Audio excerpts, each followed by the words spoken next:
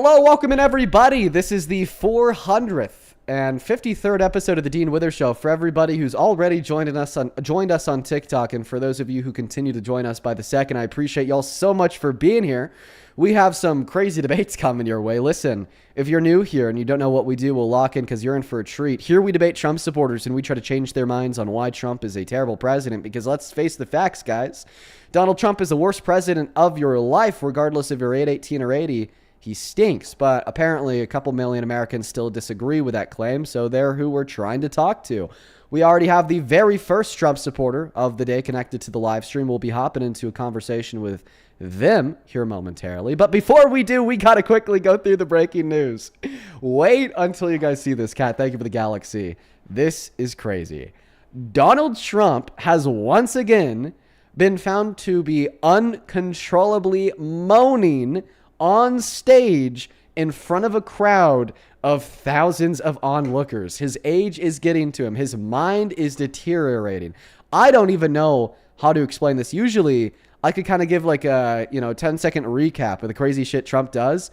I don't know how to explain it beyond saying that he was uncontrollably moaning on stage. Let's go ahead and take a look at this clip together. We're gonna go to put that up on the screen now. Let's take a look, guys. Oh, we got to turn the audio on. And she gets her. And the mother's screaming, "Darling, I love you, darling." And the father's looking, saying she has no chance. And she's like this, you see, drops him. And she's like devastated. And she gets... Yeah, what the fuck, dude? What the hell, dude? What's going on, man? Saying she has no chance. This is our president, man. She's like this, our president. The most powerful man alive.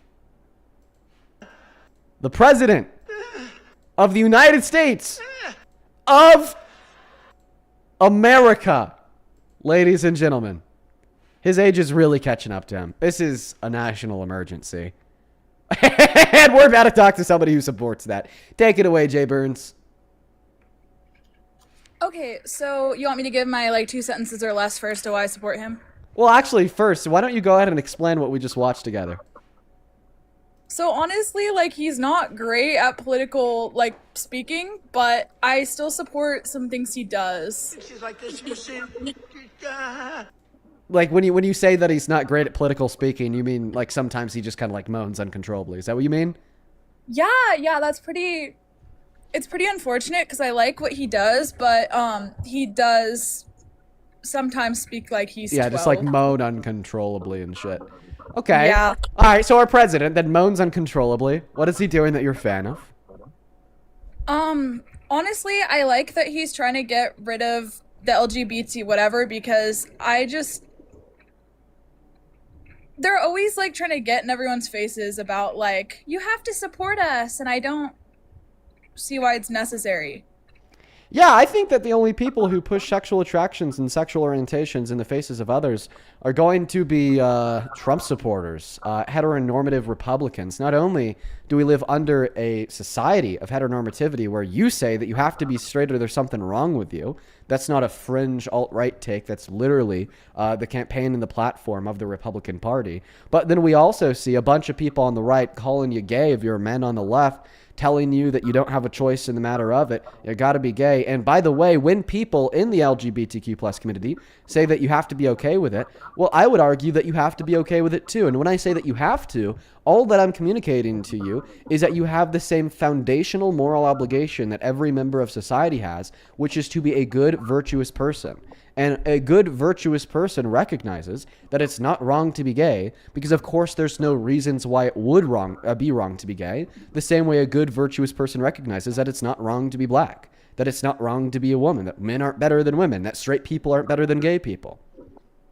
Were you not homophobic at one point in your life? No. I never held disdain against gay people, really. But we're not talking about me. We're talking about you. So please go ahead and respond to what I just said. Well, you're going to make this conversation about me because you know that you can't defend the proposition that it's wrong to not be straight. Give the argument. Why is it wrong to be non-straight? Also, please use that phrase non-straight so we don't get banned by TikTok. Sorry. Because it's disgusting, quite frankly. Okay, so if disgusting, then wrong. Well, first and foremost, something being disgusting is just an individual preference, okay? I think that avocado toast is disgusting, okay? White supremacists... That's not true. Avocado toast is good, actually. I'm going to put you on mute so I could finish my sentence here. First and foremost, disgust is an individual preference. Morality is not derivative of individual preferences such as disgust. Not to mention that using your preference of disgust against gay people, which is just a description of your homophobia, is no different than a white supremacist using their preference of disgust against non-white people to be a white supremacist. What is the difference between you arguing that it's wrong to be gay because, quote unquote, it's disgusting, and a white supremacist arguing that it's wrong to be black because, quote unquote, it's disgusting? Well, because black people can't control the color of their skin, but unstraight people, sorry, I don't remember what you told me to say. I think that was it. Like, they choose. It's a choice to be gay. Or, sorry, Okay. unstraight. Could you choose to be sexually aroused by a woman? Like me? Yeah. I mean, like you've been, right? I have been sexually aroused by a woman. Now answer my question. Could you choose to be sexually aroused by a woman? Yeah, but I don't choose to be. Could you choose to be sexually aroused by your mom? Well, that's just weird. Could you? I mean, like, but that's not what we're talking about. I wouldn't It choose to is. be sexually aroused by my mom. The question isn't, would you choose to be sexually aroused by your mom? The question is, could you choose to be sexually aroused by your mom? I don't know, gang. Could you could you choose to like be sexually aroused by Parker? Thank you so much for the question. The answer to the question is no. If you were to ask me if I could be sexually aroused by my mom or my dad, you know what I would say? I would say no. I'll ask the question again. Could you choose to be sexually aroused by your mom? No. Okay, so sexual arousals aren't a choice. So earlier when you said that it is a choice to be a member of the LGBTQ plus community, you were incorrect. Or maybe, what you're confusing here is not the choice of choosing to be attracted to a member of your same gender, but rather your choice to suppress your same gendered attractions. Because when I asked you generally if you could choose to be attracted to a woman, you said yes. But when I asked you specifically, could you choose to be attracted to your mom, you said no. And this is why I think studies indicate that gay men who are closeted are significantly more likely to engage in homophobia than straight men, because it's very easy to confuse that choice to suppress your same-gendered attractions as the choice to not have same-gendered attractions. Therefore, under your view, sexual orientations would be a choice. So either you're in a closet, or you were just wrong when you said that you could choose to be attracted to women, and in all reality, your claim that sexual orientations are a choice is false. So you're calling me unstraight right now? I'm saying that there's two options. Either you're a lesbian in the closet, or you were wrong when you said that you could choose to be attracted to women. That refutes your view that sexual attractions are a choice. Wait, so I've seen the edits before. I promise I'm not trolling, but you aren't attracted to Parker or like Charlie Kirk? Yeah. Really? What is this? Are you wasting my time? Happy Pride Month, everyone. I'm a lesbian. Dirk for life. Sorry. Bye. I know. Yeah. Well, hey, just to let you know, you took up around 20 minutes on the live stream. The day before, 3 days ago, in the first hour and a half of the stream, we were able to change the minds of 4 Trump supporters. So that's like roughly like a little bit over 1 Trump supporter every 30 minutes, right? So in the time that I spent talking to you, I rather could have spent that time talking to a Trump supporter to hopefully change their mind. I know that you like attention, which is why you do that. A lot of people do it for attention. But I hope that you could like recognize here that your self like interest of like attention is a little bit less valuable than like the social interest of changing the minds of Trump supporters. Matt Bourne, do you support Trump? Nah. All right, guys, only hop inside of the queue if you happen to be an American adult that supports Donald J. Trump as president. I'd really appreciate it if you guys could do your very best to follow the rules of the live stream, folks. We have 3 rules. We are going to go to put those up in the middle of the phone screen right now. You just have to be an American adult that's 18 plus that supports Donald J. Trump as president. Please do follow those rules of the live stream. Please do follow those rules of the live stream. And seriously, for everybody that's hanging out with us today, it's good to see you all. To the 21.5 thousand, wow, people tuning in on TikTok. Make sure to hit that follow button and drop a share with that bottom right-hand corner at the phone screen. We have 21,000 viewers and only 1,000 shares. There's no reason why in the next 30 seconds we shouldn't be able to get up to 10,000 shares if every single one of you guys were to repost right now. Hit that share button, hit that yellow repost button. Welcome in, let's see here. Closet Effect, do you support Trump? Yeah. How old are you, man? 21. 21 years old and you're MAGA? Yikes, dude. Yeah, I guess. All right. Well, let's talk about it here quickly before we hop into the debate. There's actually somebody else from that queue I'm going to bring up. I want to see if they're a real person. Reverend John, are you real? Are you? Is this just a troll account or are you a real person? I'm a real person. Amelia, thank you for the galaxy. Are you a Trump supporter, Reverend John? I sure am. Closet Effect. Wait, I have one question. If you like, I'll be quick if you want to talk to him. Yeah. Ask your question. Just, I guess, it's kind of just out of curiosity. You were speaking with whoever the troll was about, being able to choose your gender and whatnot. Or not gender, orientation. I'm curious what you think on people who are attracted to minors. Yeah, well, when I say that your sexual orientation is not a choice, what I'm talking about are gay people, lesbian people, bi people, because there is science to demonstrate that there are biological preconditions towards being gay, being lesbian, and being bi. Now, as it relates to pedophilia, I know that I could never choose to be a pedophile, but there's not like the science that exists to demonstrate that there's like biological preconditions for those sexual arousals.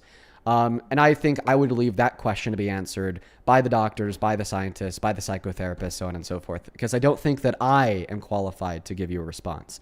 But what I will say is I think it's a pretty bad faith comparison to compare somebody that's a pedophile to compare somebody that just wants to live their life with their love. Thank you for the question. I'm going to pass the mic to Reverend John. Reverend John, let's have a debate, dude. Before I do, let me thank a couple people here. Sarah, thank you for the $10 donation on Venmo, who says, I work in an inpatient psychiatric hospital. We need more people like you. The hate people receive from their families and society for their sexual preferences causes so much damage. That makes me so sad to hear, Sarah. Thank you for doing great work, and I appreciate you for the $10. Same thing to you, Lindsay. Thank you for the $5. Jude, thank you for the $5. And Margaret with the $25, who says, thank you from Margaret. Well, thank you. Let's get 250 Margaret W. Same thing to you, Jillian. Thank you for the $20. She says, have a good live today. Thank you, Jillian. And Humanity with the $20 as well, who says, Donald J. Trump is the weakest man ever and is in control of a ton of power. Let's not forget that he is just a weak and shameful, not powerful in any way.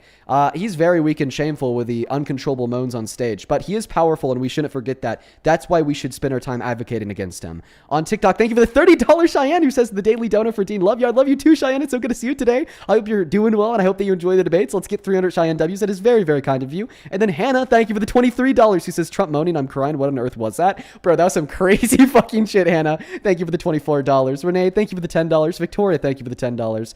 Who says, as a trans and gay person with a MAGA father, thank you for what you do. Well, thank you, Victoria, for the love. And I really appreciate you. And I hope that you enjoyed the debates today. I'm so sorry that society has been treating you so poorly. Well, you can't have a debate if you keep on talking. I know. That just had to thank all the donors. I got it out of the way at the beginning of the conversation. You don't have to mention all the donors if you want to debate. Well, I want to do both. Listen, I'm very grateful for everybody who supports me via the link tree in my bio and my TikTok account, where you could find my Venmo and my PayPal alongside the handle at the top of the phone screen, which is my name, Dean Withers, without the letter E in my last name, Withers. Make sure to double check the spelling because of scamming accounts. Same thing with the pin message on the YouTube video. But I like to support them because it's something I've always done. They show me love. I want to show them love. But Reverend John, the ball is in your court. Tell us why you support Trump. Please, for the love of God, don't say anything too outrageous that'll get you banned. He's better than Biden ever was. He's better than any other candidate out there in the Democratic Party. Okay, Reverend John. I'd say he's better at moaning uncontrollably than Biden ever was. I mean, did you see that clip?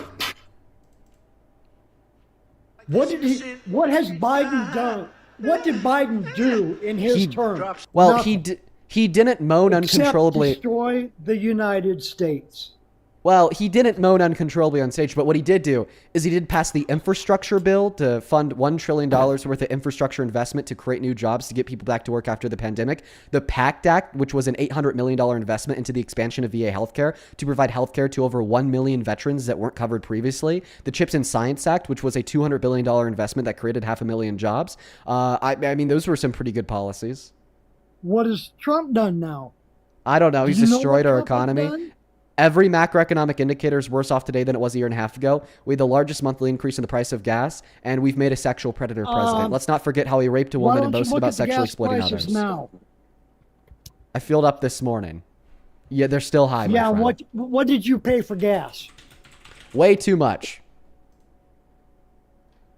Well, The you're national probably out in average today is California $4. Or one of those big cities, aren't you? No, I'm well, I'm in Colorado. But the national that average today is explains $4. Are you I'm happy paying paying- $4 for I'm a gallon of paying gas? $3.29 a gallon. Yeah, really? And what were you paying before Trump started his war on Iran? I was paying about the same price. No, you know that that's some bullshit, dude. No, it's not. The national average of Not the where price I'm of at. gas increased by over $1.50, close to $2. Yeah, it went up, but it came right back down after the war was over. Okay, so he just gashed a hole in your arm, but then it healed on its own. So you don't really care that he gashed the hole in your arm. He didn't gash no hole in my arm. Well, I mean, he gashed a hole in the bodies of 168 girls that he killed in an elementary school in southern Iran. That was pretty bad. And I think that what this did Troy was Iran do this. to all these other countries. Oh, you mean like funding their terrorist proxies that they're going to continue to do after this war is over because the scope of the agreement that Donald Trump wants to achieve is just a denuclearization agreement? No, Yeah. that's not right. Yeah. What's your favorite Trump policy? I'm talking about a bill passed through Congress, then signed into law. Social Security. Thank the Democrats for that. But no, Social Security isn't a Trump policy. I'd assume Did that you you've know been. that I'd the assume that at your Democrats age are you've the been receiving ones Social that Security much before created Trump. Slavery and the KKK? Well, we need to be a little bit more specific with our language. Not the Democrats, the Dixiecrats. But I mean, that did evolve into the Democratic Party. Well, you no, want they me absolutely to call did. them the Dummycrats? As long as Because you're okay that's all with they've being done called a is Republican. Dumb ideas. As long as you're okay with being called a Republican because you support a rapist in the Oval Office. I do not support rapists. He is not a rapist. He was Not never according to the convicted. anonymous. Well, actually, what if I could show you a jury verdict form that says otherwise? You can't show me that. Okay, open your fucking eyes, dude. Here's the ruling of a unanimous jury of 9 that determined he sexually abused or raped just a woman by the name of brainwashed. E. Jean Carroll by forcefully penetrating her vagina with his fingers against her will. And if you're wondering why the jury said no to rape on the form, that's because rape was legally defined only as a penetration of the vagina with a penis, and he raped her with his finger, so legally that was only And sexual Biden abuse. kisses little kids and fondles them. Holy fucking shit. So I want to clarify. In the last 30 seconds, we've gone from you saying that there's no evidence that Donald Trump is a rapist. No court has ruled that Donald Trump is a rapist. But now that I've shown you a court ruling to demonstrate that you're wrong, all of a sudden we're pulling a butt Biden and then making up some bullshit about him sexually fondling kids. Go ahead and respond to the evidence that I gave you that demonstrates that Donald Trump, your favorite president, is a rapist. Clinton? What about Clinton? What about him? If he's What a did he rapist, do? throw him under the jail he got too. blowjobs in the, oral jobs in White House. That is true. That is something that Clinton did.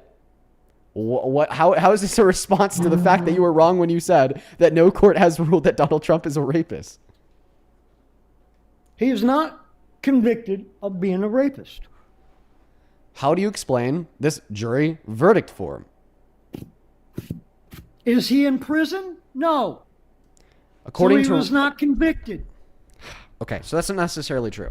So A, you could be convicted in a criminal court without going to jail, but B, only criminal courts send people to jail. So the jury that found him guilty instead of a civil court, and civil courts don't send people to jail. They hold people financially responsible. Plus, you can't say that if somebody's not in jail for rape, then they're not a rapist. Or else you'd be suggesting here that Ghislaine Maxwell and Jeffrey Epstein acted alone because they're the only 2 people that have been held legally accountable and sent to jail over the Epstein files.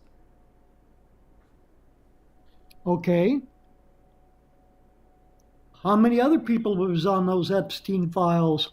I would assume a lot more, right? Like, they definitely didn't Yeah. act alone, but none of them are in jail. And most So of them therefore were saying that if they're Democrats. not in jail, then they're not a rapist is wrong. What is this thing about always having to cut people down? That's all you Democrats do. No, that's all that Trump You don't- does. He literally you don't called for the build execution people of up. 6. Okay. You try to destroy what is already here. Take a look at what Donald Trump posted on Truth Social, and then after you take a look at this, tell me if you think that this is an example of Donald Trump building people up or tearing people The down. President of the United States of America, Donald Trump, is now demanding the execution, more specifically the hanging, of any Democrat urging our military to Washington Examiner titled, Democratic Veterans in Congress urge service members to refuse unspecified unlawful orders by saying that this is really bad and dangerous to our country. He left! Their words cannot be allowed to stand. He then followed that up with a second post that reads, He left. "This is No seditious behavior, shots. punishable by death." And No then he reposted shots. a comment that reads, quote unquote, "Hang them." That's fucking crazy, dude. Come on, Reverend John. Where'd you go, Reverend John? Come back, Reverend John. We're going to go to get that next guest connected to the live stream. Only hop inside of that box if you happen to be an American adult that supports Donald J. Trump as president. Reverend John, where you at? I guess he's gone. We grilled him too hard. Folks, do we need to turn down the heat a little bit? Maybe it'll keep him on the live for a little bit longer. Won't make him run away. I don't know. Hey, Skylar, thank you for the $2 on PayPal. I appreciate you, Skylar. Same thing to you, Samantha, with the $4, who says, Wizard 101, you're the best. Oh, dude, I've been grinding Wizard 101 recently. Then Seconds, thank you for the $20 over on Super Chat. Thank you, Seconds. Let's get to it, or Seconds W. Genuinely, thank you for the love. Seconds says, Trump canceled the signing of the bipartisan Road to Housing Act that would have helped renters and home buyers. How is it helping Americans? On God. Donald Trump is not helping Americans. He's working against Americans. Zach, 35 Goat, do you support Trump? No, I voted for Harris. All right, dude. Well, we're just looking for some Trump supporters today. Joseph, appreciate you for the $10 dono on Venmo, who says, don't you dare turn down the heat. Oh, we're going to keep it up. I'm feeling good today, dude. I'm feeling smooth today, dude. I'm feeling ready to go today, dude. Who's next?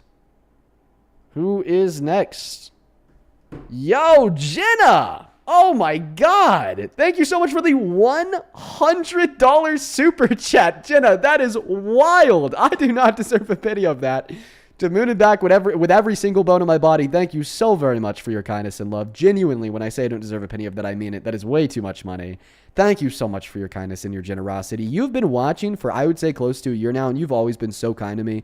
Just know that I appreciate you so very much. We all do. While we're looking for the next Trump supporter, let's collectively show some love to Jenna down below. Montana Jones, you were in here earlier, but then you ran away. You were the silly goose who said that Trump's deported 90% of the undocumented immigrants in America, right? That is true, though. Okay, so at the start of Trump's second term, was there only like 1 million undocumented immigrants in the nation? Tank, thank you for the Interstellar. It was 10 million. Okay, well, if there was 10 million undocumented immigrants in the country at the start of Trump's second term, and we know he deported around 1.2 mil in 2025, then he did not deport 90% of undocumented immigrants, a little bit closer to 10% of undocumented immigrants. No, it's 90% of border crossings are down. Okay, so you didn't mean to say that he deported all these immigrants. You know what? You're right about that. But do you know what the means, what means were used to achieve that end goal of significantly reducing border crossings? Are you familiar with the fact that he has been infringing on the constitutional rights of citizens in this country to strip them of their citizenship, to try to line them up for deportation? And maybe that is something that's going to scare new undocumented immigration away, because if even the citizens are on the cutting block to get illegally deported down to CCOT and tortured, then what the hell will happen to them if they were to come into the country? But they're not, though. I know, because that's one of the major things that has reduced entry. It scared new entry away. But my question for you is, do you think that it is justified for a president to infringe on the Constitution and illegally take citizenship away from citizens just to reduce undocumented entry? Well, here's the thing, Dean. I feel like I could easily be... I'm not so sure about Trump anymore, so I just want you to try and, change my mind. Okay. Can you answer my question, please? Yeah, well, what was? Well, I asked it 3 times, man, so you should know it, but I'll repeat it again. You tell me that you support Trump because he significantly reduced border crossings. I said, yeah. Undocumented entry has gone down a lot because he scared it away by doing things like infringing on the Constitution to illegally take citizenship away from citizens, to then illegally reclassify them as undocumented immigrants to be deported and illegally tortured in CCOT. So do you think it is justified for the president to infringe on the Constitution and take citizenship away from citizens to reduce undocumented But he hasn't entry? done that. He hasn't done that. He has done that. Executive Order number 14160 signed into effect the first day in office. He hasn't done that, though. He's just removed illegals.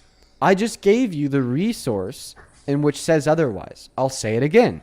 Executive Order number 14160 signed into effect his first day in office attempted to infringe on the 14th Amendment and take birthright citizenship away from birthright citizens to reclassify them as undocumented immigrants. Then it ordered the DHS to then act on that, identify them, detain them, and deport them. Well, even if that happened, he didn't deport any citizens. Okay. Well, when that did happen, and then DHS started to reconsider citizens as undocumented immigrants, you wouldn't know that. Thank God court struck it down 3 months later. But see, basically what you're telling me here is you have the left to thank. You have good judges who disagree with Trump's tyranny to thank for preventing Trump from literally deporting citizens. But I think that him just infringing on the Constitution in of itself, even if that infringement was never acted on by deporting citizens, is meaningful enough to understand why he's a bad president. Our presidents take an oath to uphold the Constitution and to honor the law when they enter into office. Instead, Donald Trump has been on a warpath of this wannabe dictatorship where he's infringed on the 14th Amendment, he's threatened the 1st, threatened the 2nd, threatened the 4th, infringed on the 10th, threatened the 23rd, threatened the 1st article, threatened the 2nd article, and quite frankly, in December of 2022, he said that we should just straight up abolish the Constitution and many of its rules, regulations, and articles because he disagreed with the outcome of the 2020 election. Are you saying that a president intentionally and belligerently and impeding on the Constitution and advocating for its abolition is not enough for you to stop supporting said president? Yeah, well, give me 5 reasons why I shouldn't support him. I just gave you like 8. No, you just gave me 1. No? His threats to the First Amendment, saying that it's now illegal to criticize him in the media, is one reason why you shouldn't support him. His threats to the Second Amendment, saying that we should find a way to ban any and all gun ownership for all law-abiding trans-American citizens, and saying that ICE agents were justified in killing Alex Preddy because he was merely in possession of a firearm, is one other reason to not support him. His threats to the Fourth Amendment of deporting people with no due process, okay, is another reason not to support him. His infringement on the 10th Amendment by deploying the National Guard illegally in Illinois is another reason not to support him. His infringement on the 14th Amendment with the EO we just went over is another reason to not support him. His threats to the 23rd Amendment by saying that he maybe wants to run for another term is another reason to not support him. Him calling for the termination of the Constitution in December of 2023 is another reason not to support him. Those are 8 reasons to not support Trump as president. Well, Trump says a lot of stuff that's not true, though. He says stuff that's not going to happen. These things did happen. He did sign into effect an unconstitutional executive order that infringed on the 14th Amendment. That's not just him saying something, that's something actually happening. And by the way, if you admit that Donald Trump says a lot of things that he's never going to do, then why support him? He would be an unreliable liar. We shouldn't have an unreliable liar serving as our president when we have no insight insofar as what they're going to do with that presidency because we can't trust what they say. You know, I'm actually going to see Trump speak at 7 o'clock. I don't know. You might just see him uncontrollably moan again like he did earlier today. No chance. She's like this. You see it.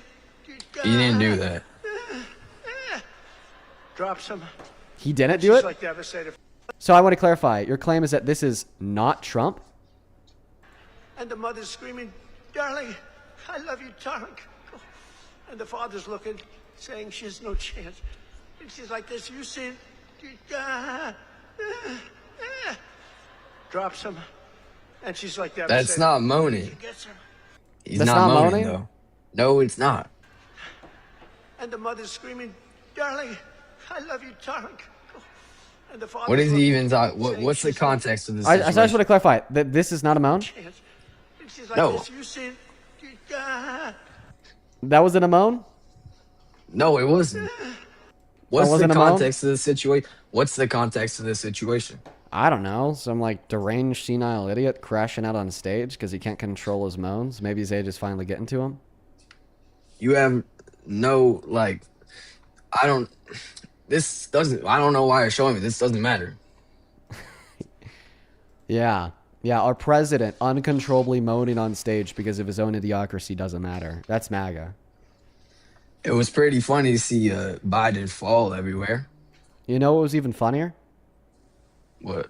Seeing Trump lose the 2020 election and then try to steal it back. Oh, wait, that wasn't funny. That was terrible. That was not. Please, that was, go ahead that and was respond. All supporters. That was Now all go ahead. supporters. That he pardoned? You mean like the supporters that try to kill cops on the steps of the Capitol that he called patriots and let out of jail 6 years earlier? I don't support that, but that was not him though. That was just his supporters. Okay, well, he is the one responsible for the fake elector scheme, but I don't know what I could talk about on TikTok without getting banned. And he supported what they did, or else he wouldn't have given them full and complete presidential pardons. They shouldn't have gone to prison. Okay, and he let him out of jail. That's another reason to not support him, because he thinks that violent criminals who try to kill cops should be roaming free in the streets of America. So say it out loud. Say, Well, I that's support why the somebody who's National president. Guards. One moment. Say The it out loud. National Guards. One moment. Say it out loud. I support a president who thinks that violent criminals should be roaming out on the streets, and they should be let out of jail. Say that out loud. He's definitely against. Why would there be National Guards there? Okay, It's so just your to claim, prevent, to prevent crime. And so your claim, I just want to crime in clarify, DC is Montana. down. I just Crime want to in clarify. DC is down. So your claim is that Donald Trump has never let a violent criminal out of jail to roam free in the streets of our country. Is that your claim? No, I'm not saying that. I'm just saying that I live in DC. Okay, and so I'm if he seeing a has lot done less that, shit happening. listen to what I'm saying. If he has done that, then he's not against doing that, or he wouldn't have done that. Wait, Dean, what time is it for you right now? Doesn't matter. Respond to what I said. If Donald Trump has done that, then he's not against doing that because he did do it. But those people wouldn't hurt anyone else. So he's taking out real criminals that like rob and do stuff. So you don't think that grooming and raping children is hurting anybody else? That never happened. That never happened. Three of the J6 riders that he gave pardons to are now back in jail for child sex related crimes. Oh, I mean, yeah, but that's not it. It has nothing to do with that. You said that the only reason why he let them out of jail is because they're not going to go hurt anybody else. So you don't think that child sex crimes are hurting anybody else. And he absolutely does have something to do with that, because if he didn't pardon them, then they wouldn't be able to commit those crimes because they would have been behind bars. Now, I want you to concede on something, because you're being very slippery. Earlier, do you remember when you said that Donald Trump is against letting violent criminals out of jail? Yes. If Donald Trump is against letting violent criminals out of jail, then why did Donald Trump let violent criminals out of jail? Because they're his supporters. Biden would have done the same thing. Biden would have done the same thing. He had 4 years to do the same thing, and he didn't. Yeah, but he let in a bunch of illegal immigrants. You're pivoting. Yeah. You're pivoting. You want to talk about your false claim that Biden let illegal immigrants into America to deflect away from the fact that no, Biden would not do the same thing because he didn't do the same thing, and to pivot away from the fact that you were a liar when you made the claim that Donald Trump is against letting violent criminals out of jail, because we brought up the scenario of him letting violent criminals out of jail, and then you said, yeah, because they're his supporters. Okay, so therefore, Donald Trump is not against letting some violent criminals out of jail. Right or wrong? Yeah, he's not against that. And you want to know still, crime a really is big down. reason? Crime is down. And crime's When been I going take the- down. In when I 2024 take under the Biden, Metro- murder rates went down by 15%. But let me tell you something. You And want to it's know even one lower really now. good? It's even lower now. And it was even lower in 2024 than it was at in 2023 when they only went down by 10%. The point is that And- we've seen a progressively downward trend that started way before Trump, so we can't turn around and say that that is therefore Trump's doing. Yeah, but there hasn't, I don't know if I can say this on live, but I was supposed to, like, SHOTTING. Shootings? Oh, you can say there has been way less mass shootings since Trump has been in office. Do you have a source for that? Because in 2025, we had more than one mass shooting per day. So where's your source for that? No, that's not true though. That is true. This is according to gun research centers. What's my favorite one? Everytown Gun Research Center tracks all mass shootings in accordance with what is reported by the FBI crime rates and databases. So this would be according to FBI crime databases, and this would be according to Everytown Gun Research Center. So I want your source, okay, that there were less than one mass shooting per day on average in 2025, or I want your source that mass shootings have gone down since the start of Donald Trump's second administration. The source is that there's National Guards all over everywhere now. Okay, it's actually not a source, and that's not true. He's pulled the National Guard out of most areas because courts have ruled it illegal for him to put the National Guards in the state without the approval of the governor. That's not a source, I've seen, every time I step outside, I see National Guards everywhere. Because you live in D.C. Yeah, it doesn't D.C. matter. isn't They're still everywhere. D.C. is not everywhere. D.C. is one very specific location in a massive country. That doesn't matter, though. It does matter. It does matter. You can't say that because there's National Guard in D.C. that therefore you know with certainty that mass shootings have gone down across the country. I think that your cognitive faculties... I haven't heard of a mass shooting in the last... I haven't heard or seen of any big shootings since Biden. You haven't heard of any big shootings since Biden. How much money do you want to bet? No, just tell me. Okay. On the 23rd, there's a mass shooting in Royal Palm Beach, Florida. On the 21st, there's a mass shooting in Philadelphia. On the 21st, there's a shooting in Manhattan. On the 21st, there was a shooting in Dallas. On the 21st, there was a shooting in Petersburg. On the 20th, there's a shooting in Montgomery, Alabama. On the 20th, there was a shooting in Hanover, MD. On the 19th, there's a shooting in Milwaukee, Wyoming. And on the 19th, again, there was another mass shooting in Kansas City, Montana. On the 19th, there was another mass shooting in Chicago. On the 17th, there was another mass shooting in Baton Rouge. On the 17th, there was another mass shooting in Amarillo, Texas. On the 16th, there was another mass shooting in Kansas City. On the 15th, there was another mass shooting in Lithonia, Georgia. On the 14th, there was another mass shooting in Lexington. On the 14th, there was another mass shooting in Columbia. On the 13th, there was another mass shooting in Jacksonville. On the 13th, there was another mass shooting in Crockett. On the 12th, there was another mass shooting in Midland. On the 11th, there was another mass shooting on Cleveland. On the 9th, there was another mass shooting in Trenton. On the 9th, there was another mass shooting in Michigan. On the 8th, there was another mass shooting on Denmark, South Carolina. On the 8th, there was another mass shooting in Chicago. And it seems like you probably get the point by now. If you want to check out the full database of all mass shootings in America, I'll actually show it to you. Go to massshootingtracker.site and you will be able to access this full and complete database. That's not a of reliable all site. the mass shootings in America.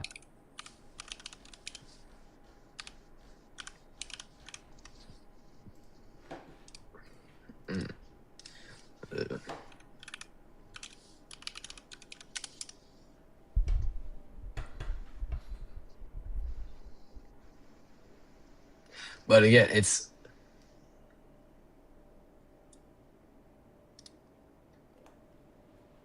these aren't mass shootings, though. Yes, they are. They're specifically mass. They're specifically mass shootings as described by federal law and the FBI.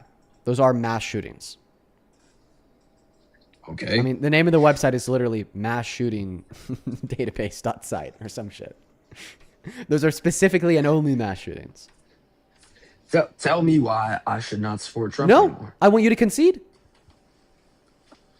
Concede on what? You said that there was barely any mass shootings last year under Trump, and the last time you heard about a mass shooting was under Biden. Concede that you were wrong. I'm not wrong.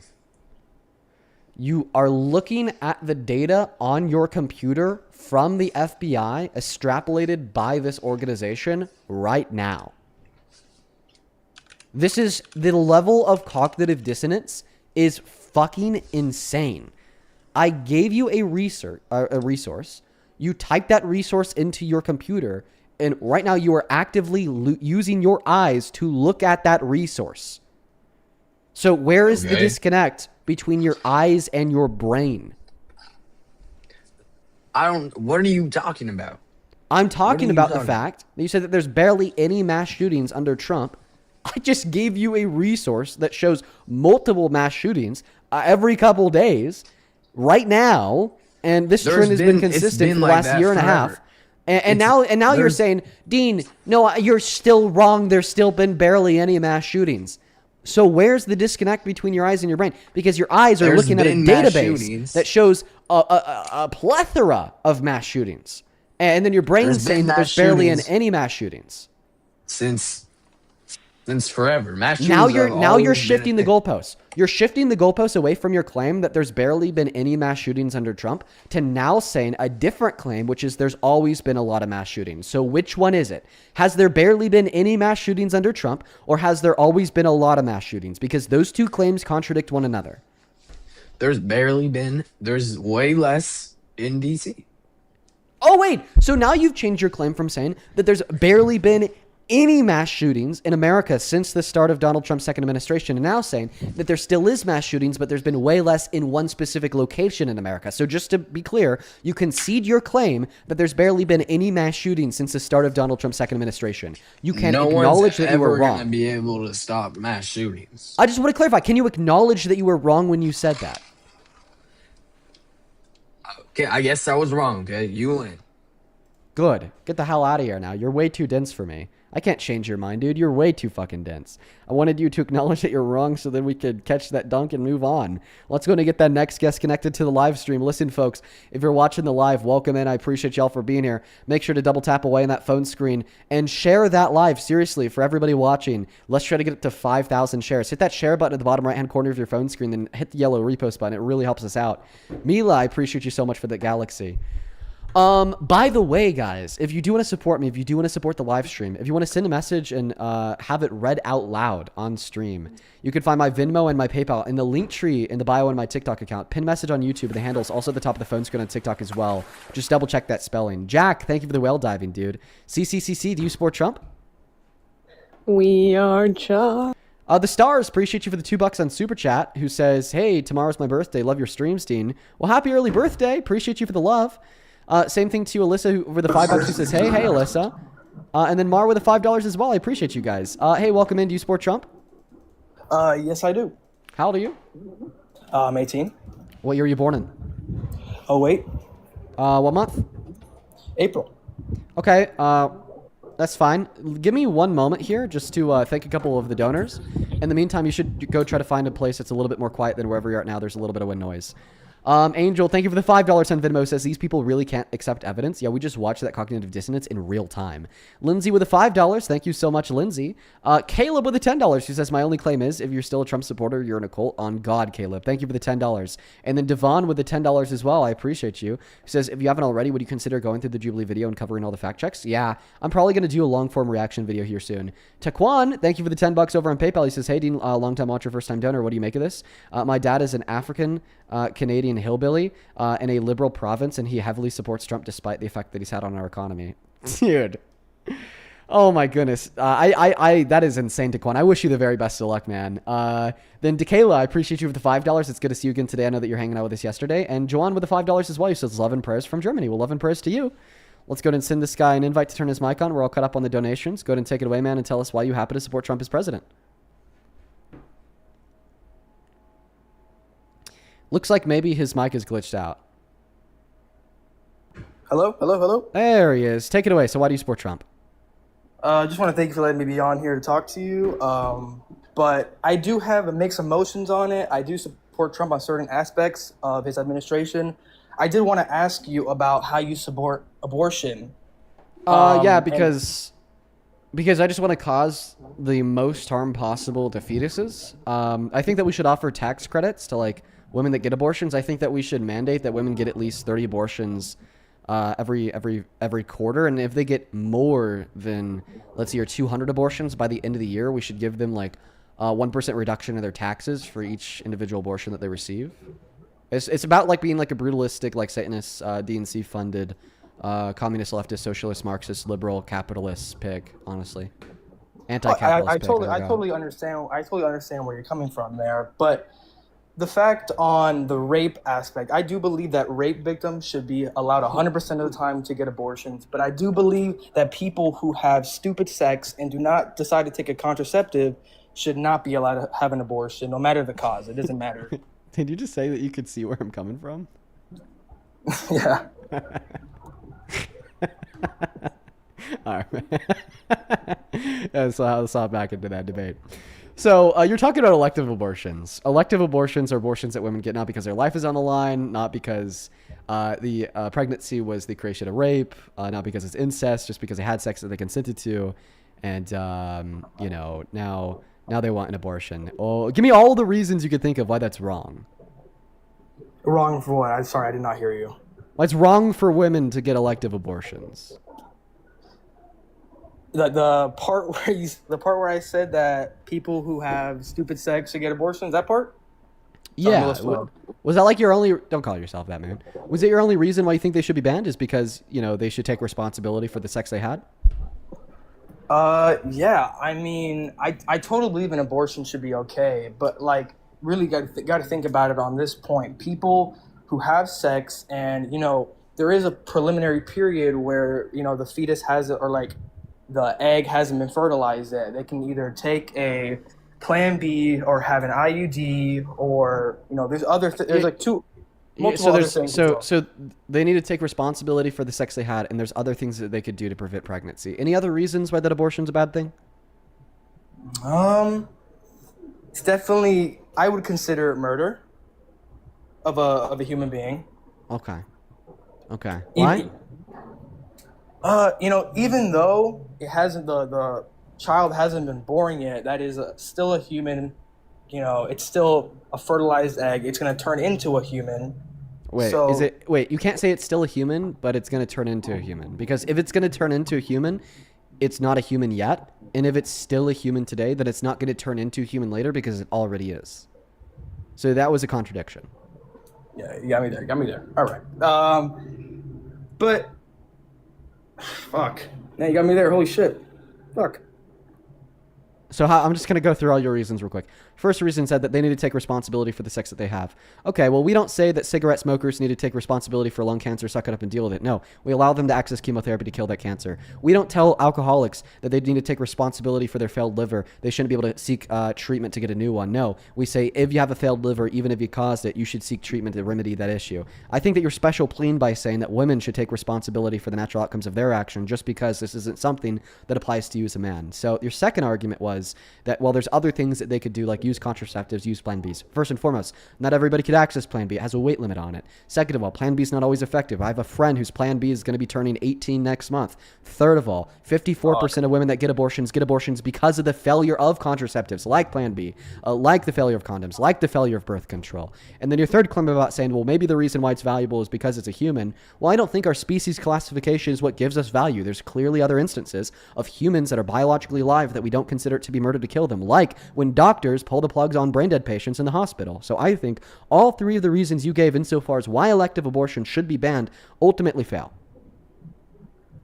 Yeah. I mean, honestly, you changed my opinion there. I honestly wanted to come on here and just get you to really see if you can change my opinion. I honestly wanted to talk to you about the Trump and the border issue. I've been seeing a lot of people who are supporting the fact that fentanyl and drug use has been lowered. Man, I gotta kick you. Unfortunately, can't say the names of any drugs on TikTok Live. It's a really weird rule. I agree.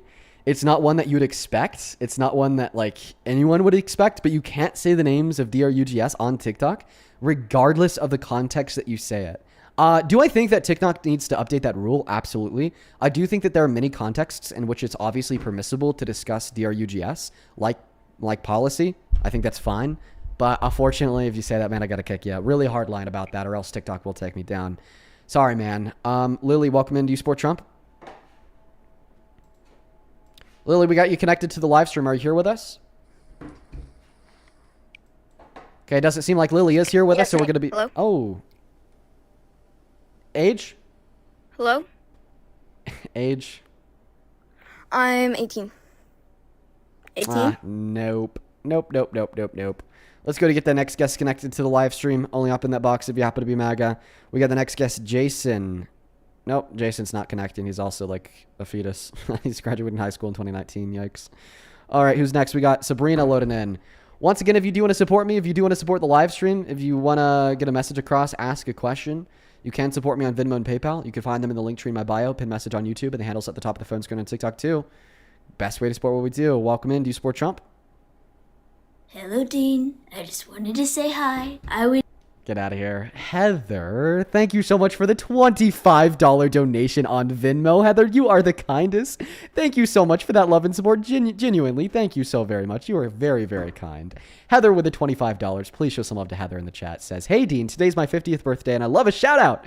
I'm a daily listener. You keep me sane. Shout out to Heather. I hope that you enjoy your 50th birthday. I gotta say, I think that the 50th birthday may be like the most important birthdays out of all of them. Like, that is a big one, Heather. Congratulations on making it to 50. Shout out to you. Show some love to Heather down below. Same thing to Peter. Appreciate you for the $20, who says, during the Jubilee debate, at one point you said to a woman, I choose you to come up here. Did that mean that the women stopped rushing the debate chair? Yeah, that was for the last debate where I got to choose who I debated for 10 minutes on whatever prompt they wanted to discuss. Thanks for the $20. Hope I could clarify, Peter. Shara Dawn, welcome in. Do you support Trump? No, you're a fucking nigger.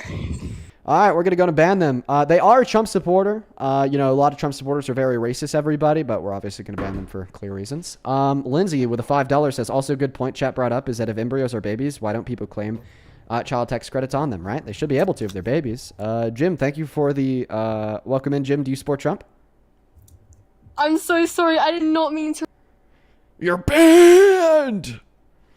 No apology. No apology can make up for what you've done. No apology can make up for what you've done. You really fucked up this time. Just kidding. All right, who's in the bath, bro? Oh, well, my bad. Iron me. Joseph, do you support Trump? Yes, I do. Will, do you support Trump? Yup. Will, how old are you? 18. What year are you born in? 2008. What month? June. All right. Yeah, because I was going to say, you're still in high school, so if you were 18, you would have had to just turn 18. All right. Let's go and pass the mic to Unc. Joseph, why are you MAGA? The economy's doing very well, and we're doing. Can you say hello? Let me screen. How do I screen record this? Can you say hello to my sister, Jackie? If you stop supporting Trump, I'll say hello to your sister, Jackie. For this 1 second, I don't support Trump. No, get out of here. I'll say hello to your sister, Jackie. Okay. I guess. Thank Hi, you. Jackie. Thank hello. you very much. Hello, Jackie. Thank you. You're very well. So, Joseph, you said that the economy's doing better today? Yeah. Wow. How many jobs did we add to the economy last year under Trump? I think like 13 million. Wow, buddy. What's your source on that? Fox News? Yeah, because Fox News is a factual news source. In fact, they admitted in court that they're not. They admitted in court that they're not even a news agency. They're an entertainment agency. And that what they say sometimes is so obviously satirical that they shouldn't be able to be held liable for damages if they say something that is false. That's the argument that they made in court. Or you're positive of this, like of this news? Yeah. No, you're not. Wait, your bio says supporter of Trump and of women's rights? Yeah. What? Yeah. What's a right that Trump has given to women? Well, I mean, he hasn't. Well, number one, you're being unfactual right now, and unfactual is not a word. Yes, it is. Okay, then you're wrong. Yeah. By the way, saying that you're supporter of Donald Trump and women's rights is saying that you're supporter of BLM and KKK. No. Yeah. No, it isn't. Yeah, no, you can't say that you support a man who raped a woman and support women's rights. Lord have mercy. No, look, Dean Withers, you have just no. You're wrong about that, and completely unfactual. That you know that he has done very well in this economy, and he's done very well for our country. I think that you're trolling. No, I'm not. I'm not a troll. Get out of here. Get out of here. It's you again. So it's a guy who could do like a billion fucking different voices. Well, take it away. Why are you MAGA? I'm not MAGA because MAGA is Make America Great Again, but America's already great, so I wouldn't need to be MAGA. America's already great? Yeah, it's been great. Forever. Wow. Yeah, America was so great. Wait, forever? Forever. Wait, so when we were enslaving black people and subjugating women to be housemaids, and the only people who could vote were rich white men who owned property, was America great then? America's been great for the last 50 years. How about that? Okay, Well, so no. before the 1980s, okay, which is in the last 15 years, we're looking at the 70s here. Crazy that the 70s was 50 years ago. Before the 1980s, when women got the ability in all 50 states to report rape and marriage, excuse me, which means at that time, husbands could rape their wives and get away with it legally speaking. Was America great? No, I don't think it was great back then. I want to change my statement to America's been great for the last 10 years. I mean, okay, for the last 10 years. Yep. Okay, so America was great 10 years ago when we were in the Afghanistan war, killing innocent Afghani citizens and losing the lives of our servicemen and women while spending $1 billion a day on an endless war that ultimately ended by us pulling out, leaving Afghanistan to be taken over by the Taliban 10 years ago. Because the pullout was in 2021. That's Afghanistan, not America. Yeah, it was American money, it was American lives, it was American armory, it was American troops, it was American servicemen and women, it was the American military, and it was the American goal. Still not in America. The country I'm in has been great for the last 10 years. The country that you're in. Okay, we just like ignore what the country does elsewhere. Yeah, because it's not my country. So the country was great under Biden? Yeah. So Biden was a good president? I don't think it was Biden's. Biden didn't make the country great, but the country was already, it wasn't I'd rather live here than any other country in the world. I'd rather live in Norway personally. They want us to go live in Norway. Probably will one day. I actually have some family out there. Like, well, I guess extended family. So maybe one day I will, dude. I don't think that's a good idea. I think America's way better than Norway. Are people happier in Norway or America? I wouldn't know. I don't know any people in Norway. Well, I mean, you don't need to know somebody to know this. It's just the global happiness index. There are higher reported levels of happiness and comfort and financial well-being in Norway compared to America. Fun fact. It's kind of a lame fact. You said fun fact, but it's lame to point out that people are just simply happier in another country. That's pretty important, wouldn't you say? I don't know about important because people's happiness isn't important. No, I don't think so. I think my happiness is important. My family's happiness is important. I don't think people's happiness is important. You don't think that the happiness of anybody outside of you and your family is important? Exactly. Why? It's kind of like insane. It just doesn't matter. Why would I care that other people are happy? So do you care that like children are raped every day? No, that's not the same. That's a gross overreaction to what I said. I said I don't care that people are happy. I didn't say I love the fact that children are raped every day. I didn't ask you if you love that other children are raped every day. I asked you if you care that children are raped every day. I care, but there's nothing that I can really do about it. There's no. Okay, well, I mean, something you could do about it is to not vote for a rapist who then broke the law, covered up the Epstein files, supervent child rapist for being held accountable. That's one thing that you could do about it. Donald Trump is not a rapist. He's not a convicted rapist. Guess what? The outcome of a court disagrees. No, he was liable, not guilty. Liable for sexual abuse and defaming. Listen, being liable for rape or sexual abuse, which is what happened to him, is being guilty, because the definition of guilt is just being responsible for perpetuating an action. The definition of liable is just being responsible for perpetuating an action. Both of those two words are synonyms. If you search up liable, the second definition will give you likely to do. So if they hold Trump liable for sexually abusing or defaming her, that's not that he did it. It means that he's likely to have done that. Okay. Evidence is more than likely to show that. So I'd actually say that the evidence that exists in the case, by the way, that would be more than likely that he did do it. So it is still that he did it. But I'd actually say that the evidence in the case that proved he raped a woman would prove that he raped a woman beyond a reasonable shadow of a doubt, because I don't think that you could articulate a reasonable doubt to the evidence. Can you give me one piece of evidence that shows that? How about I give you it all? Sure. She's been holding her testimony consistent for the last 30 years, as corroborated by 4 of her friends. There was therapist notes from the 90s indicating that she was raped by Trump. There was 2 lies and inconsistencies within Donald Trump's testimony. He lied and he said that he never met her, which was debunked by a photo of them together. He also lied and said that he never would have raped her because she wasn't his type, but that was also debunked because under deposition he confused a photo of her for his ex-wife Marla Maples, who clearly is his type.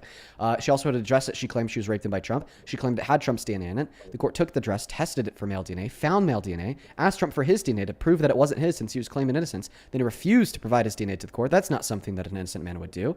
We also have other various evidence, such as his character priors, such as in 2005 when he said he could just grab women by their vaginas without asking first, which is exactly what the court ruled he did to her. Plus, in 2005, he boasted about engaging in sexual violence by barging into the dressing rooms of naked women and girls that competed at Miss Teen USA, Miss USA to sexually exploit them by looking at their naked bodies unconsensually. So he has a history of not just engaging in sexual violence, but specifically engaging in sexual violence directed towards women and girls in dressing rooms. Because if you read the court files, you know that the court proved he raped her in a dressing room the same way he boasted about sexually exploiting others in the dressing rooms at the beauty pageant contestants. At the beauty pageants. Okay, well, first off, you said a lot of evidence, which you did say you would name them all, but the first one... That's right, a lot of evidence. True. Not all of those evidence have any correlation to actually being true and proving the point that Donald Trump was liable. First off, him saying he lied about meeting her and then a photo of them together does not mean that he raped her. If I say I never met my mom and you send a photo of me and my mom, does that mean that I raped my mom? So, no, it doesn't. If that is the only supported piece of evidence for the claim that he raped her.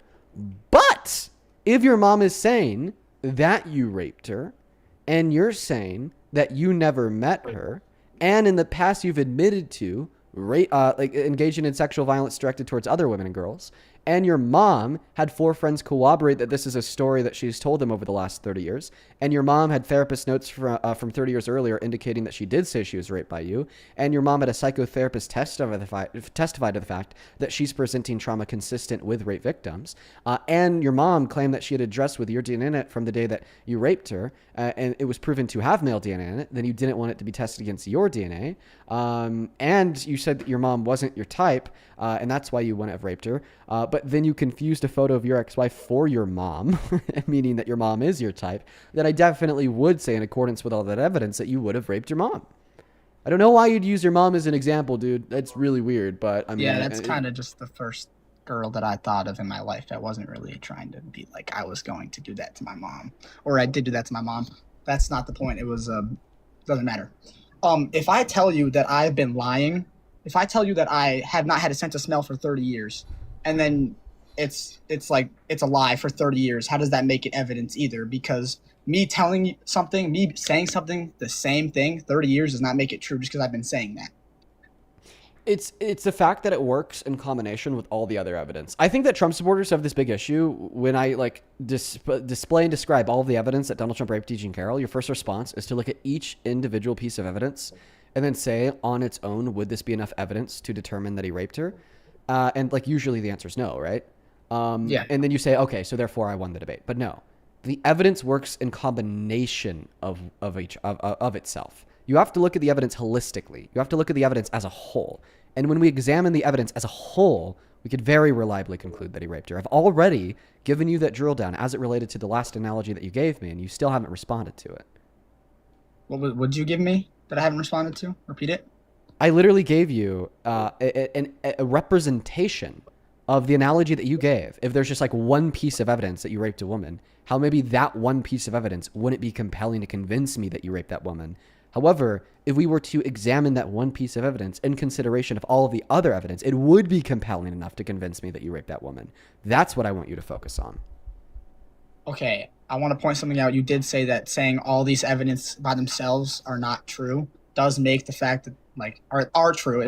That does not make them. Okay, I'm slipping on my words. Forget what I was just about to say. I'm sorry. What I'm trying to say. I appreciate you so much for the galaxy.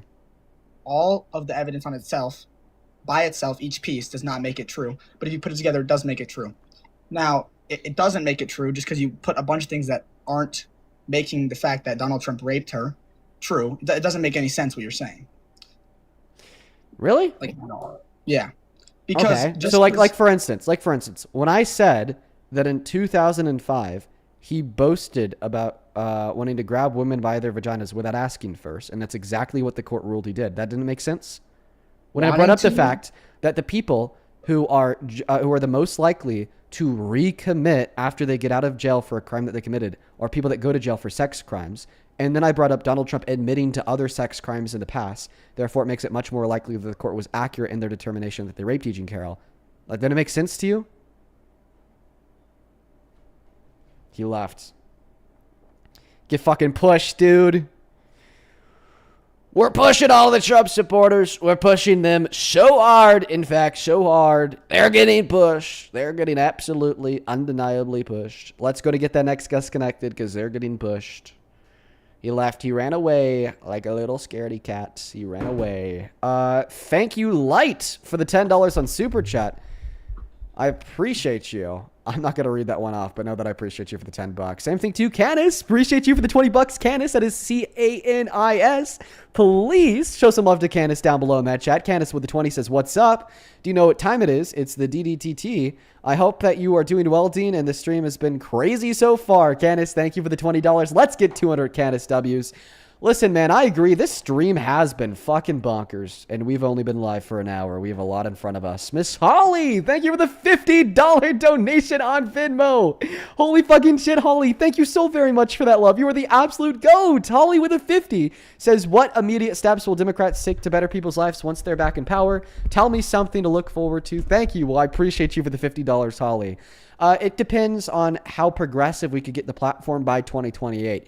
I think if we get it progressive enough, we're possibly looking at universal health care, definitely looking at the reimplementation of access to abortion for all women and girls in all 50 states, a possible reversal of the BBB with the introduction of tax policy closer to what Kamala Harris ran on, so alleviance for the working class, alongside a handful of other things. That is a little bit more of a complicated question because it's not just, well, what solutions could the Democrats offer, but what solutions will the Democrats likely offer based on what they're saying right now and what they ran on in 2024. But I could say those three things with some confidence. Welcome in. How are we doing, Avery? Do you support Trump? I do. Avery, how old are you? 18, born in 2008, January. And you really support Trump, dude?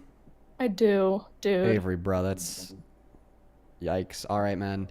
Let me thank a couple of people, then the mic, the floor is yours. Mr. Nick, thank you for the $10, who says, the fact that his name even comes up in a sexual assault case is a red flag alone. Doesn't matter what court it went through. The fact that it went to court at all is bizarre and a reason and why of itself why nobody should support him. I agree with you, Nick. Then Ashley, thank you for the $25, who says, so how does it feel to know that Trump is holding a bipartisan bill hostage that would lower housing costs and subsequently create jobs because a partisan bill isn't being passed because the Senate said no? Totally not shady. It's some bullshit, Ashley. Dude, he's such an idiot. I appreciate you for the $25. Same thing to you, Jaden. Thank you for the $4. And Larissa, thank you for the $1 on PayPal. Gabby, thank you so much for the $100. Oh my God, Gabby. Let's get 1,000 Gabby W's in that chat. You are so awesome. Thank you so much for that love and support. Please show some love to Gabby. That is fucking ridiculous. I don't deserve that. That is too much money, Gabby. And you know this. Gabby with $100 says, from Gabby, hope you've been well, Dean. I've been listening to your debates in the background. I'm a couple weeks away from my exam, so I'm deep in studying. I have to say, as an almost lawyer, it's a pleasure to hear a young guy such as yourself do as well as you do. Keep on fighting the good fight. Gabby, you've been watching forever. I'm so fucking proud of you. I just want you to know that. When you pass the bar, please let me know, Gabby. I would love to have a little celebration on the live. SJ, thank you for the $10 on PayPal. SJ, hope that you're doing good today. You know, I love you. Show some love to SJ. Kirsten, thank you for the $15. Who says your cancer comparison falls flat. Medicine does consider personal behavior in some cases, like organ transplants. That doesn't mean that they get kicked off the list. That just means that they get kicked to the bottom of the list, right? I appreciate you for the $15. Then Cornelia, thank you for the $4. And Aaron, thank you for the $5. And then Juliet with the $6. Alexandra, thank you for the $10. I appreciate you so much for that love, Alexandria. I'm so happy that you're cancer-free now. Marie, thank you for the $6. I appreciate y'all. Over on Venmo, Samuel with the $10, who says, okay, I'll consider that, Samuel. And then Don with the $20 says, great work, Dean. Keep it up. Well, I appreciate you, Don. Thank you for the $20, and I appreciate you so much for your kindness. And then Lindsay with the $5. With all that being said, we're all caught up. If you do want to support me, support the stream, you can find my Venmo and my PayPal in the link tree in my bio on TikTok. That's at the top of the phone screen, just my name, Dean Withers, without the letter E in that last name, Withers. And they're also in the pinned message on YouTube. Go ahead and take it away, Avery. Tell us why you support Trump. So I just have a couple questions for you. Okay, Avery. Hopefully we could get to an argument while you're MAGA. How many minds would you say that you change per day? Well, I think that we did the calculus like a couple streams ago. I would say Yeah. like the most conservative small estimate would be like a couple hundred. Per day? Yeah.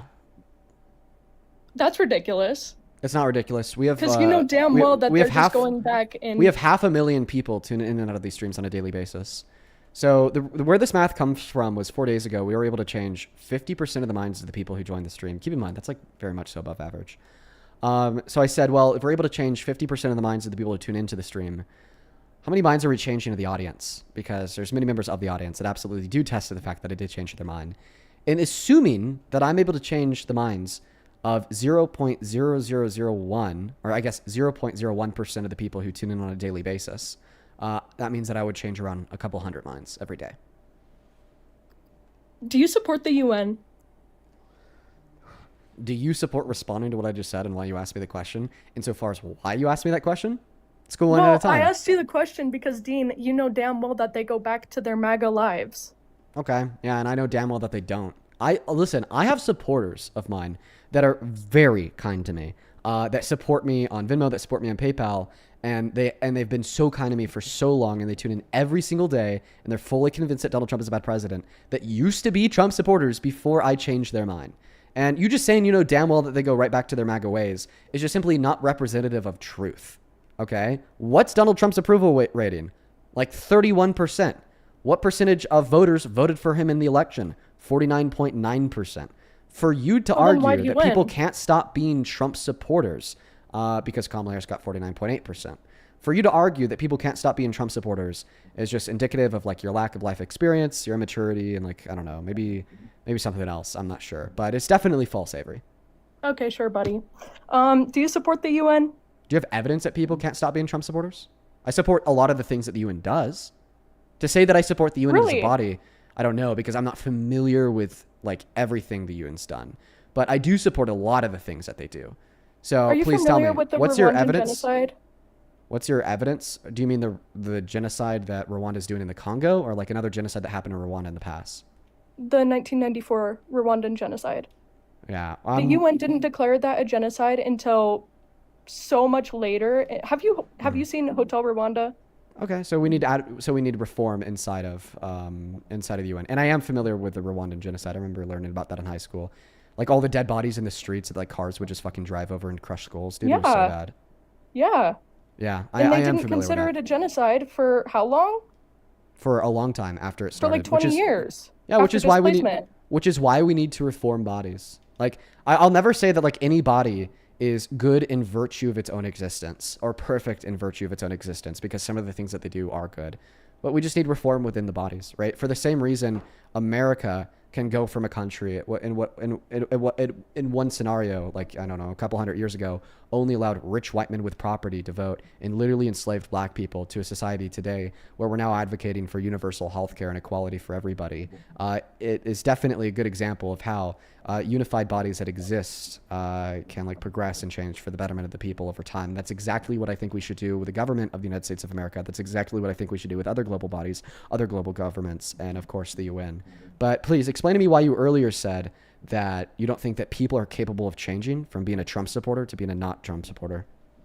Well, because I have a MAGA family and all of them just listen to your debates and they go back to their ways. Mm-hmm. And I'm familiar with, you have such great points, and then they go back to their ways. I'm familiar with many Trump supporters like that myself. I don't think that every Trump supporter is capable of change, because many just have that blind devout loyalty that will like never cease to exist. But many are capable of change, and I know that because we change minds on this live stream. Yeah. Also, I'm so sorry. The Holocaust started in 1933, and they declared it a genocide 13 years later. Like, that's fucking ridiculous. Okay, so why do you support Trump? Well, because he legalized vapes. He legalized flavored vapes. And don't you love that?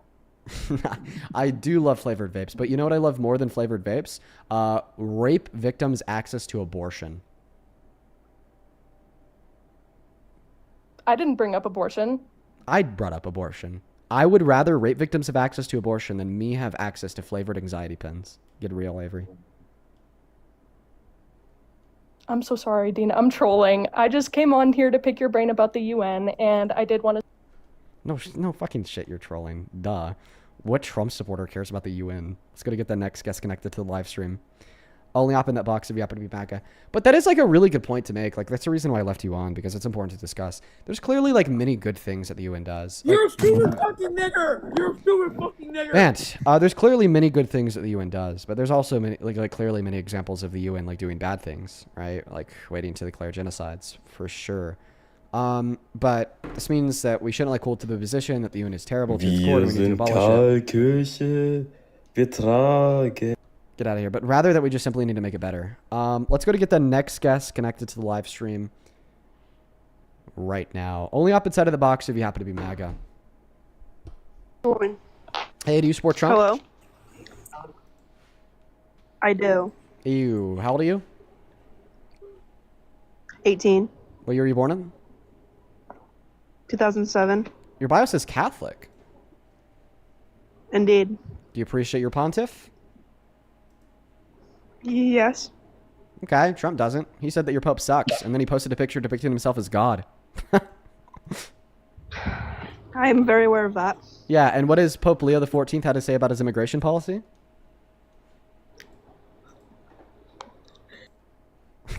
Dude, quickest debate ever. That's a wrap. She left. Quickest debate ever. Quickest debate ever. Dude, 20-second debate, by the way. 20-second debate, by the way. Speed run. Let's go to get that next guest connected to the live stream. Only up inside of the box if you happen to be MAGA. Alex, thank you for the $1 on Venmo. I appreciate you. Same thing to Taylor. Thank you so much for the $33 donation. Taylor did not attach a message to the dono. Just sent the $33 through. Know that I really appreciate you. That is beyond kind of you, Taylor. Let's get 300 Taylor W's down below. Thank you so much. Welcome in. Do you support Trump, Ace?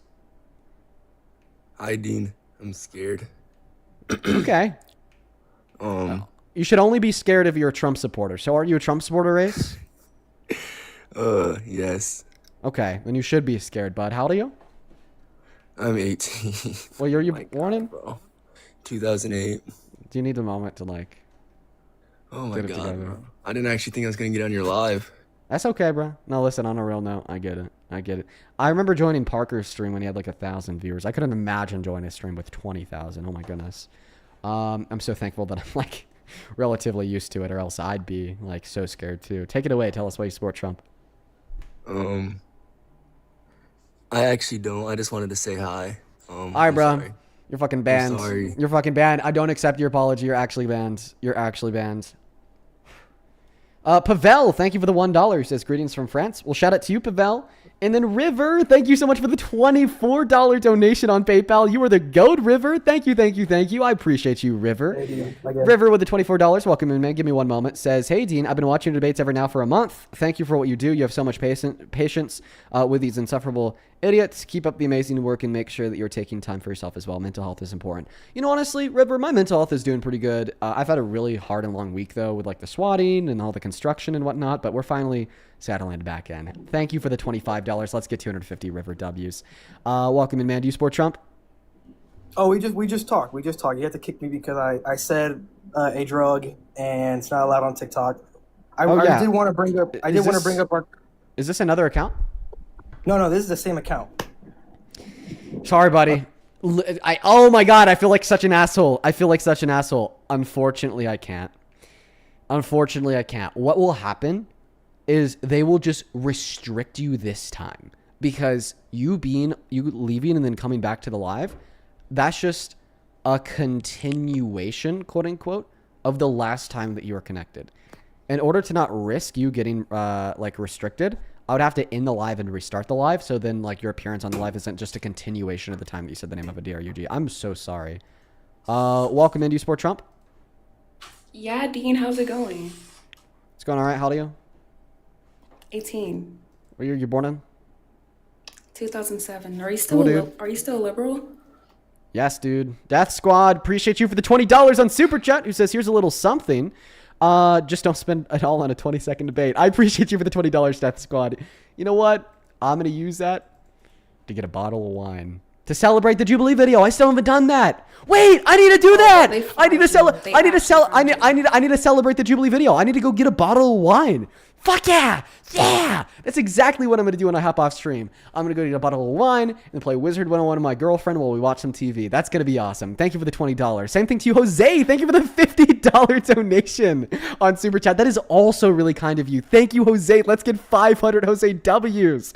Jose with the 50 bucks says 4D normal reaction to irrefutable evidence. I see. Thank you. MAGA's reaction to the same evidence. That's not evidence. That's she said, he said stuff. Show me the evidence, Dean. Counter reaction. What the fuck? I just showed you the evidence. Jose, I don't know when you tuned into the live stream, but if you just tuned in, you should go back to the beginning of the live because that's exactly what fucking happened earlier. Ridiculous. All right, take it away. Why are you MAGA?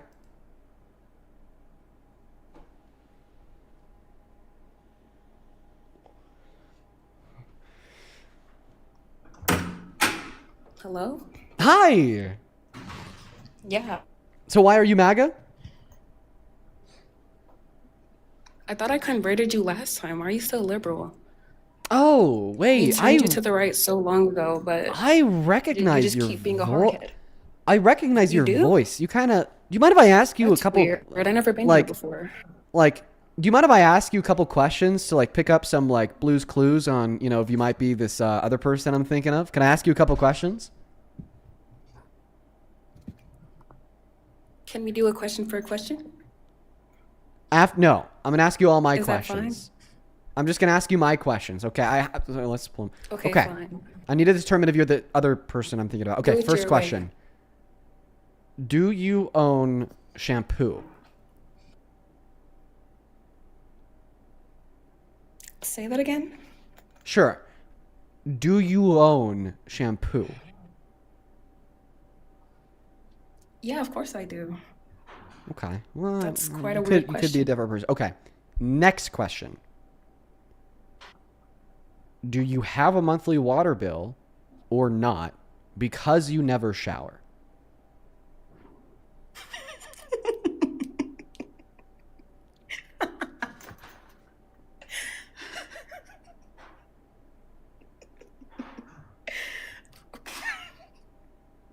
Bro, you're such an idiot.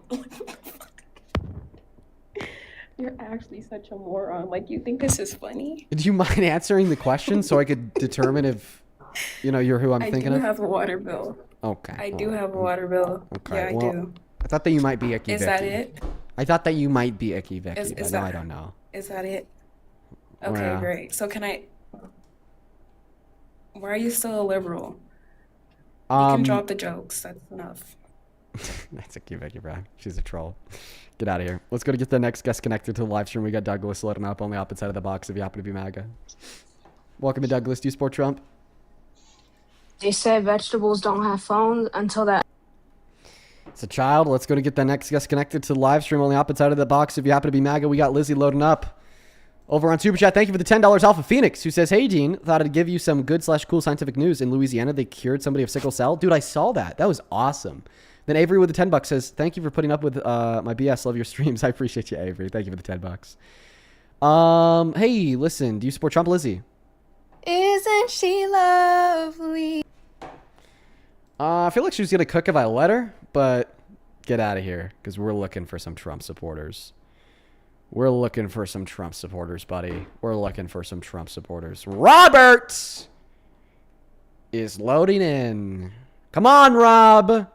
Come on, Robert. Hit that accept button, buddy. Hit that accept button, buddy. Come on, buddy. Hit that accept button, buddy. His bio says, "Not a Democrat, hardworking blue-collar man helping make America great again."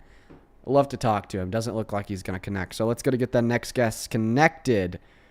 Yo, I saw some shit, dude. This guy fucking Jackson commented on my Instagram post for some reason. Can't spell? No, I won't do it. Let's go to get the next guest connected. Only up inside of the queue if you happen to be MAGA. This guy Jackson. Let's see what she said. That's pretty huge, right? Big deal. She says, "Dean, you're amazing." What kind of you, Sky? Let's go to get the next guest connected right now. On the opposite side of the box if you happen to be MAGA. Let's go to get Kenny loading up inside of the box. Here we go. Hey, welcome in. Do you support Trump? Dean. Yes, I do. How old are you, man? 19. What year were you born in, dude? 2008. January. On God? Ooh, yeah. Yes. Yikes. You just lied. And you put it on God. Guess where I am right now? You just lied and you put it on God. You're actually cooked, dude. That guy's a Christian. He just put a lie on God. You can't be 19 if you're born in 08, dude. Wow. Wow. What a faker. What a fake Christian. Hey Will, welcome back. You left earlier. Why I did not mean to leave on you. I'm so deeply apologetic. I accidentally swiped away from the live and I could not get back. But I'm back. So I hope you missed me. So let's hear the argument. Why do you think Trump's a good president? You have my attention. Why do I think he's a good president? I don't think he's a good president. I think he's the lesser of two evils. So why do you think America would be worse off if Harris had won the election? Because I don't think I'm not saying this because I'm sexist, obviously, but we've never had don't look at me like that, Dean. We've never had a woman be president, so I'm not gonna trust a woman to be president. We've never had that, and our country has had a man for every single term. Listen, I know that you're like low-key a young guy, right? You're 18, you're in high school, but imagine that you weren't a fetus, okay, and you were alive and of age to vote in 2007 when Obama was running, okay? Yeah. I guess 2008. That was the election year, right, folks? Was the election year I guess it doesn't matter. Anyways. So, would you argue that people shouldn't have voted for Obama because before then we'd only had white presidents? So we should probably not vote for a non-white president. No, because that's not the same thing. Why is it different? Well, I think ethnicity, race, whatever, it doesn't like drastically change how a person acts, and like, you know, you can be like the same actions as a black person as a white person has, but when it's a different gender, it's completely different in my opinion. So you'd say that there's some innate difference between men and women that may make women act in such a way where they're not that good at leading. So you think that men are better at leading than women?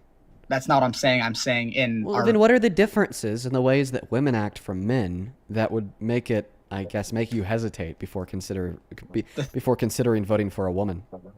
The thing is, I don't know, but I'm not saying that I know. I'm saying I don't want a woman to be president when I don't know how they would lead our country when that's never happened before. Okay. Afraid of change. I would say that if we want to accept that men act differently than women, okay, well, I would say that the way men act differently from women are in ways that would maybe make a woman leader more reliable. Like, what's one way that men act differently than women? Men commit 92% of violent crimes. What's another way that men act more, I guess men act differently than women? They have lower IQs on average. What's one way that women act differently from men? They get better scores and test grades and grades and degrees in school than men. What's another way that men act differently than women? They're more predisposed towards irrational risk-taking, like gambling, drunk driving, and reckless driving. And this isn't me arguing that women are better at leading than men, because I ultimately think one's gender is irrelevant to the prospect of leadership. But it is me saying that I don't think you would be able to identify any ways that men are different than women that would give justified hesitance before voting for a woman. Can you give me an example of a woman who has led the country or any country that has been significantly beneficial to the country or to us, whatever? It doesn't even have to be a country. Yeah, well, I'd like to first start off by saying that I don't have to. I don't have to give you an example in the same way that you wouldn't have to give me an example of somebody who was killed in New Jersey in order for us to believe that there is murder in New Jersey. But I mean, good examples of great female leaders around the world would be countries like Iceland, Mexico, New Zealand, Italy, Germany, Finland, and even a lot of Persian countries before the U.S. started intervening and then caused there to be Islamic theocracy. Like, I would absolutely love to have lived in Persia, in a country like Turkey when they had their female leader, compared to today, 110%. So it does sound like you're arguing that men are better at leading than women. That's not what I'm saying. I'm saying I've never experienced. Like you said, I'm only 18, right? I'm kind of new to this whole politician thing. But I'm saying that if my country... Oh, sorry. Go ahead. No, you can go. No, it's fine. Go ahead. I kind of lost my thought because you interrupted me, so just go. Okay, how about this? Kamala Harris run a much better policy than Donald Trump. And I think that you should have more hesitance voting for a rapist than a woman. I think that you should have more hesitance voting for somebody who admitted to sexual abuse and exploitation than a woman. I think that you should have more hesitancy voting for a mask-off authoritarian than a woman. I think that you should have more hesitancy voting for somebody who told over 30,000 lies in his first term combined and tried to end the American democracy than a woman. And I think that you should have more hesitancy, point blank, period, because it seems like you speak before you think. And maybe some more hesitancy would be good for you. I speak before I think. That's a very rude remark. I don't think I speak before I think because you can't say things without your brain moving. So you can't think. I guess you're an emerging medical anomaly because clearly you are. I think it's incredibly demeaning and misogynistic of you to suggest that we need this shithead of a president to destroy our country and start new wars overseas, absolutely tank the economy and set new unprecedented lows for the Oval Office just because his opponent was a woman. You don't know what Kamala would have done if she was president. Yeah, we do know because she was the VP for 4 years and she ran on an agenda of policy change that she wanted to implement as the president. Yes, but it's close in proxy of power. So it does give us insight insofar as how they would perform in that position. But the real insight would come from the campaign and the policy that she ran on prior to the election. But she couldn't run anything because she wasn't president. That's why I said the campaign and the policy that she ran on during the election, not the policy that she implemented when she was president. There's a big difference between those two claims, don't you think? Yeah, but you can say you're going to do one thing and then do another thing. Okay, well, when Biden and Harris said that they're going to do a bunch of things, they did. Well, if you don't want to support unreliable leaders, no, because both Biden and Harris said that she was his right-hand man that worked alongside him to get all the policy passed. Both of them said that. You're a liar. If you don't want to support an unreliable leader that says they're going to do one thing and they do something else, then you shouldn't support Trump. He said he was going to drop the price of groceries so fast on day one your head would spin. Now they're up. The most they have been in 4 years. He said that he's going to bring back the golden age of the American economy. Now we have the worst jobs report in 20 years, ignoring recessions. He said that he was going to end Russia's invasion of Ukraine on day one.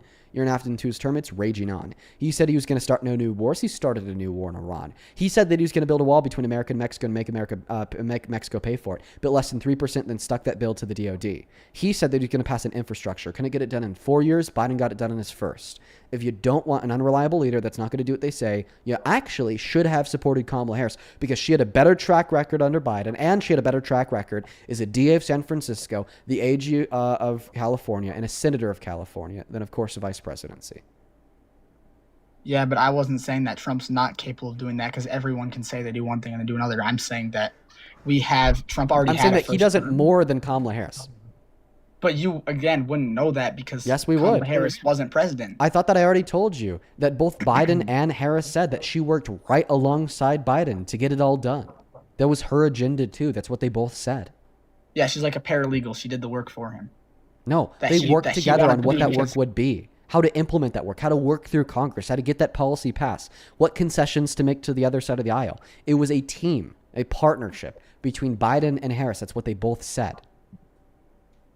Yeah, they both said that to give her credit, but she didn't really do anything. She just okay. So they were lying, and you're making the positive claim that they were lying. Prove they were lying? Prove they weren't lying. Don't burden shift to me. You made the positive claim, buddy. You have the burden of evidence. Name the claim. They were lying. Say the claim that I Prove made. it. Say the claim that I made. They were lying. That's not what I said. That is what you said. That's not what I said. That's exactly what you said. I said they probably were lying. They could have been lying. So prove that claim that they probably were lying. They could have been lying. Oh, okay. So you can see the claim that they're probably lying. No, because they could have been lying. I take back the claim. So if something could occur, then it probably occurred. If something could occur, then it could have occurred, which means you cannot eliminate. Also, by the way, the evidence for it is just literally her working with Congress as the sitting leader of the Senate, passing the most tie-breaking votes out of any VP in history in the Senate, and working alongside Biden to work with the Republicans to pass bipartisan legislation. They ran and almost passed a bipartisan border bill that she spent years on before Donald Trump told the Republicans in Congress to torpedo it. But who do you think's more likely to lie, Kamala Harris or Trump? Probably Donald Trump. Okay, so therefore you should have gone with Harris. Because due to the innate fact that Donald Trump is more likely to lie than Kamala Harris, you would, by default, have more reason to believe Kamala Harris was going to implement what she ran on than Trump. Repeat what you just said. Because you just acknowledged that Trump is more likely to lie than Harris, then by default, you have more reason to believe that Harris was honest in talking about the policies she was going to implement than Trump. Yeah, but what if I don't like the policies that she's honest about?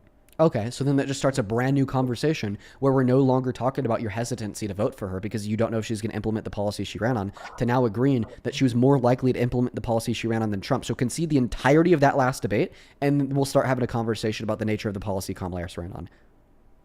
I'm not going to concede it because I stand by what I said. Okay, so you stand by believing that you have more reason to believe that Kamala Harris wasn't going to implement the policy that she ran on than Trump.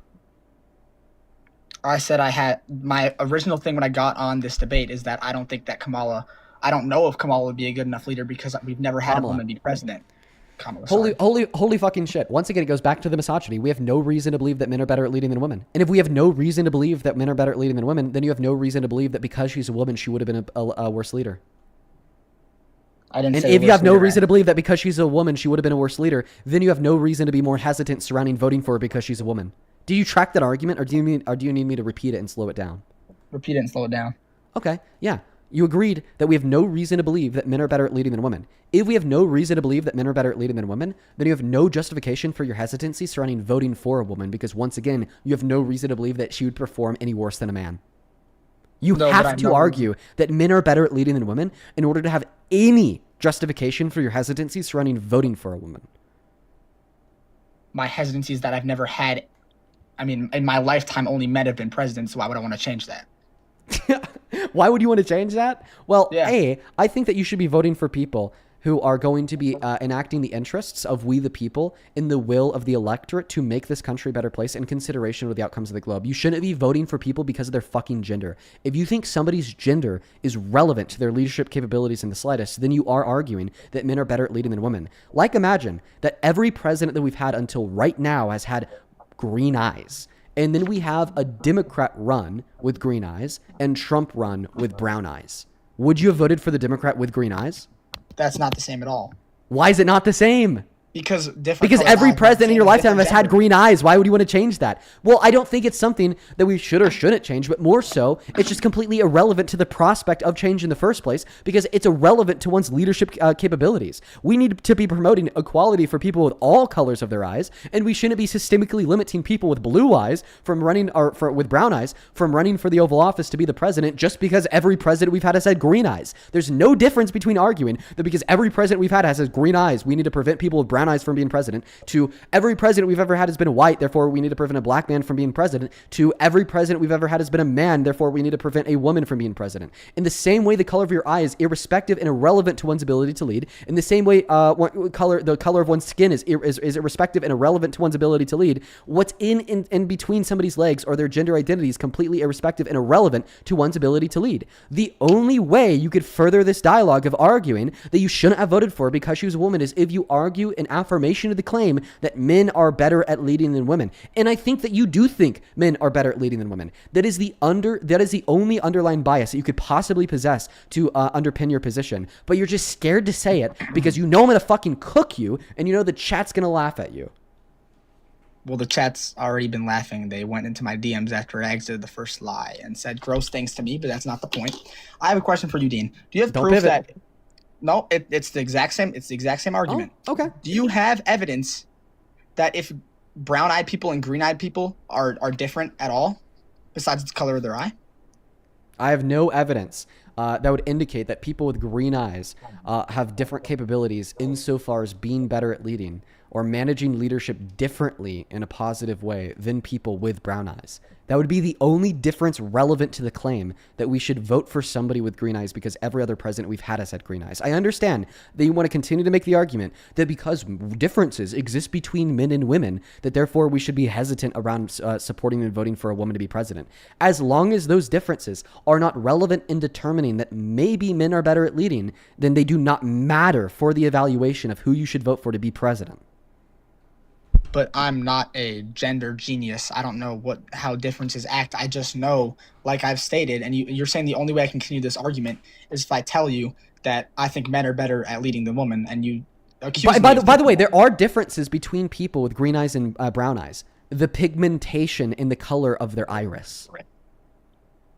But would we say that the pigmentation in the color of somebody's iris is relevant to if we should only vote for people with green eyes? Absolutely not. Because the pigmentation of the color of a person's iris is like clearly irrelevant to their leadership abilities. That's the same claim that I am making about gender.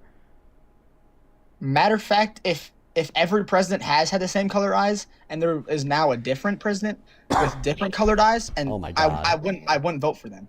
Yeah, you're fucking insane. Yeah, if every president that we've ever had has had the same color of eyes, let's just assume that they've all had green eyes, because for generations, people with brown and blue eyes were like subjugated to the fucking gulag, couldn't work a job, couldn't open a bank account, couldn't get a credit card, couldn't report rape and marriage, couldn't fucking vote, were expected to stay at home, not go out, not lead, not work in the workforce. And for generations, people with green eyes said people with brown and blue eyes had to stay at home because they were supposed to be emotional, submissive baby carriers. Would you say that if today somebody ran with blue eyes, you wouldn't consider voting for them in the slightest because every president that we've ever had has had green eyes?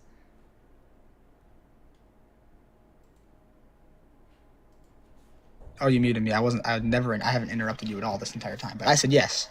That is what I would say. Yeah. And that's exactly why, as I said in the video that I posted today, and as I said on Twitter, MAGA is genuinely one of the most idiotic political movements in history. Repulsively idiotic. I was saying that idiotic. Yeah, because, I support Trump for the same reasons why I wouldn't support a candidate with blue eyes if every president before had green. Oh, yeah, I'm not really too concerned with his war in Iran. I'm not really too concerned with the fact that we only added 180,000 jobs to the economy last year after 2.2 million under Biden. I'm not really too concerned with the fact that he killed 160 girls in an elementary school. I'm not really too concerned with the fact that, he infringed on the 14th Amendment, 10th Amendment, threatened to infringe on the 23rd, threatened the 1st, threatened the 2nd, threatened the 4th. Well, I'm not really concerned with any of these things because my logic says that maybe women bad. Like, bro, get a fucking grip. Mass hysteria, mass idiocracy. I think that we need to do better as a country, and I think the first step to doing better as a country is either tell you, change your mind, or get the fuck out the way. You're not a serious political interlocutor. You probably shouldn't vote with your current mindset, and the only state in which you should vote is if you're able to realize that you're clearly in the fucking wrong. Can I say something? Are you capable of saying something of intelligence? Or do you want to continue to talk about how you wouldn't vote for somebody with brown eyes if every president before them had blue? Is it not okay to be afraid of change, Dean? I don't think that it's okay to be afraid of change if all the reason that exists to support that change is good. I think that is irrational. But a different I think that it's derivative of innate biases, of comfortability in what you already have. And I don't think that we should be comfortable in what we already have if the prospect of what we could have is greatly above and beyond what already exists. You know what you do? Would you be scared to end slavery because that's a prospect of change? No, but slavery's bad. Thank you. Oh, okay. Thank you so much for conceding. Thank you so much for fucking conceding that it is irrational to be scared of change in all scenarios. Because if the prospect of change is good, okay, well then you should support it. So listen, I understand that every president we've ever had has been a man, and that supporting a woman as president would be a change. But that prospect of change is good because of what that woman offered that the man she ran against didn't. Can I explain something to your monkey brain, please, for a second? Yeah. Neutral? Yeah. You are talking about monkey brains. That's hilarious. Yeah, it's not really funny. Neutral and good are not the same thing. Different colored eyes and slavery's bad. So why would I want to keep slavery? But having different colored eyes are not at all a difference at all besides the color of the eyes. So I'm not okay with changing it because I don't know what's going to happen. But if I know that slavery's bad and I think that people shouldn't be enslaved, obviously I'm going to be like, yeah, change that. But if it's like, fun fact, the reason, and this is very, very specific, the reason why we would want to end slavery isn't that slavery is bad, but rather that the prospect of ending slavery is good because slavery was bad. Okay? So in the same way, the prospect of supporting change in the sense of we've only had presidents that are men, and now we're supporting a president that's a woman, that prospect is good because the man she was running against was bad, and the country is today now significantly worse off because she didn't win. That doesn't. What? That didn't make sense. I'll try to make it make sense. When I said that the prospect of wanting to end slavery for black people is bad, isn't because it's bad, but rather because a prospect of ending it is good because it's bad. What I meant by that is if ending slavery for black people meant that we then re-enslaved black people, but also enslaved women, okay, well then we probably wouldn't want to do that, right? No, because that's not a prospect of change, which is good, because it's not making things better. Ultimately, we should support change when the prospect of it is making things better. So in other words, we should support change in the prospect of, and retrospectively agreeing that we should have voted for Kamala Harris because she would have made things better for America compared to where we're at today because Trump won the election. Are you just simply too unintelligent to track? And if so, just let me know. Too unintelligent to track. I think you talk really fast and some people can't understand that. I think you say one thing that I can respond to and then you go blabber on for 10 more minutes about random words that are too big for me because they're not too big for me, but I do understand them. But you say it in such a fast sequence that I can't really understand what you're saying. No, but in the fact so the reason, okay, then I'll just make it simple. The reason why we should have supported the prospect of change to make a woman president was because that prospect was good. It would have made things better. Yeah, it would have made things, ending slavery would have made things better. That's true. Okay, so you agree that we should have voted for Kamala Harris because she would have made things better?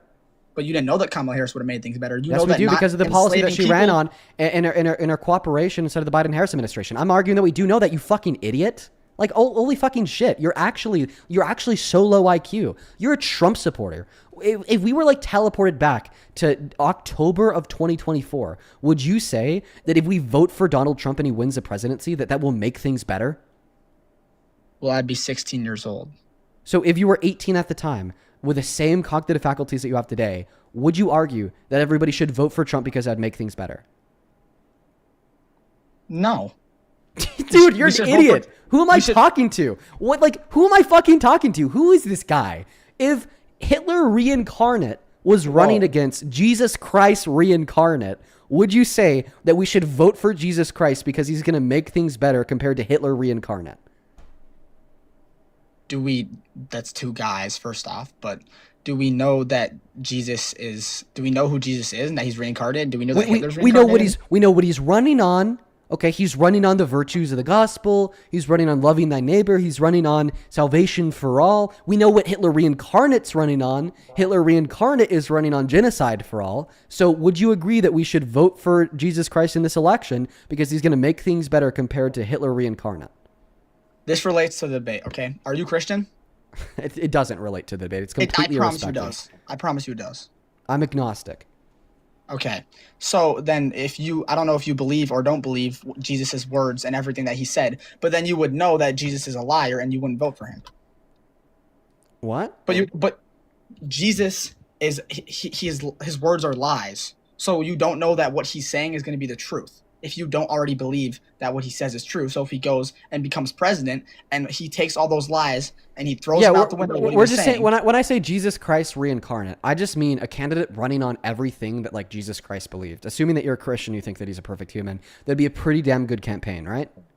I am Christian. I do think that'd be a good campaign. Okay. I would vote I'm talking about Jesus Christ reincarnate. Somebody running on a perfect mirrored version of the gospel compared to Hitler reincarnate running on genocide for everybody. Would you argue that we should vote for Jesus Christ reincarnate because he's going to be better than Hitler reincarnate? Yes. Okay, so then we can know that a candidate's going to be better based on what they run on. Yes, but if I don't agree with is it Kamala, right? So then concede that whole last debate, you idiots. Concede. You saying, we shouldn't vote for Kamala Harris because she's a woman and every president that we have ever had is a man. And I know that the policy she ran on was better than Donald Trump, but we didn't know she was going to do it. Okay, well, now that you've conceded that prospect, go ahead and tell me why you think that Donald Trump's policy is better than Kamala Harris's. Why I didn't concede, but we can move on to that if that. Okay, so you still uphold the view that you don't know that Kamala Harris's policy was better than Donald Trump's? You don't know if she had won that election, things would be better off? Exactly, yes. Okay, then you don't know that if Jesus Christ reincarnate won the election compared to Hitler reincarnate, that things would be better off.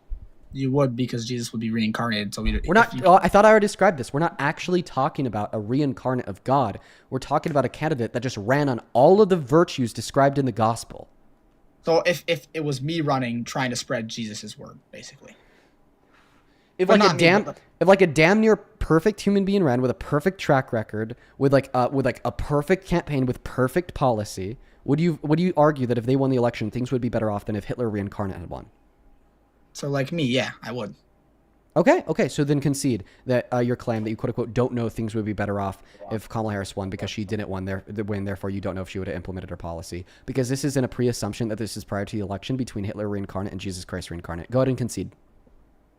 In the fact that is the person Also, I running can't under believe that you Jesus? just called yourself self-perfect. That's insane. I didn't call myself self-perfect. What are you talking about? I'm far from perfect. You said that would be you. Just respond to the question, idiot. Idiot, you're being very disrespectful again. Yeah, I don't give a fuck, dude. If you've watched the debates today, you would know that I haven't been disrespectful to anybody else like this. You are the very first person in the stream, and honestly in a while, that I've been this brazenly and like willingly disrespectful to. And I have no qualms. I don't give a fuck. I think that what you're saying is incredibly disgusting. I think that it's incredibly perverse. Not only is it so incredibly sexist and misogynistic towards women, but it's also so clearly dense and idiotic to the point that I don't even think you believe it. And I think that you're just coming up with shit to say to annoy me and justify your own idiocracy. It's super fucking gross, dude. And just by the way, once again, in response to the whole, we don't know if she would have implemented what she ran on. We don't know if she would have been better for the country than Trump. Dude, a fucking rock would be better for the country than Trump. No president would be better for the country than Trump. If simply Trump wasn't president over the course of the last year and a half, then by default, the other candidate would have been better because we wouldn't have the war in Iran. We wouldn't have had the illegal taxes. We wouldn't have had the government defending the execution of citizens. We wouldn't have had the quote unquote path of conquest threatening to invade our allies, threatening to pull out of NATO, threatening to terminate the UN. We wouldn't have had the regressive tax policy that took healthcare away from 10 million low-income Americans when we already have 51,000 low-income Americans die every single year via lack of access to healthcare. And then for you to say the woman that ran on tax cuts for the working class, the woman that ran on no new wars, the woman that ran on reducing income inequities to serve to the betterment of the average American, the woman that didn't run on this path of conquest and death and wasn't a proven sexual exploiter, of course would have been better for the country. The woman that ran for president lost because, like you said earlier, we the people thought it would have been a better option to have Trump president. But also, if you want to call me an idiot, yeah, and we the quote unquote people were wrong. I was going to say something else. If you want to call me a fucking idiot, even though I've been respectful the entire time, I've not said anything negative to you. You just said, and I quote. What do you think that your argument signals to literally everybody, every woman and girl that's watching? What it signals is that they have no prospect of getting in any position of leadership. What it signals is that they have no prospect in doing anything other than what women before them have done by serving as housemaids to men generations ago. They have no prospect of building a career. They have no prospect of doing what men have done through history because of the immutable traits of their being, such as what's in between their legs or their gender identity.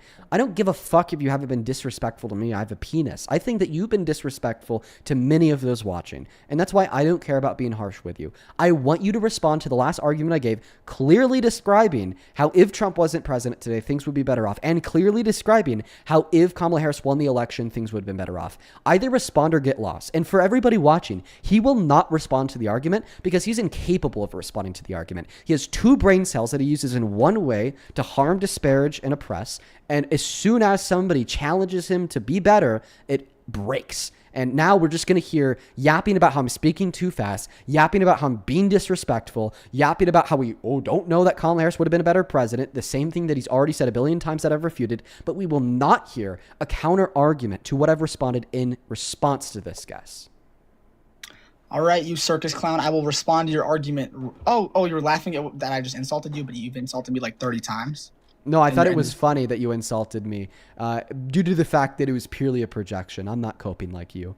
I'm not gonna get super upset and cry because some MAGA idiot called me a circus clown. In fact, I do think it's quite a funny projection. Like I said, you walked right into what I just said. I'm gonna respond to the argument if you let me. I said that you wouldn't respond to the argument. Are you gonna let me respond? And the respond? next thing we know, you're whining about me calling you an idiot. You interrupted me when I was gonna respond. After you started saying, "Oh, Dean, you care about me calling you a circus clown," Dean, you were just being really disrespectful to me, dude. Was that the counter argument to the position? Are you gonna let me respond or no? You told me I was wouldn't. in the middle of letting you respond, but then you started whining again. Try again, dude. Go for it. Okay, in your terms of saying America would be better if Trump was never president. That is what your argument is, right? No shit. But you also stated in that argument that it would be better if a rock was president than Trump. Yup. For 4 years, you'd rather have a rock be president than a human being. Yup. The country would cease to exist. The country wouldn't cease to exist. Without a leader, yes, it would. We would have leaders. We'd have leaders in the military. We'd have leaders in Congress. We'd have leaders in SCOTUS. We'd have a VP to execute essentially on the president's behalf because of the 25th Amendment. And yeah, trust me, bro, that rock would be better. We wouldn't have a president, though. Yeah, right. We essentially wouldn't. What if someone threatens not to having a us, what are we president would gonna be do? better?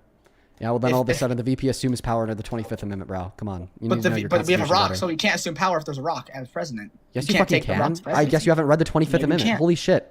The rock When is the already president is president. rendered incapacitated, the VP could assume power until the president is no longer rendered incapacitated. You said a rock is By the president. way, he's still not responding to the position that we'd be better off today if Kamala Harris won.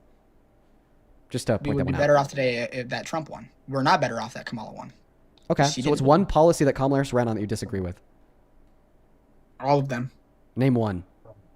I don't have to name one. All of them I disagree with. Okay, well, if you know all of them and you disagree with all of them, it should be really easy to name one. And by the way, you do have to name one because I specifically asked you to name a Abortion. policy that she ran on that was bad. Abortion. Okay, so like codifying protections under Roe v. Wade? I think that abortion entirely should be illegal. Or illegal, but I'm illegal. so happy you said this dumb shit so I could cook your ass on this too, you fraud. Do you think that abortion actually should be banned in circumstances of rape? Yes. No. I'm saying it Oh should my be. God, dude. Besides that, it It's should be. insane. Besides that, it should be illegal Why? because it's a human being. Okay, and? Why Why are is you it wrong killing to kill a human beings? fetus? Why is it wrong to kill a human? Yes. Because it's a human that's committing Because it's a murder. member of species? Okay. So do you think that doctors who pull the plug on brain dead patients in the hospitals are essentially mass murdering Nazis because I brain think dead that- patients are I- biologically human and alive? I think they are murdering people because they are alive. Yes. Okay, so do you think that they should be put on trial like Nuremberg? Sent to jail or executed? I don't believe in capital punishment, so I don't think they should be executed now. So you think that doctors who pull plugs on the brain dead patients should at minimum be sent to jail for life? I think it should be illegal, and people who do it from now on should be yes. Wait, that's not what we did to the Nazis. It wasn't illegal. It wasn't made illegal after the Holocaust, and then we only punished Nazis who did Nazi shit after the Holocaust. No, we retroactively punished them for their crimes against humanity. And in accordance with your view, you would argue that doctors pulling the plugs on brain dead patients are engaging in an international crime against humanity the same way the Nazis did. So would you argue, therefore, that the Nuremberg trials shouldn't have happened because the Nuremberg trials retroactively punish people for crimes that they committed before there was an international precedent for humanitarian law? No, because I think that pulling the plug on someone and killing babies is completely different. Oh, okay. But you said that both of them were murder, right? Yeah, but there's murder in different degrees and different. Okay, so you think it's like horrible- worse to like murder somebody like you are than a brain dead patient? Why? because a brain dead patient it can't react to you murdering it, but it's still an alive being. Oh, okay. Okay, so you kind of care about like an individual's like ability to react, presentation of like subjective experiences, so on and so forth. How about this? So you think that all of our value is derivative of our species. Hypothetically, if Superman was real, would he have the right to life? Yes. Is he a member of our species? No. So what's the common trait shared between you, me, and Superman, given that he's not a member of our species, that makes all three of us valuable? He's a human being. No, he's not. He's not a human being. He's Kryptonian, dude. He's humanoid. What does that mean? Yeah. What does humanoid mean? He looks like a human. He acts like a human. Besides his supernatural, the fact that you're bringing up supernatural shit that's not even real to this debate doesn't even make sense. But Superman he's human figures. He speaks English. You know, you can't look up to a rat and the rat starts talking. Wait, to you. so if somebody looks like you and speaks English, they have value? And if somebody doesn't look like you and they don't speak English, they don't have value? So somebody with serious physical deformities that speaks Spanish doesn't have the right to life? Okay, they speak languages. They can understand human beings. That's what I meant to say. I'm sorry, I correct people, myself. So people who are mute don't have the right to life? They do have the right to life. Why? They don't speak language. They understand us. You know who doesn't understand us? Who doesn't speak language? Who doesn't look Deaf. like us? Fetuses. Fetuses don't look like you. Fetuses don't speak English. Fetuses don't speak any language. Fetuses don't understand language. Fetuses don't perceive. Fetuses don't have all of these traits in which you've described as being relevant insofar as why it's wrong to kill you or I. Therefore, it's not wrong to kill a fetus. But they will turn into somebody who will. Okay, so maybe one day they'll have value when they turn into somebody who will have these traits. But because they don't have these traits today, it's not wrong to kill them. No, because they're going to develop into something. A rat is not going to develop into a human over the span of 9 months. It doesn't matter what they're going to develop in. As long as they don't have those traits yet, we shouldn't give them the rights based upon those traits. In the same way, we'd argue that even though a 12-year-old girl will one day develop into being 18, we should wait until they're actually 18 first to give them the right to consent to sex. We shouldn't give them the right to consent to sex now at 12 because they will be 18 in the future. The same way we shouldn't give the right to life to a fetus today because they will be a person like you or I in the future. It's 16 in Minnesota, but that doesn't matter. That's irrelevant for the argument. I live in Minnesota, so it's 16. But a 12-year-old drinking alcohol, not alcohol, sex is what you used, I think. A 12-year-old being able to have sex before 12, that's absolutely nasty before 18. But I know they have to wait until they're actually 18 first to get that right. Yeah. So being able to do an action is not the same thing as being able to come out of a body and being we're talking about the delegations of rights. You get the right to consent to sex at 18, the same way that you get the right to life, apparently, or like when you develop these traits that like make you a person like you or I. It's about the right. It's not about the action. What about the right? Like the right to life. Do you know what that is? Like the entitlement to your own life. We're saying that the fetus, under your view, doesn't have the entitlement to their own life because they don't. Yeah, look you like have us, the they right don't to act like life us, they after don't speak like us, conception. they don't comprehend like us. You have the right to life after conception. Not under your view because they don't share any of the relevant traits geared towards what you think would grant somebody the right to life, as you described. I already told you. By looking at like us. But I already told you, under your view, what your confusion is the potentiality to possess this trait in the future and the actual fact of having this trait now. We can't confuse those two things. They have to actually have those traits first before they get the right to life. The same way 18-year-olds need to actually be 18 first to get the right to consent to sex, and 21 years old actually need to be 21 first to get the right to buy alcohol. We can't say that we would give the right to consent to sex to a 12-year-old because they will be 18 in the future. We can't say that we'd give the right to buy alcohol to a 15-year-old because they will be 21 in the future. We do not grant rights to things based upon what they will be in the future. We grant rights to things based upon what they are right now. But that is just not the same thing at all.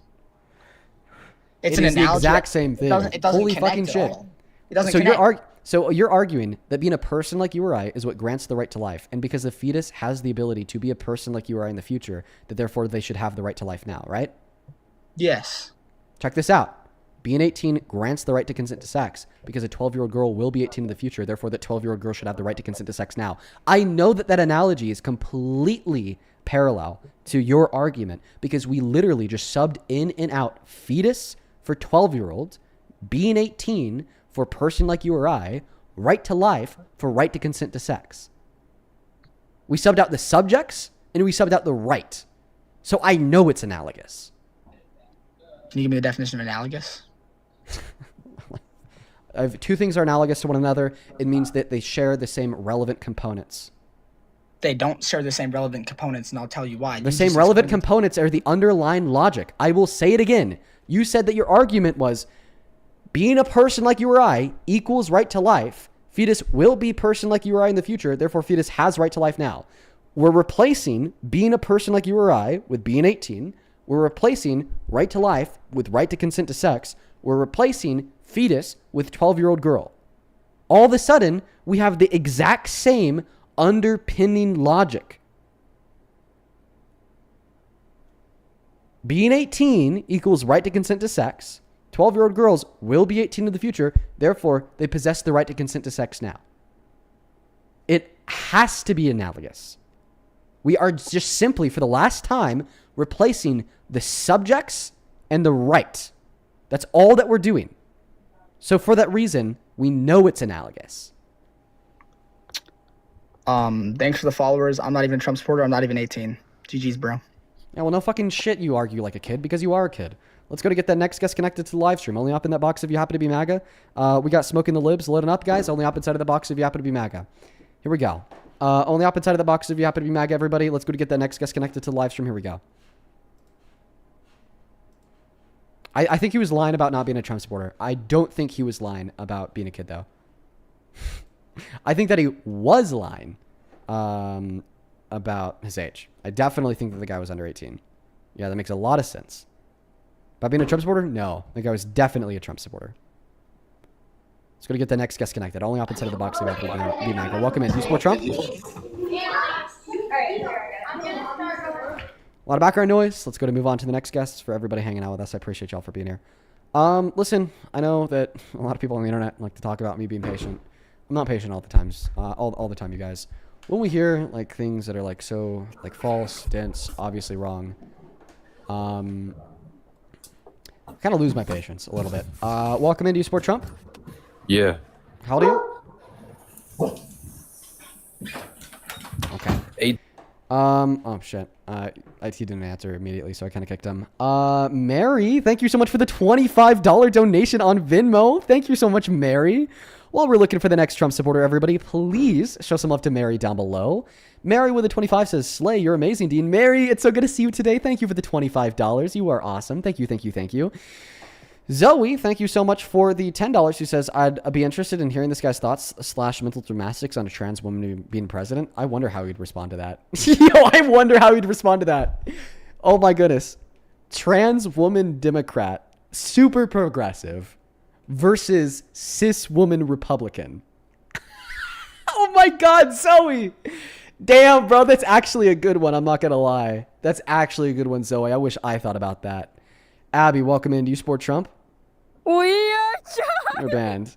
Actually, dude, actually fire. Actually fire, Zoe. I'm not going to lie. You cooked with that one. Angel, I really appreciate you so much for the $30 donation. Thank you so much, Angel. Let's get 300 Angel W's. Thank you, thank you, thank you. I appreciate you. Angel with the $30 says, for the bottle of wine. Oh, that's kind of you, Angel. Thank you for all the work that you do. Amazing. Sorry today has been so weird with these Trump supporters. People are brainwashed. The people today have been pretty wild, Angel, but I really appreciate you for the $30. And same thing to you, Melanie. Thank you so much for the $40 donation who says, make it a nice bottle. You guys are spoiling me. Thank you for the $40, Melanie. Thank you for the $30, Angel. For everybody watching, please show some love to Melanie and Angel Deblo. Seriously, I'm so very grateful for you guys. And Mary, it's so good to see you today. Thank you for the $10. And Sahid, thank you for the $30. I appreciate you. Who says, Billy Knight movie supports you. Sahid, head of marketing. Dude, well, I appreciate you for the $30. I think that you've been tuning in for a while. Know that I really appreciate you. And that's also crazy that you worked on Billy Knight. That's huge. Good for you, dude. Morgan, thank you for the $5. Alex, thank you for the $1.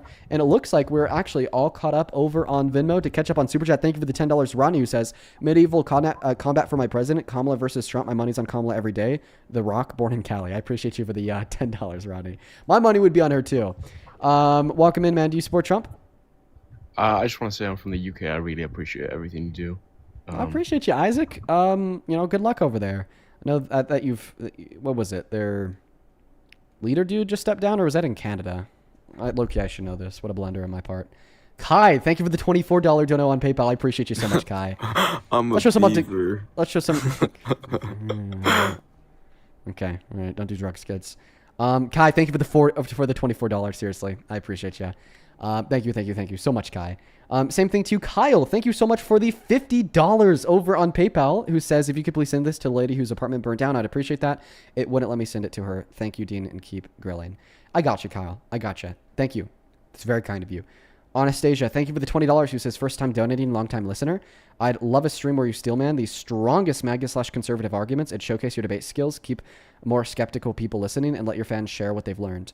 I like that idea, Anastasia. I guess I just wouldn't know how to determine what I find to be the strongest MAGA arguments.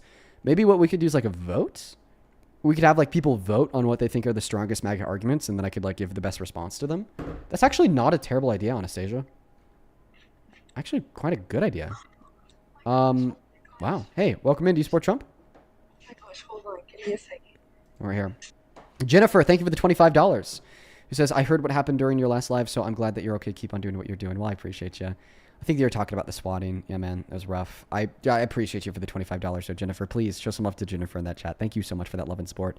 You guys have been so kind to me today, genuinely. Let's go to get the next guest connected. We got Sam Hurley loading up. Same thing to Paris. Thank you for the $20.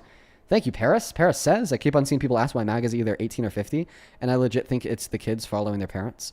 Everybody in between has their own mind and independence. No on God. Exactly. That's actually a pretty good hypothesis, Paris.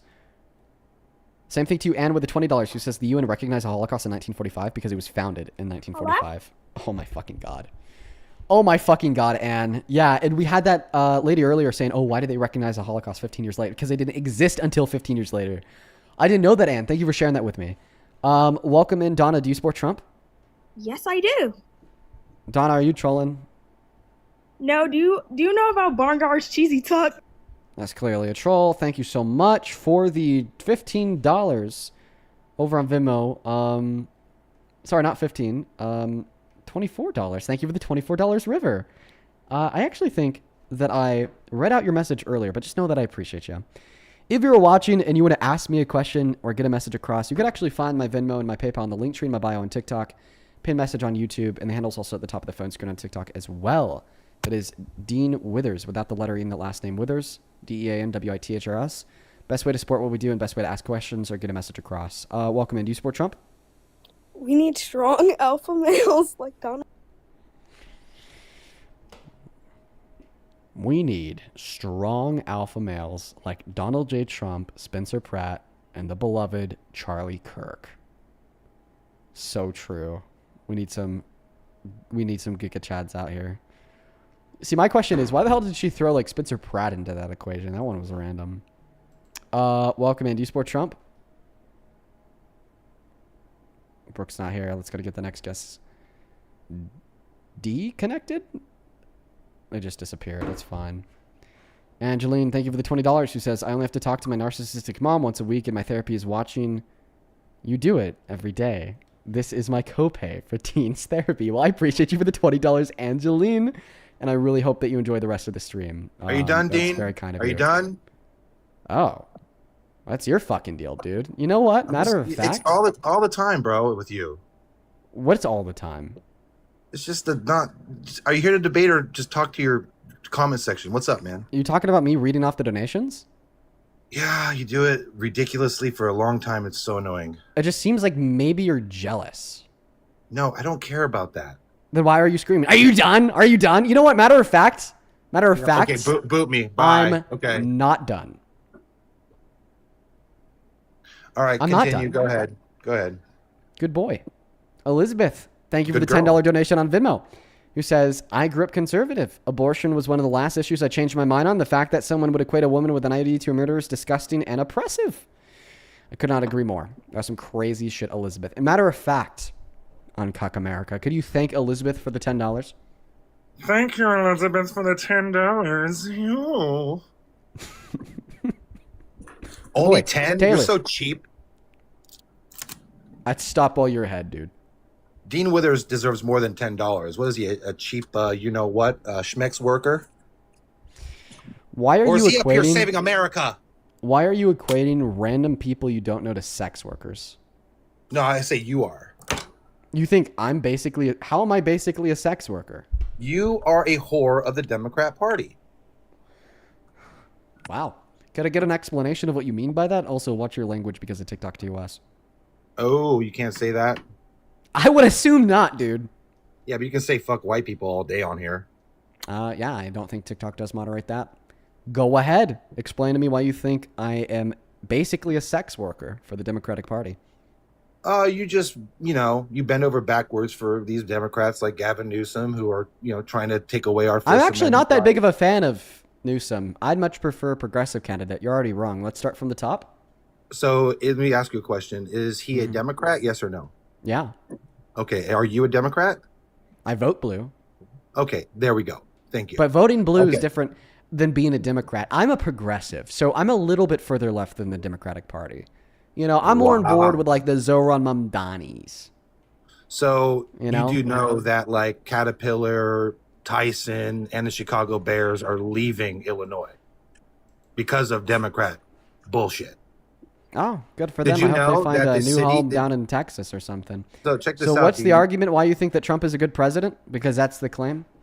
Yes, because the Democrats are full of crap and literally trying to take away the Chicago Bears name by filing for trademark for, this is going to blow your mind. Ready for this?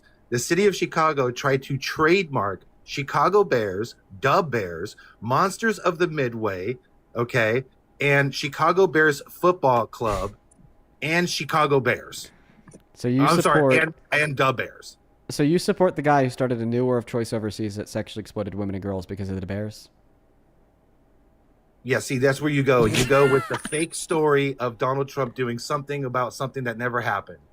Wait, it's not a fake story that he sexually exploited. Even all the time, Dean, you're the same thing. Wait, I'm so sorry. You just called that fake. That's not fake at all. He admitted to it, which, by the way, is why I bring it up so much, because it's hard for you guys to refute, because he admitted to it. Yeah, because the last time we debated about the whole Jean Carroll case, I destroyed you because they even freaking wrote a law to subvert the statute of limitations for rape cases beyond 10 years just to go after Trump. Like, that's insane, bro. You want to know how I know that you're wrong? Oh, they didn't pass that law in New York? Legally, at the time, it wasn't rape. It was sexual abuse in accordance with a law. So, Okay, so why would they pass a law specifically for the infraction of rape if she could only prove in court something which was legally considered not the infraction of rape, but rather sexual abuse? And by the way, that's not even what I mentioned that you called fake. I mentioned him sexually exploiting beauty pageant contestants by barging into their dressing rooms and looking at their naked bodies. Okay, you're talking about the Howard Stern interview, and I've already kicked your ass on that one too. You're talking about Howard Stern, a show that gave a toilet for the contestant who can do the largest bowel movement on air.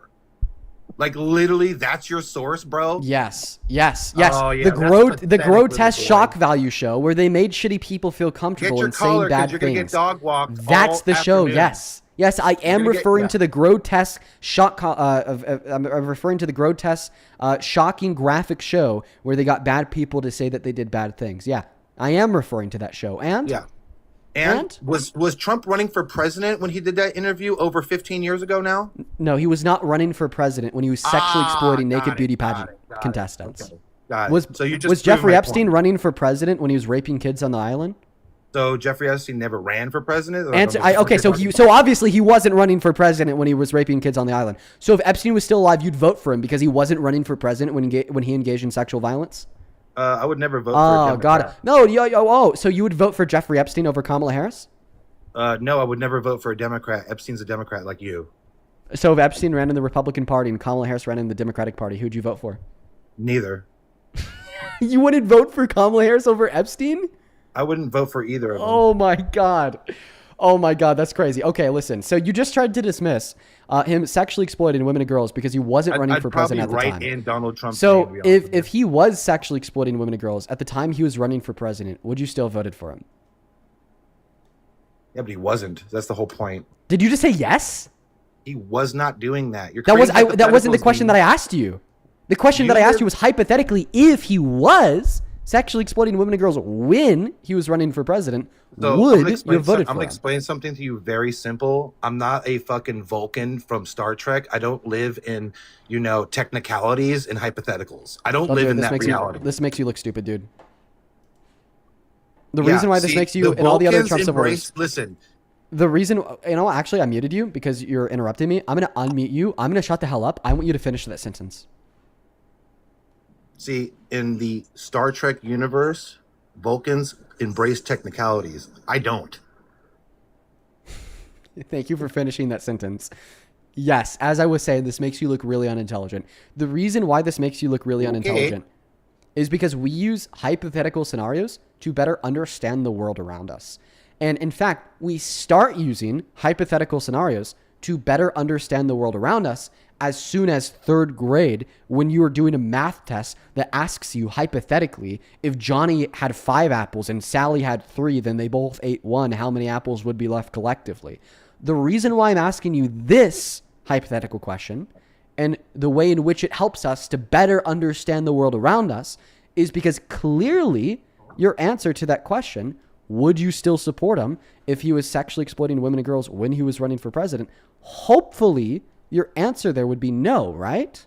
So that goes to show that you wouldn't support somebody who engages in sexual violence as a president.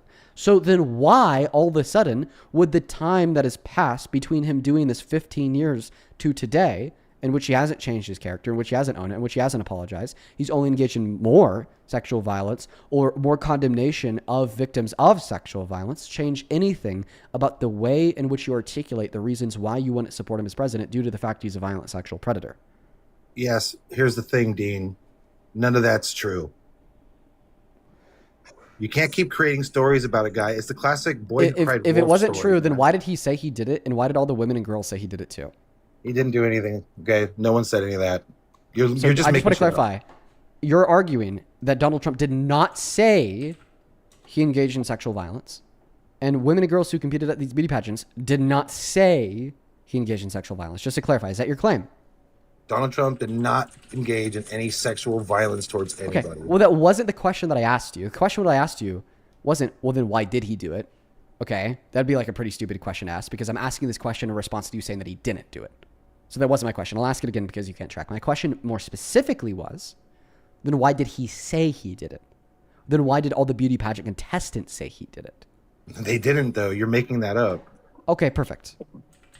Yeah, every How much single money do you beauty want? contestant How said much? that. How much? I never said every single beauty pageant contestant said that. I said all. All could be in reference to every single beauty pageant contestant, but the way in which I'm using all is to represent the body of those that did say he did it. So is it your claim that there was not a single beauty pageant contestant who said that he did it?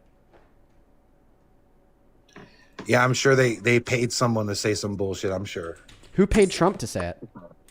Nobody. Okay, so he said it for free. Why would he say that he engaged in sexual violence for free? Are you referring to the recording that the cameraman did when he was outside the tour bus? No, that's the Access Hollywood tapes. I'm referring to him saying that he would barge into the dressing rooms of naked women and girls to look at their naked Okay, bodies. now on you're Howard referring Stern. back to the Howard Stern interview then. It's not referring back to it. This is what I've been talking about the whole time.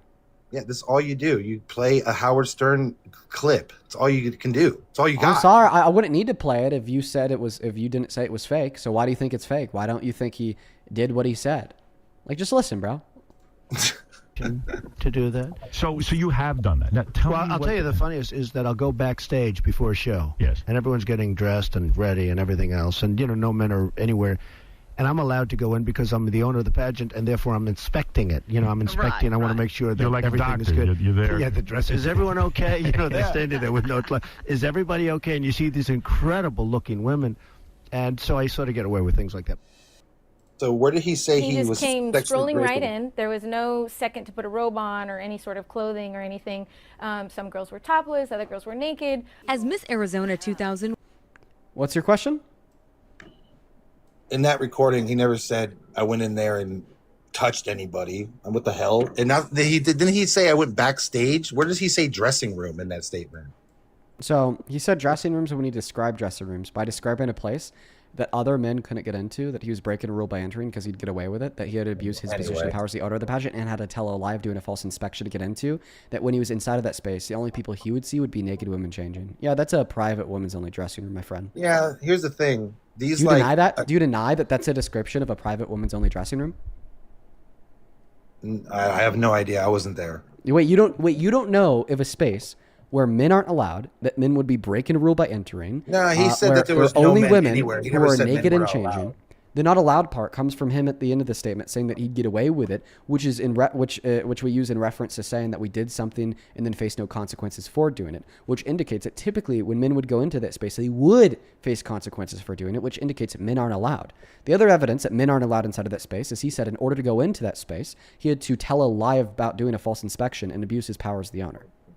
Okay, you are talking to a person who has a degree in film, theater, and dance, and I've been backstage, and yeah, I've been in situations where people were getting dressed and ready. All right, nobody thought I was there to do anything other than help. Yeah, were these full changes in dressing rooms or quick changes in public backstage areas? Sometimes they would be like full wardrobe changes where women have in a public general backstage area or in a private dressing room. Sometimes backstage, it depends on the wardrobe change. Yeah, so if it was in a public backstage area where there was not a reasonable expectation of privacy away from men, that wasn't wrong. But if it was in a private dressing room where there was a reasonable expectation of privacy away from men, then that was wrong. And Donald Trump barged into a space that was private. It does matter because in one scenario you have their consent, in the other scenario you don't have their consent. Are you saying that a woman's consent is not relevant to solving the equation on if you could look at her naked body? So since you love Are you saying that a woman's consent is not relevant to solving the equation on if you could look at her naked body? Okay, yes. Let me ask you. So it is relevant. Okay. So when you said that was she consenting or was she not consenting doesn't matter, admit that you were wrong. I don't want a pivot. I don't want a deflection. I don't want a new point. I want an explicit admittance that you were wrong when you said that the presence or lack of the consent of a woman for viewing their naked body does not matter. Well, it does matter. Okay. Thank you for admitting that you were wrong. Since you like hypotheticals, can I give you one? Sure. Is it plausible that someone could be bribed to say something that is not true about Trump, given the fact that there's been massive smear campaigns on him and most of the media coverage is negative on Trump? Well, it would depend on the scenario. In this scenario, no. No, not at all. Yes. Wow. Okay. Like I Also, could pay somebody by to the say way, some things about you. By the and it way, wouldn't that be hard. wasn't a hypothetical. I just want to clarify. No, was I'm a just saying because question. you're saying she's truthful. You're saying she's truthful. What I'm saying is it possible that she was compromised? Is it possible she could have been paid? Well, first and foremost, you said plausible, not possible. Is it possible? It's not realistically possible. Possible, that she could have been same thing. paid. No, that's not the same thing. A possibility just means that it possibly could happen in a possible world. Plausibility means that it's most likely to be the case that it did happen. Two different concepts, but no, it's not It's not realistically possible. No. Yeah, but both can be used in the same kind of description of what I'm saying. No, you can't. I like just descriptively no, because once again, possible denotes that there's more than like a 0% chance that this could occur. It's possible that Dean, unicorns live on the dark side of the moon because there's more than a 0% chance of that, logically speaking. Dean But Withers, plausibility means there's more than a 50% chance of that happening.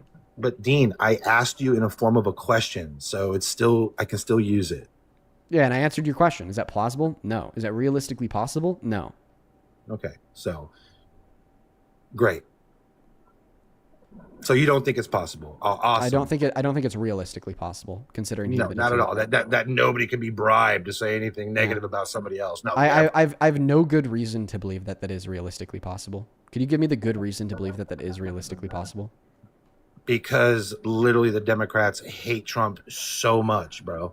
Yeah. Well, okay. The reason why that's not good reason to believe that it's realistically possible this is all a lie is because Donald Trump doesn't hate Trump and Trump said he did it.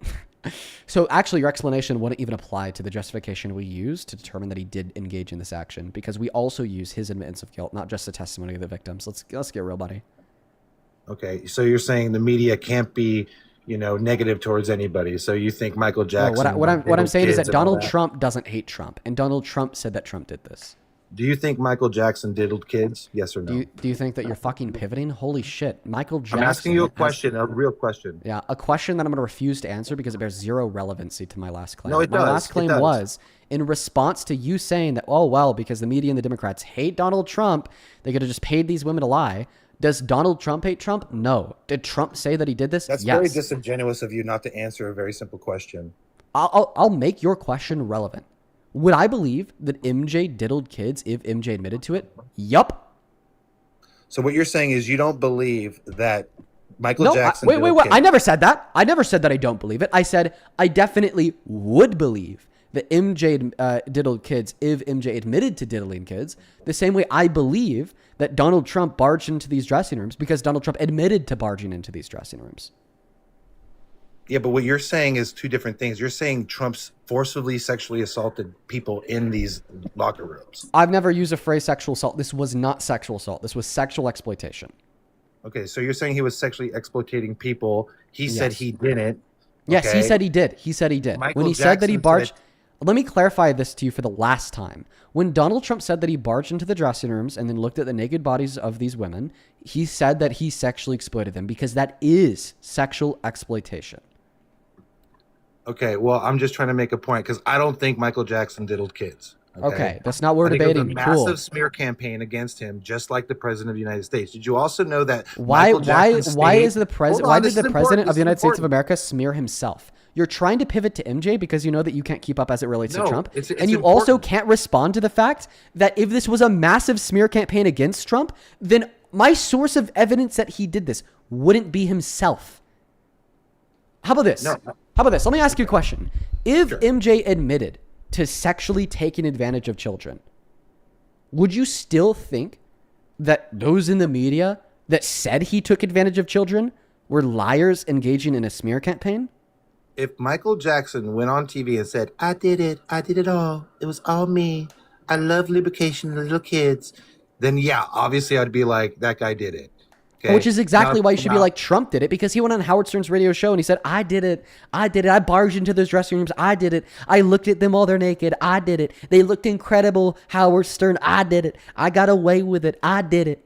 No, the difference is Donald Trump owns those pageants, and it's not like he's going into a random pageant that he doesn't own or operate or run. Can I test that to see if that matters in the slightest to determining the morality of the action? No, he said he was inspecting. In other words, he's saying like, I'm gonna ask you a question about the whole ownership thing. Let's see if that's relevant towards the morality of the action of going into the dressing rooms. First question: if you took your 12-year-old daughter to a business, she uses a restroom, and some random guy followed her in, peeked over the stall to look at her naked, would that be wrong? Yeah, but you're comparing a bathroom to Just answer backstage. to a dressing room. Yeah, I am comparing a bathroom to a dressing room. Well, no. So answer the question. Let's Would be that be specific just answer here. the question? Would that be wrong? Yes, but let's be specific Okay, here. next question. If it was not a random man that followed her into the bathroom to look at her while she's naked, but rather the owner of the business that also included that bathroom, would it still be wrong? Yeah, obviously, Dean. Okay, but so then the fact that Donald Trump owns the pageant is completely irrelevant to the evaluation on if him going into the dressing rooms to look at their naked bodies was morally wrong or not. Concede. it's not a good analogy at all. It's not, and you know it's not. Because you're an using- explanation of because you- why? Because you're exploiting young kids, a daughter, your young daughter. Oh, like, the going reason into- why it's not analogous is because one scenario it's the exploitation of a 12-year-old, and the other scenario it's the exploitation of a 19-year-old. Get fucking real, dude. Yeah, it's incredibly disingenuous. Well, but it's yeah, incredibly both are- it's incredibly both are wrong. disingenuous to compare sexual violence to sexual violence. Both are wrong. Okay, condemn Trump. No, because I don't believe Trump. But was you just even said that doing both are wrong. I just think he was trying to act cool on a Howard Stern show that is a smut peddling show. Okay, well then he would have just simply responded to what Howard Stern's question was. Howard Stern's question was not, Donald Trump, have you sexually exploited the beauty pageant contestants? No, actually, Howard Stern asked Trump, have you consensually slept with the women at Miss USA? So if Donald Trump was just trying to act cool, he'd be like, yeah, those women, they love me. They all come to me. They say, Donald Trump, I want to suck your tiny pee-pee. And I let him suck it. I did. We had sex all night long. But no, instead he said, I barged into their dressing rooms and looked at them naked while they had no clothes on. I never said If that, Donald bro. Trump wanted to look cool, he would have answered to Howard Stern's request about a story of consensual sexual behaviors. Not said, well, what I have done is an explanation of unconsensual sexual activities. Yeah, you know. You're actually getting honestly, fried. You're getting so no. fried. Oh my God, this is You're great, not- dude. No, you're not, because I've already made my claim on this. Denial. And you with your projection on Donald Trump's pee-pee is Denial. insane. Denial. Do you know All what projection denial. is, Dean? Do you know what projection is? Yeah, the thing that you're doing right now. I don't know. Listen.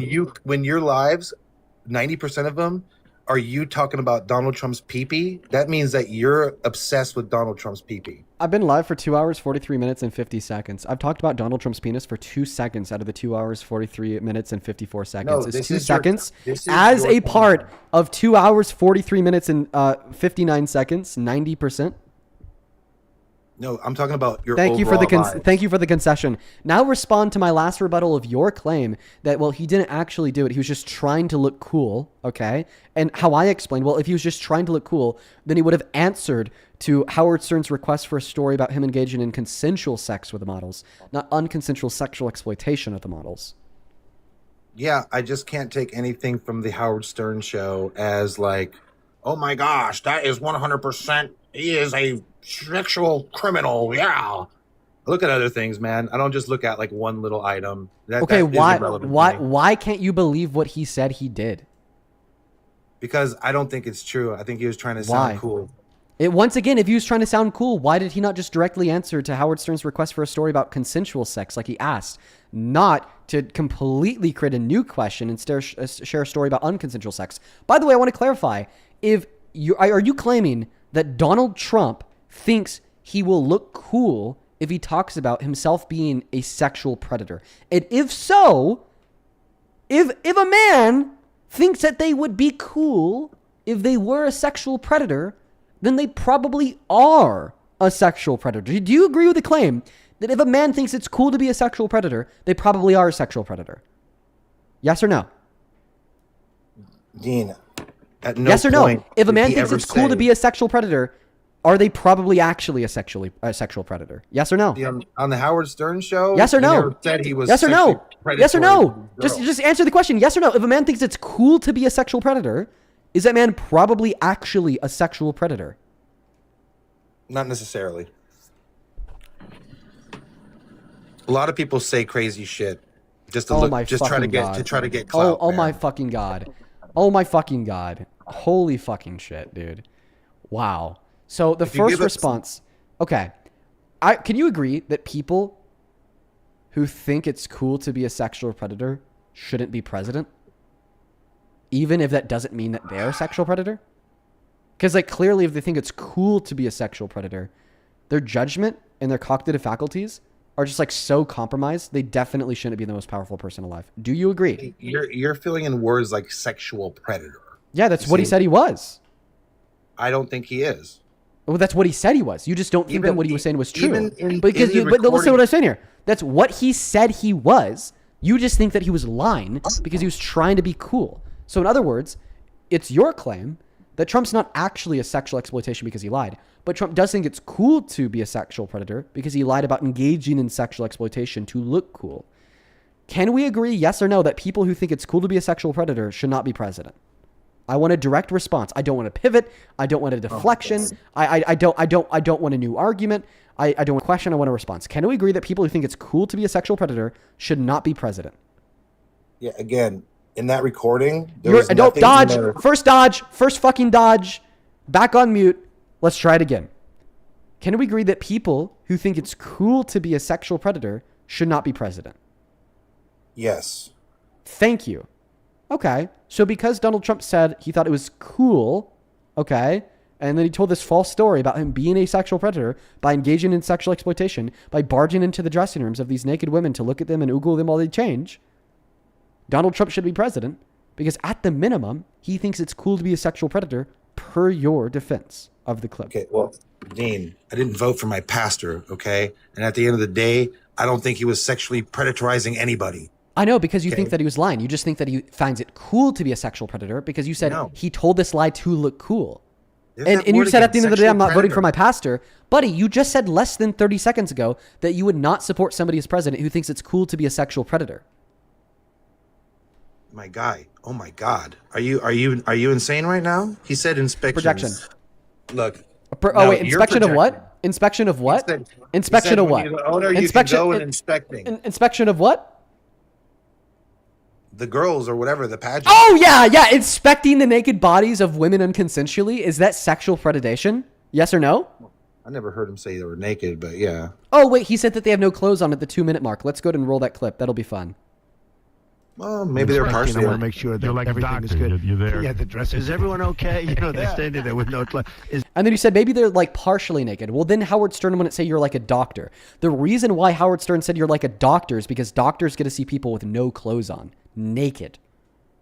Okay, so are they sexual predators? I mean, how come you don't talk about because they have consent to view the people naked. Now, can you agree? Can you agree that Donald Trump apparently tried to make himself look cool by saying he was a sexual predator?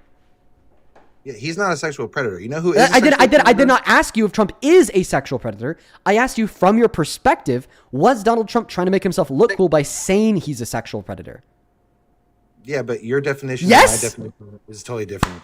Oh my God, you just conceded the debate. He just said that it was true. Donald Trump was trying to make himself look cool by saying that he was a sexual predator. 1 minute ago, you said you would not vote for somebody to be president if they think it's cool to be a sexual predator. You are not a supporter of Trump.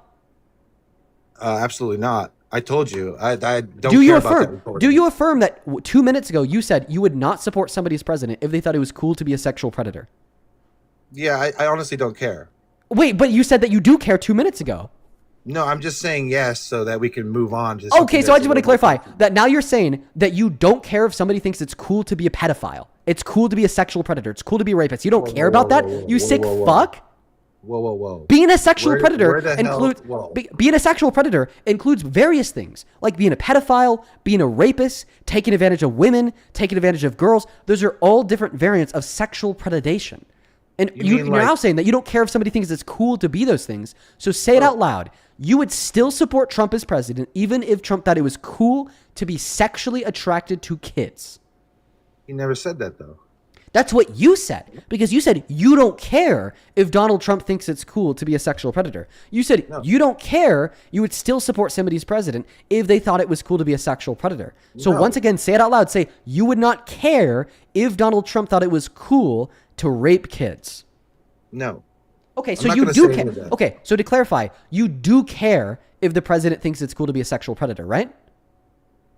Oh my Lord. Dick, is that something you care about? Honestly, I don't think Trump did any of that shit. That's not what I asked you. Is that something you care about? Would you say you care if the president thinks it's cool to be a sexual predator? Dude, what the fuck are you talking about?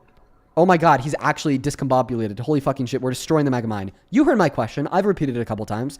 I'll do it once more for you. You're not destroying anybody's mind. Do you The liberal agree mind virus that here? you care if the president were to think that it's cool to be a sexual predator? Do you care about that? Would you care about that? Or would you not care about that? He didn't do that, though. That's not what I asked you. Would you care if the president thought that it was cool to be a sexual predator? So if Donald Trump... That's not went what I on asked TV you. No. Stop pivoting. Would you care if the president thought that it was thought that it was cool to be a sexual predator? Yeah, I think I would care, yes. Okay. So 2 minutes ago when you said that you don't care that Donald Trump thought it was cool to be a sexual predator, you lied. So is this you going back to your first claim that if a presidential candidate thought that it was cool to be a sexual predator, you want to vote for them? Are you now redoubling down on that? Yes or no? Here's the thing. You're creating all these word loopy fucking... You're taking everything out of context, which is... I'm not taking constantly anything out of weird. context. Do you Yeah, agree you're creating that? it. Do you agree that 4 minutes ago you said that you would not support somebody's president if they thought it was cool to be a sexual predator? Yeah, but here's the thing. Okay, You're then I'm not taking it out of context. How could I be taking your statement out of context if you just agreed 3 fucking picoseconds ago that you made that statement? Because every time I try to explain, you keep fucking muting me. Well, I'm just trying to speed run this shit because clearly you're falling a little bit behind. So once again, I'm not. do you I'm now right that you've with you. now that you've conceded that you agreed that you would care if the president thought it was cool to be a sexual predator? Do you now agree for the second time that you would not support Trump if he thought it was cool to be a sexual predator? Okay. Your I want a yes or no. definition of sexual predator is probably a lot different than my definition of sexual predator. Let's see. I think Okay. that the definition of what it means to be a sexual predator is anybody who's engaged in sexual violence. Do you agree? Oh, or do you kind of disagree? like the 600 illegals that grape Oh, women every pivot, year in Texas. Pivot, I just want a response. Do you agree that the definition of being a sexual predator is engaging in sexual violence? Yeah, like the illegals who rape Okay, American women. perfect. So can we agree that our definition of what being a sexual predator is not different? So then go ahead and answer the question. Now that I've gotten you to agree that you would care if the president thought that it was cool to be a sexual predator, answer the following question. Would you still support Trump as president if he thought it was cool to be a sexual predator? Honestly, yes. So you'd still support Trump as president if he thought it was cool to rape kids? No, not kids, bro. That's What an the fuck are you example talking of a about? sexual predator. Well, I don't know what to tell you, man. I can't Do stand you, these wait, Democrats. do you agree people who rape kids are sexual predators? Yes, like Democrats in Okay, California. perfect. You just said that you would still support Trump if you thought it was cool to be a sexual predator, given the fact that an example of being a sexual predator is raping kids. You would still support Trump if he thought it was cool to rape kids. Dean Withers. No, listen to me. no, I'm not Very listening clearly. to you. Yes or no? Would you still support Trump as president if you thought it was cool to rape kids due to the fact I'm not going to answer that this that's an question. example of being a sexual predator, and you just said I'm that you not would gonna still support him as answer- president I'm not gonna if you thought it was answer cool to this be a sexual question. predator? Because you're Listen. running. No. Answer I'm the not gonna answer question. this question. The reason why I won't answer is because it's incredibly disingenuous, okay? And you know it.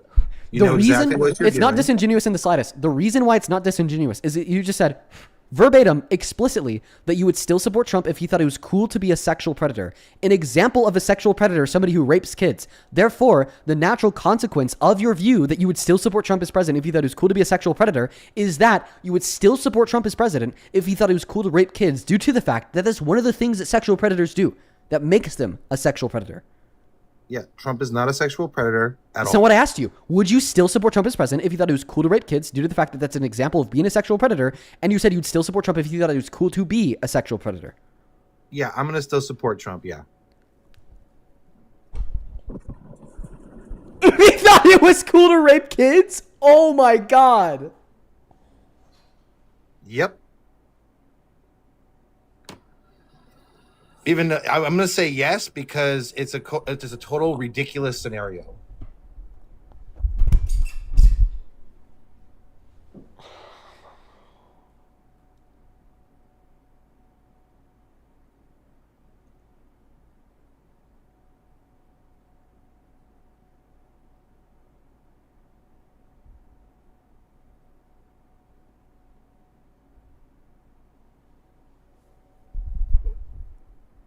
Bro.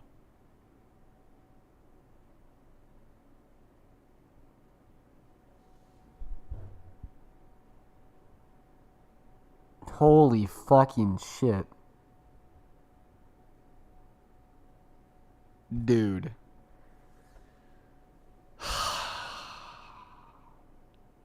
Sometimes, let me tell y'all something. Listen here. Sometimes, I think that I cook so hard in these debates by giving the most compelling arguments ever that clearly demonstrate why what the guest is saying is wrong.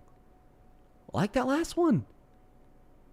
He said, hey, I'd still support Trump if he thought it was cool to be a sexual predator.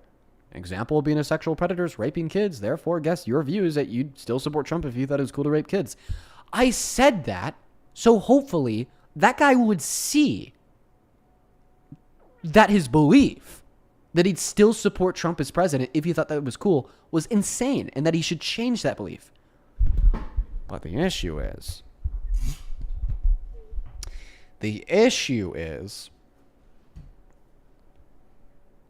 when I give such clearly insane scenarios that the guests would be forced to agree with given their views, sometimes they just double down. Holy shit. Sometimes they just double down. I can't believe it, bro. Let's go to get the next guest up in here. Oh my God, dude. That's insane. That's insane. For those that are just tuning into the live stream that don't know what the last guest said, he said, and I quote, I would still support Trump as president if he thought it was cool to rape kids. Oh my God, man. Quote, unquote.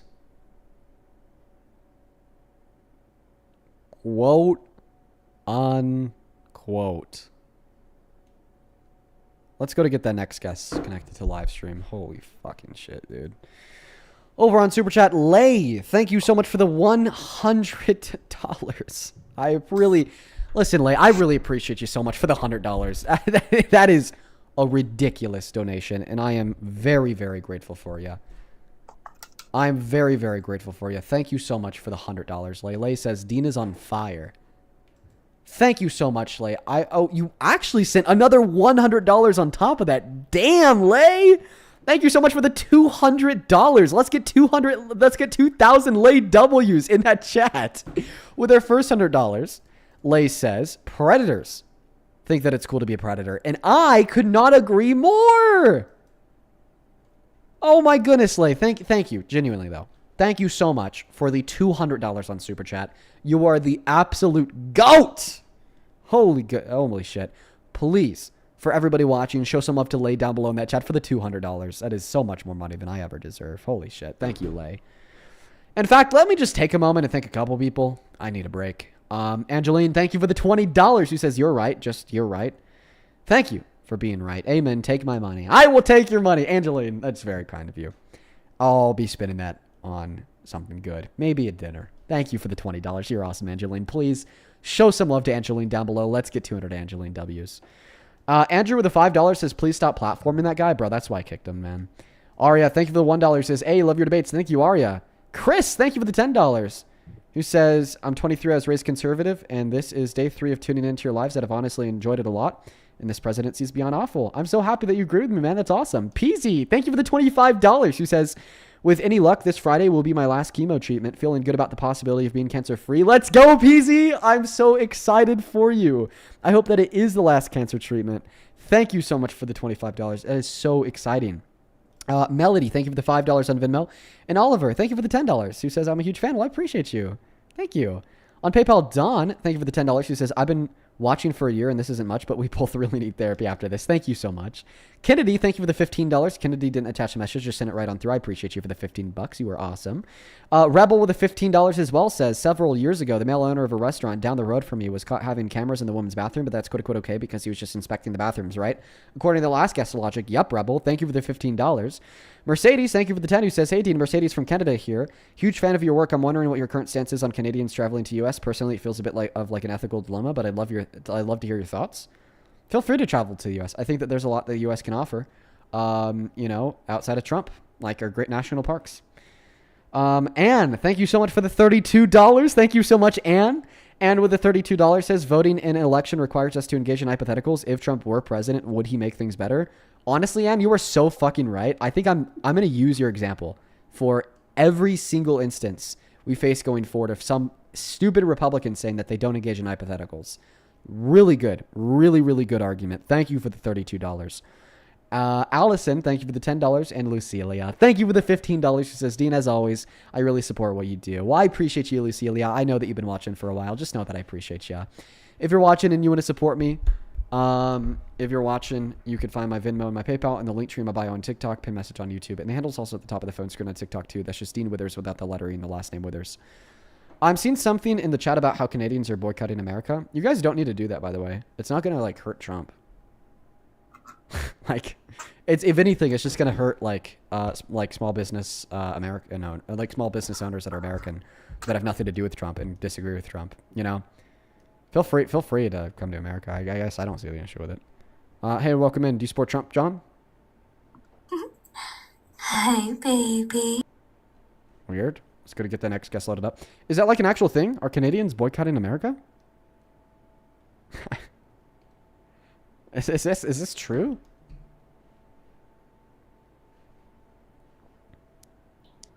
Hey, welcome in. Do you support Trump? No, they're not in here. I get not buying imports from America. That makes sense. But coming to America to go to a national park or something, why not? Let's go to get the next guest, Cashton, connected.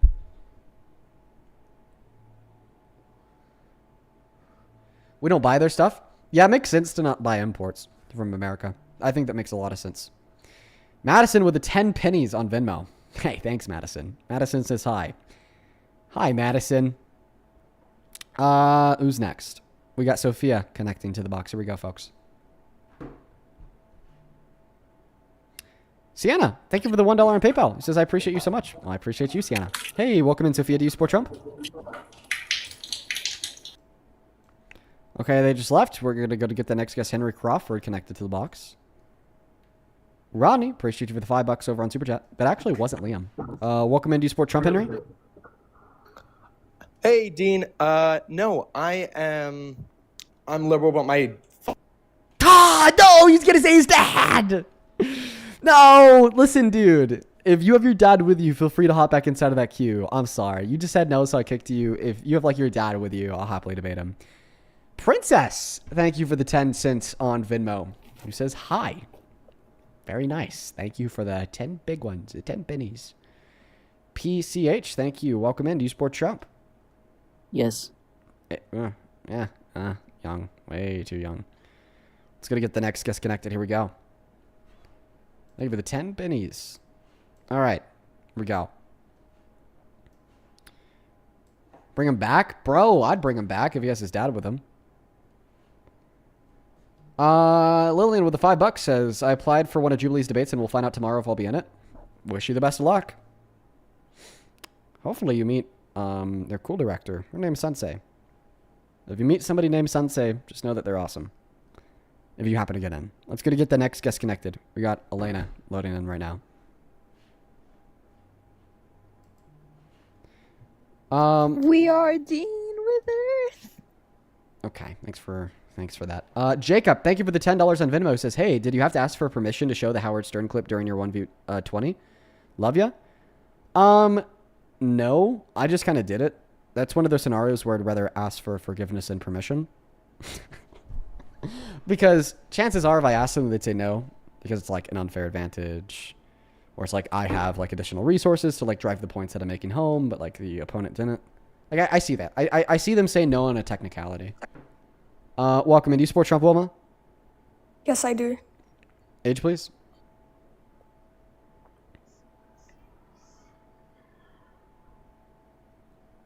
Wilma? I asked. Okay, you heard me. Let's go to get the next guest connected. I'm yawning out here, dude. It's getting... No, I guess it's not getting too late. It's still 6 p.m. For the last couple days, I've been getting on really late, so because of that, my like perception of time is really warped now. I feel like it's like 10 p.m. Welcome in. Do you support Trump? Alexandra? Alexandra! Hi. Hi, do you support Trump? I just wanted to say that last night I literally had a dream that you like accepted me into your life. Wow. Is she like a prophet or something? What are these revelatory dreams of Alexandra's? You guys are calling it weird in the chat. Put in the ... Dude, hey, what if she's like a time traveler or something? That's wild. I'm just kidding. Welcome in, man. Do you support Trump?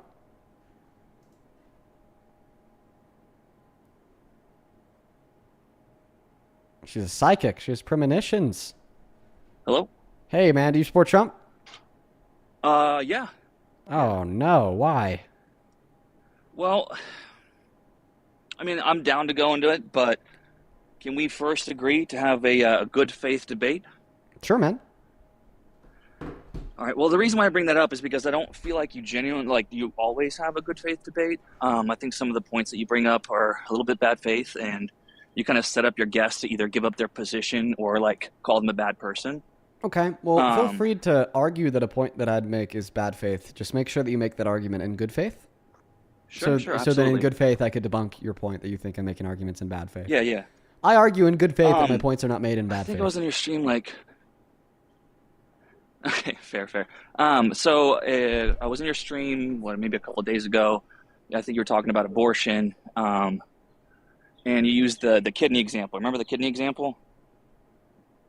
Yeah. Would you mind laying that out? Because I don't want to misrepresent it. So I'd like for you to lay it out. Yeah. Well, first let's just see if it for the applies audience to you. who don't know it. Let's just see if it applies What to do you you mean? first, okay? Because that's a very specific not- example against a very specific view. So I think that a lot of people get this confused. You guys, like, a lot of people think that, like, analogies or, like, hypotheticals can be applied to, like, any position to, like, an all-encompassing view. Like, for instance, when people will say that abortion is bad because it's killing a human life, that'll bring up the brain dead analogy. Somebody else will say, well, actually, that's not comparable. That's a bad analogy because a brain dead patient doesn't have a future. Okay. Well, you're telling me that you value something differently than the pro-lifer I was having a debate with. The first pro-lifer valued human life, so the brain dead analogy would apply. The second pro-lifer doesn't value human life, but values the future of experience and so on and so forth. So the brain dead analogy wouldn't apply. So that specific analogy about the kidney only applies to arguments made in accordance with a pro-life view that think rape victims should be denied access to abortion. So I'll ask, do you think that rape victims should be denied access to legal abortion? All right, hold on.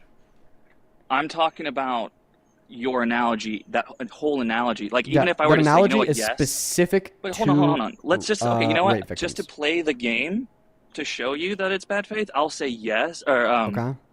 well, sorry, what was the question again? I'll agree with whatever it is that you're going to, whatever will get you to lay out the actual argument. Yeah, So, that you think sure. that like abortion should be banned in scenarios of rape. So the argument is that, well, if you needed my kidney to live, should I be forced to give it to you? You'd say no. Okay. Yep. Well, the fetus Correct. needs the bodily resources of the rape victim to live, so therefore the rape victim shouldn't be forced into giving the bodily resources to the fetus either, and they should be able to deny that fetus access to their bodily resources, even if it leads to the fetus's death, just like I should be able to deny you access to my bodily resources, i.e. my kidney, even if it leads to your death. That's the analogy. Correct. Yeah, but this is where I think that your analogy kind of falls short, right? Is because it when it comes to abortion, there's an act that you do. You denying your kidney is not a form of action. So in my opinion, then, if you deny the kidney, would you then turn around and unalive that person yourself? Okay. Well, to account for this, because I don't think it's a relevant distinction, imagine that... Well, of course it's relevant. I could prove that it's not. All right.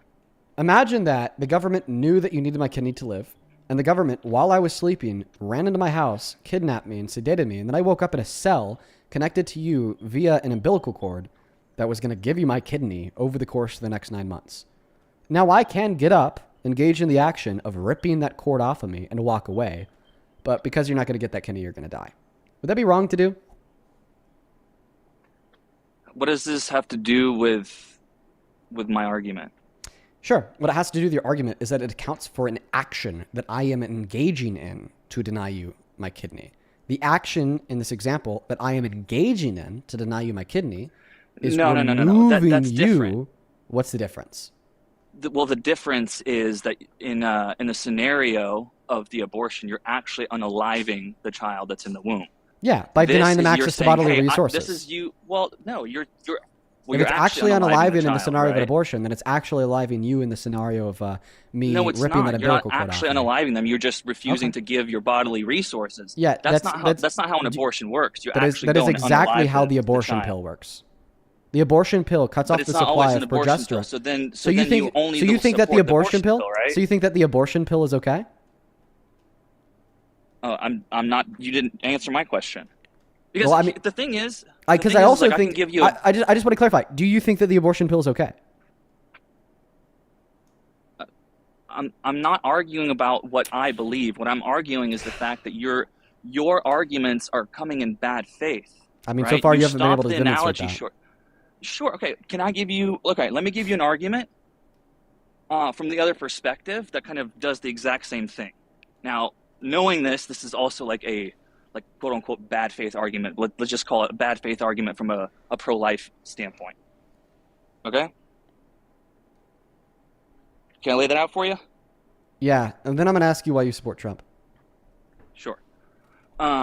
So imagine, right, that this is a hypothetical, right? So imagine that a group of evil men held you down and they put a baby Bjorn on you and then shoved a baby in there. And this is a magical baby Bjorn that you can't take off for 9 months, right? A baby and what? you're the only one. Baby Bjorn, you know what that is? It's like a little carrying thing for a kid that, parents carry in in the front. I'm sorry, bro. I'm 21. It's like a front. I have no clue. It's like a front-facing backpack that, it's for a child. Okay. You know what I'm talking about? Now I know what you're talking about, yeah. Yeah. And then they put a kid in there, and you have to hold that kid in that baby Bjorn for 9 months. There's no other way to take off the baby Bjorn except for one. You can unalive the child. So what do you do? What would I do in that scenario? Yeah. I would probably just keep it on me for 9 months. Okay. So then I can make the argument then it's equivalent to a rape, right? Because you were held down against your will, and you got a child implanted on you, right? Mm-hmm. And now you have to care for it for the next 9 months, right? So then now you must give up your position on abortion. That's exactly the same thing that's happening. There's already one big thing that's a lot different. Would you like to know what it is? Well, of course, because this is a bad faith argument. This is the point that I'm trying to make. This is the same kind of What? arguments that you make. I mean, I Because think then it's, now you're put in a position I just think whether if you... I'm confused. I don't think it's a successful argument. I think that my arguments are successful. I think that your arguments are not successful. The reason why this argument, for instance, is not successful is because of one of the big differences. One big difference, like for instance, is that newborn baby that you're carrying here would have moral value, would possess the right to life. Fetuses in the womb don't have moral value, would not possess the right to life. Well, plus just like the level of invasiveness. Wait. But see, that's the good faith debate, in my opinion. Right? Because the whole point is that to a person that's a pro-lifer, to them, the idea is that you can't argue. You can't argue that my arguments are bad faith by giving me a bad faith argument. That's not demonstrating that my arguments are bad faith. That's demonstrating that your argument is bad faith. No, I'm using the same bad faith logic that you use in your other scenario. No, you're using the same bad faith logic that you think but the exists point that I'm trying to in my make- argument that does No, not it's not that I exist think in my it argument. exists. Yes, it does. Just because you don't think You it haven't exists been able to doesn't mean it successfully doesn't argue that.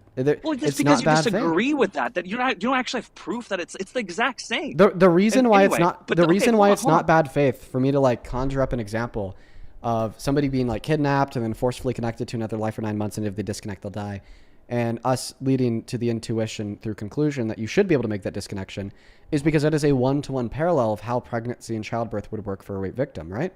Now, Is this see, not a one-to-one comparison? Like the example that you gave me, no. Why is that not? Because the child's already born? Because because of the exhaustive costs. B, it seems to be less invasive. C, it's not infringing on your internal bodily autonomy. And D, the newborn baby has value and the fetus in the womb doesn't. Right, but that last point that you're making is the whole point the pro-lifers make, right? To them, the fetus holds just as much value as the Is that according to you? Is that your argument? Well, I mean, because I want to debate you now. Argument. I want to debate you now. I think that you are scared to debate me. So is that your I'm argument? not scared to debate you. I've requested. I'm here talking to you. Am I not? So is that your argument? I mean, it's not my argument. My point is I'm using an example that you have. Yeah, I mean, that's see, fine. We your can go and example debate. fails, but you're just like attempting to shield that example. It doesn't fail. Dude, listen, It of clearly course it doesn't fails. fail. I'm giving a one-to-one example. So the reason You're- why it's you're not being one-to-one, held I'll against your repeat it will. for the second time. Exhaustive costs. It's not infringing upon your internal bodily autonomy. It seems like it's less invasive. And Do you the want me to baby add outside in of the that womb the evil has men value. also and rape then, you while they do it? Okay, I mean, yeah. sure, we can do that. Then it also infringes on your bodily autonomy, right?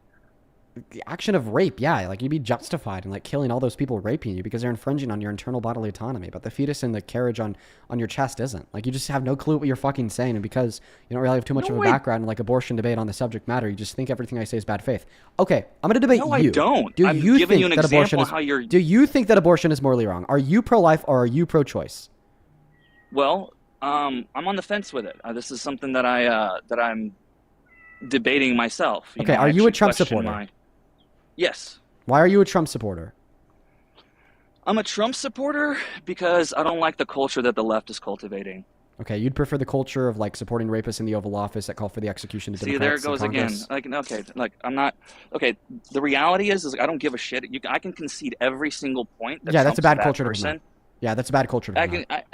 I mean, Like not giving a shit one about person's rapists in not- position one power. person's That's a not bad culture. It's one person's not a culture. Yeah, but about 48 million people adopted your same perspective in voting for him in the presidency. Now, what is the what is the culture on the left that you think is Because bad? the idea, do what? What's the culture on the left that you think is bad? Could you describe it to me like I'm 5? Yeah. So back in the day when you probably were closer to 5 or maybe 10 or something, we had what was called cancel culture. This debate wouldn't even be able to happen because people were losing either their jobs or getting canceled for having these sort of opinions because the left had such a massive grip on what you were able to say. Mm-hmm. Like Trump or not, he came along and changed that. It's why we're having this debate right now. It's Yeah. why in the UK things are shifting right now as well, Mm-hmm. right? Because he changed the culture in the West to where we can actually have conversations about opinions that we disagree upon. Mm-hmm. And the other thing Can we is just that the start with that left- first point? Sure. I think that you're totally wrong. I think that you have it completely backwards. I think that the opposite was true. Donald Trump No, is not that's the not. man. Let me explain why. Donald Trump is not the man who's like pro free speech and pro free discourse. Donald Trump is a man who called for the execution of 6 Democrats in Congress because of what they said. Donald Trump is not the man who's pro free speech and pro freedom of discord. Donald Trump is a man who said that it should be illegal to criticize him on TV. Donald Trump is not the man who's pro free speech, freedom of discord. Donald Trump is the man, that directed Brendan Carr, the chairman of the FCC, to tell news agencies that they're going to get their media licenses revoked if they don't hop on board with this war in Iran, and had them pressure ABC and Disney into firing people like Jimmy Kimmel or Stephen Colbert. Donald Trump is not the man that is pro free speech and pro freedom of discourse. Donald Trump is the man that hated the speech, discourse, and vote of the American people in 2020 so much that he tried to rig and steal the election back. Donald Trump is not the man of freedom of speech and freedom of discourse. Donald Trump is the man that is so vengeful based upon what his political opponents say that he ran on getting Hillary Clinton locked up for for a crime that she never committed, wants Obama thrown in jail for treason when he's not guilty of treason, tried to indict Letitia James, and now wants to throw James Comey in jail, not even for saying words, but for spelling numbers. 8647.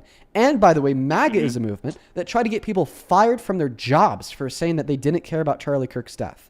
If you want to look at cancel culture in the face, penalizing people because of what they say, regardless if it's getting them fired, throwing them in jail, so on and so forth, look no further than Trump and MAGA. I mean, I've never seen a Democrat get somebody like Mahmoud Khalil thrown in an ICE detention center for 4 months.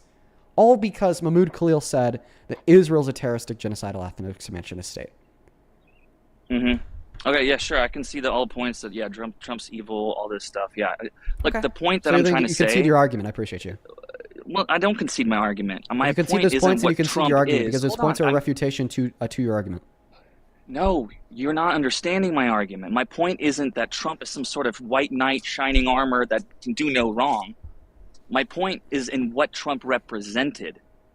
Because Donald Trump doesn't represent freedom of speech because of all those things that I just said. I'm not saying Trump represents freedom of speech and is this white shining like Donald Trump doesn't represent anti-cancel culture because of all all those things that I just said, representing how Donald Trump embodies cancel culture. During the time for his first election, he, by the culture of the time, he should have been canceled and never allowed on the political stage. Yet at the time, people were so afraid to speak up with their beliefs. Wait. Do you disagree with that? Absolutely. I agree that he should have been canceled and not allowed on the debate stage. By the culture of the time. I agree with that. I agree with that culture. I agree with that culture. If you're telling me that there existed a culture that would prevent people like Trump from being president, that you're just championing right now? Freedom of speech is a legal construct where the government is prohibited from engaging in governmental action of throwing somebody in jail because of what they say in most scenarios. People saying that they don't think people should be running for president when just 10 years ago they were admitting to sexual exploitation and buddy with Epstein. And 30 years ago they were getting sued by the New York State Justice Department for refusing to rent to black people in violations of the Civil Rights Act. And their introduction into politics was to say that black people should have jobs because they're black. Yeah, clearly these reasons, ultimately should prevent somebody from being eligible for the presidency. Do you agree? Do you agree? Sure, fine. I don't care. So then you agree with whatever left-leaning culture existed. So you agree with whatever left-leaning culture existed at the time that said no. I don't agree with left-leaning culture. Okay. So you think that people? So just to clarify, you told me that the left-leaning culture that existed at the time that you disagree with was a notion that somebody like Trump should not be able to run for the presidency. Correct? No, that's not what I'm saying. Then what's the culture, bro? Holy. What do you mean, holy? I've explained it to you like 4 times. Yeah, so you started by saying that, big old liberal cancel culture, you could get fired from your job. For sure. And then he's anti-cancel culture. Absolutely. Well, then I gave you around 30 points to demonstrate that he's... You couldn't even disagree with...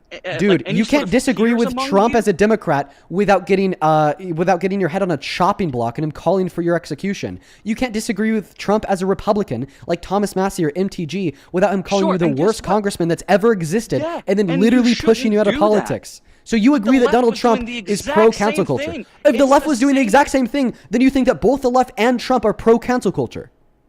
Sure, I'll concede to that. Okay, then you don't support Trump as president because you don't support the culture of the right. Well, the only way that I can even debate you is to say that I agree with everything that Trump says, right? No, you What I'm specifically saying- disagree but with the other thing that side- makes you not support the left. You told me that you don't support the left because they endorse cancel culture, and now you're telling me that you think that Donald Trump endorses that same cancel culture identically. Therefore, if you don't support things that support this cancel culture, then you wouldn't support Trump or the left, and you'd be some like independent that libertarian. culture doesn't exist in the same way that existed from the left. I know it exists to a worse degree. We've never had a Democratic No, it president. doesn't. Name one. No, it doesn't. Name Listen, one listen, Democratic we're able to politician. have this Name one. debate Name right one now. Democratic We're able politician. to have this Name debate one right now Democratic because politician. that Name one Democratic politician that has called for the execution of their political opponents because of what they said. Did he execute anyone? He called for their execution. That's why I called for asked their you execution, not but to he name never- one Democratic politician who has never- executed a political opponent because of what they said, but rather has Interesting. called for the execution of what they said. Interesting. Yeah, but he didn't execute anyone. Yeah, of Okay. course, because he couldn't execute Of somebody. course. Presidents don't have that Oh, fucking he couldn't. authority, Why dude. not? But he could call for their okay. execution. So go ahead and name But it didn't one happen. Democratic because he couldn't do it. You fucking idiot. Oh my God, you're so dense. Do you agree that it is wrong to call for people's execution even if you never actually get them executed? I'm not. See, this is what happens, right? Do I you? care. Do you agree What? that it What? is What? wrong to call for people to lose their lives, for their heads to be chopped up, for them to be hung because of what they said, even I think if it's wrong. they never I actually think it's died? wrong for those people to be hung. Is it wrong to call for them to die? From what? From a moral perspective? Duh. Sure, fine. Okay, perfect. Do you agree that calling for people's death because of what they say, do you agree that calling for people's death because of what they say is one of the most extreme examples of cancel culture? When what they said was not wrong. But yet they're still able to speak, right? They're not removed from office for any sort of Answer for my question. dissenting Do you agree views. that calling for somebody's death because of what they said when what they said was not wrong is one of the most extreme examples of cancel culture? Yes or no?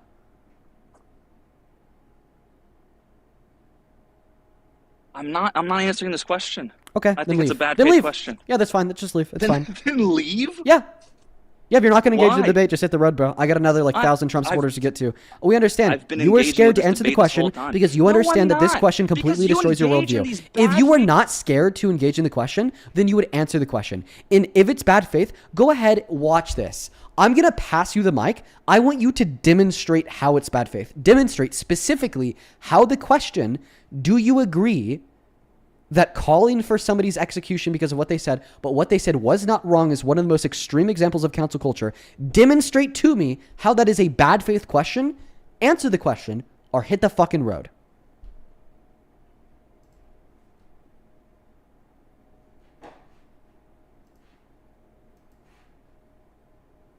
Click on your profile picture in the bottom right-hand corner of the phone screen and hit the icon of the mic to turn it back on.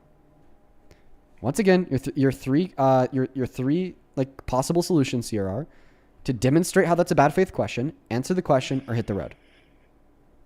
So this is what you do, right? I'll answer the question, then you're going to go into a spiel about how that my answer either demonstrates your point or I'm a bad person. This is what you do with every single hypothetical or every single question that you Are you saying it's bad? ask. Are you saying it's bad faith to demonstrate how your beliefs are representing my point? Is that bad faith to do? No, that's not bad faith. Okay, to so do, then but the demonstrate how the alternative question was is bad either faith. I agree with the point is I either have to agree with you and concede my point, or you're going to point to the fact that hey, you're an evil person for believing in this.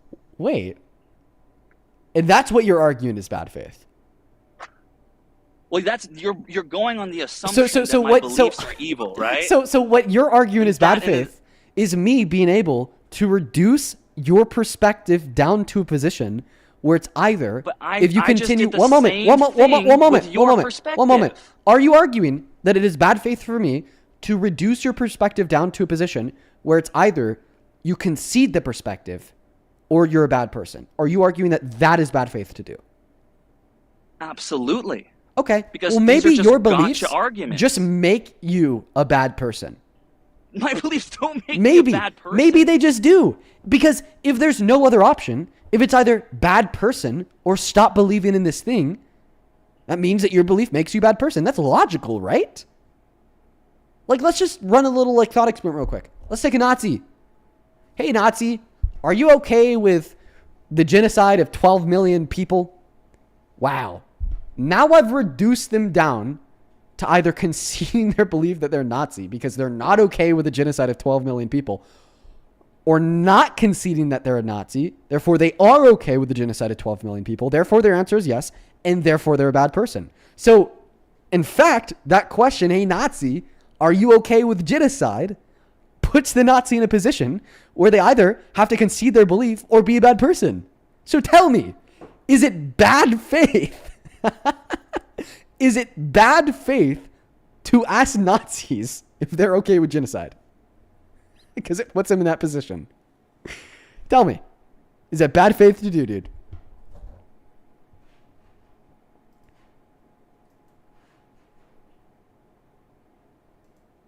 Turn on your mic. Again, click on that profile picture in the bottom right-hand corner. Is that bad faith to do? That is not a bad faith argument. Okay, but it reduced them down to either being a bad person, but the nuance of your arguments or are bad conceding faith. their beliefs. I gave you an example from my perspective of the abortion thing, right? With the baby Bjorn and stuff like that. And if you had that position, what you would say is, oh, so you would carry the baby. That means you have to give up your position on abortion. Blah blah blah blah blah. Like, no, that's a false belief. Then you're a baby on a live. Your representation.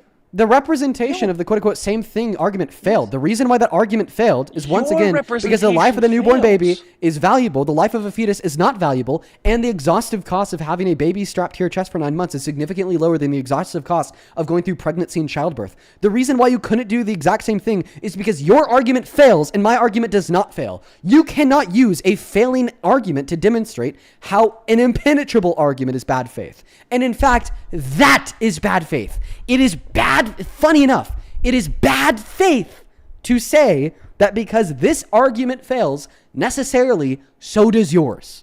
That is bad faith. You cannot say because this random argument I just thought of on the spot fails, that therefore, Dean, your argument fails too.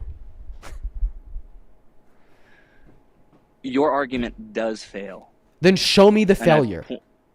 I pointed it out. Point it out again. Kidney analogy stops at the fact. Wait. I disagreed with you earlier, but we're no longer talking about abortion. I want you to show me how my argument fails on demonstrating how Donald Trump is extremely pro-cancel culture. Because he calls for people's execution when they say things that he doesn't like. He's extremely pro-cancel culture because he's gotten people fired from their jobs because they've said things that they don't like. He's extremely pro-cancel culture because he's thrown people in jail and detention centers because they've said things that they don't like. He's extremely pro-cancel culture because he's called for people to be in prison for the rest of their life because they say things that they don't like. He's extremely pro-cancel culture because he's indicted people on false crimes because they've said things that they don't like. He's extremely pro-cancel culture because he pushed people out of politics because they've said things that he doesn't like. Explain to me how that argument is bad faith and how it fails.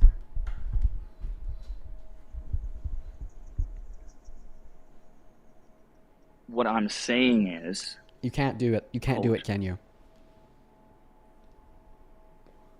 What I'm saying is, oh my God, hold on. Exactly. You can't demonstrate how that argument fails, but you just say it fails because of some analogy about a fucking abortion. See, that's bad faith. No, that's bad faith.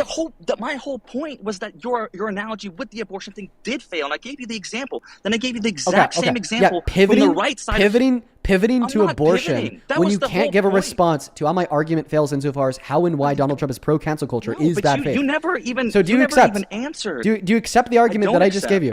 Okay. What are the reasons why you don't accept the argument that I just gave you insofar as why Donald Trump is pro-cancel culture? What are the reasons? Because the cancel culture that had been on the left collapsed entirely when Donald Trump became president. Okay. All right. Perfect.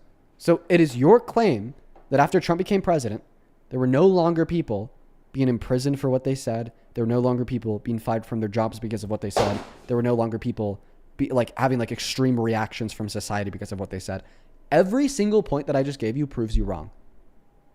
They were only emboldened. I disagree. They were with only those emboldened. points. Before Trump, Cancel culture Yeah? existed interpersonally between people, not between Exactly. people and the government. You saw cancel culture, Cancel culture all over existing schools. You saw between people compared to people and the government.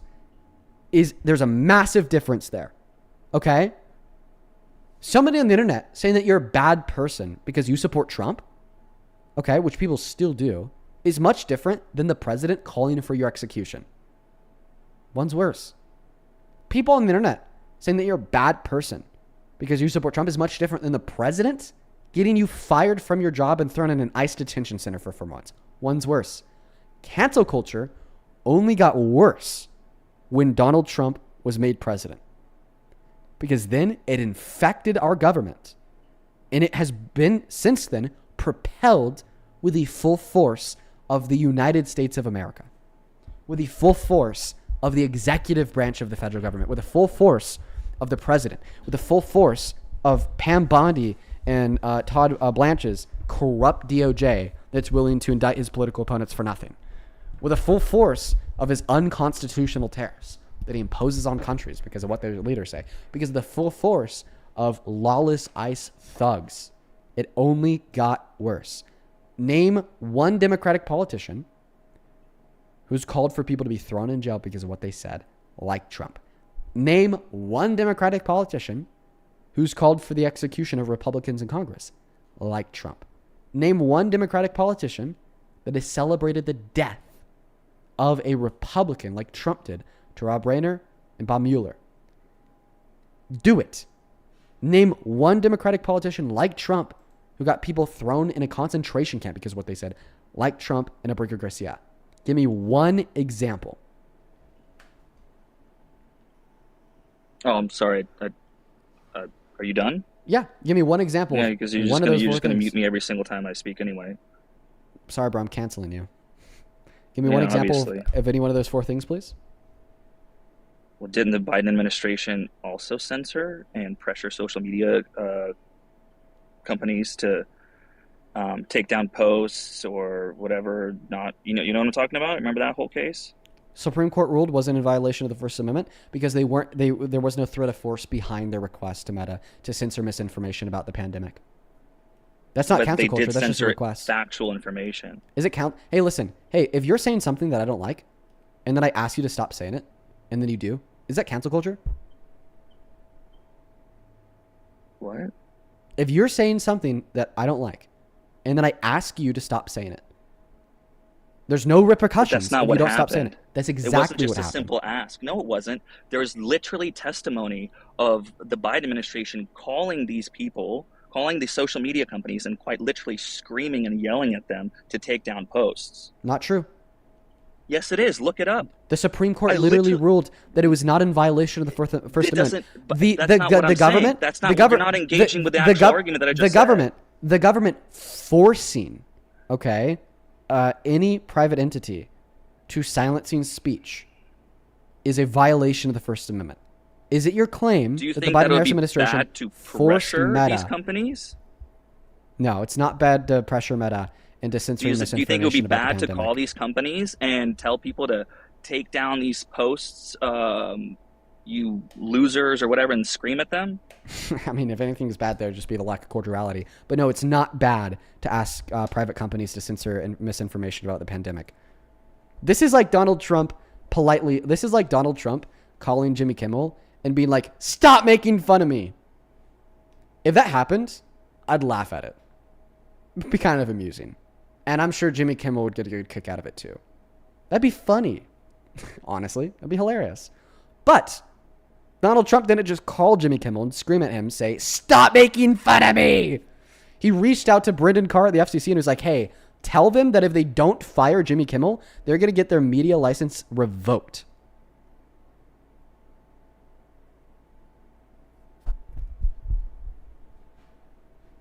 Big difference, buddy.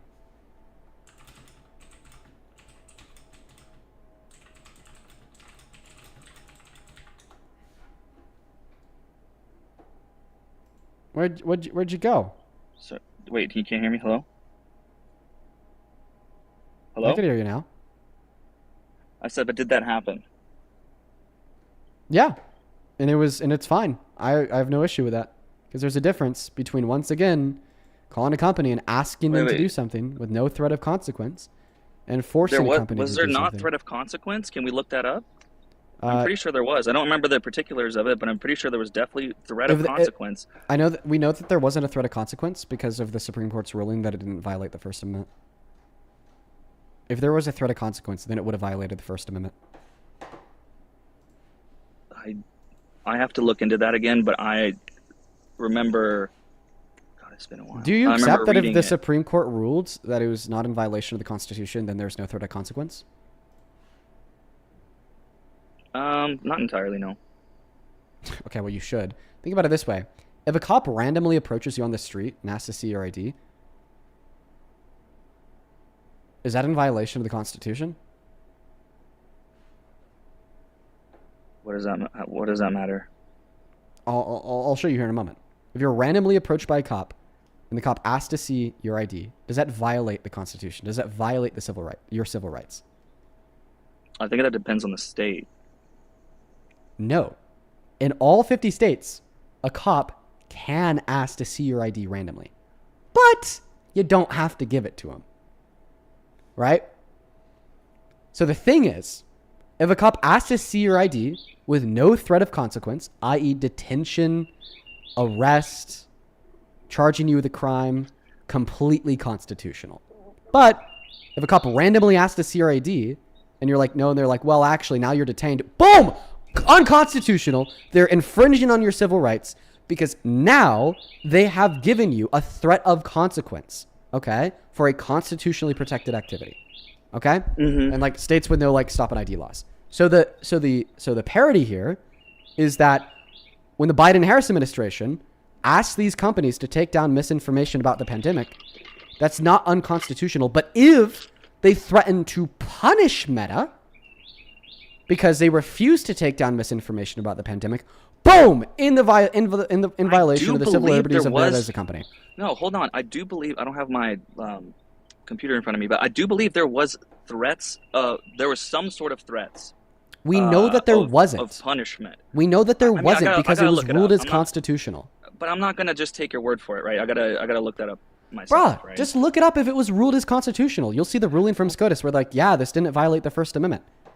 Dude, if it was ruled as constitutional, there couldn't have been any threat of consequences. Like, bro, trust me. Trust me, the government can't be like threatening to like kill people if they don't stop saying shit. They can't be threatening to tank companies if the companies don't like do what they want. Holy fucking shit. I'm done with this guy, bro. There's those birds chirping in the background, just like him. Bird brain. Holy fuck. Bradley, thank you for the $10 on Venmo. Says, hey, Dean, I was, quote unquote, sadly a Trump supporter during the 2024 election. I want to thank you for changing my perspective. I do still have a lot of conservative values, but you've been able to change my mind on a lot of my views. Keep on being awesome. Fuck Donald Trump. Bradley, I appreciate you for the $10, man. Hopefully, tuning in to the live stream longer, we're able to change your mind on those other conservative values as well, dude. But that's really good to hear that you don't support Trump. We love that. Let's go to get that next guest connected to live stream. That guy was a little bit of an annoying dude. Not gonna lie, he's really fucking annoying. By the way, folks, how many arguments did we hear that whole time?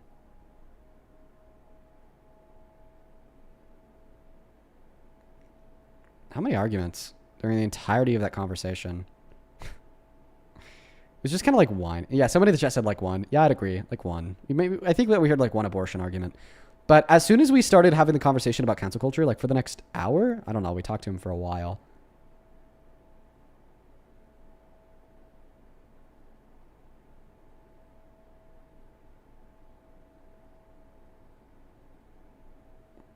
Let's go to get the next guest connected to live stream.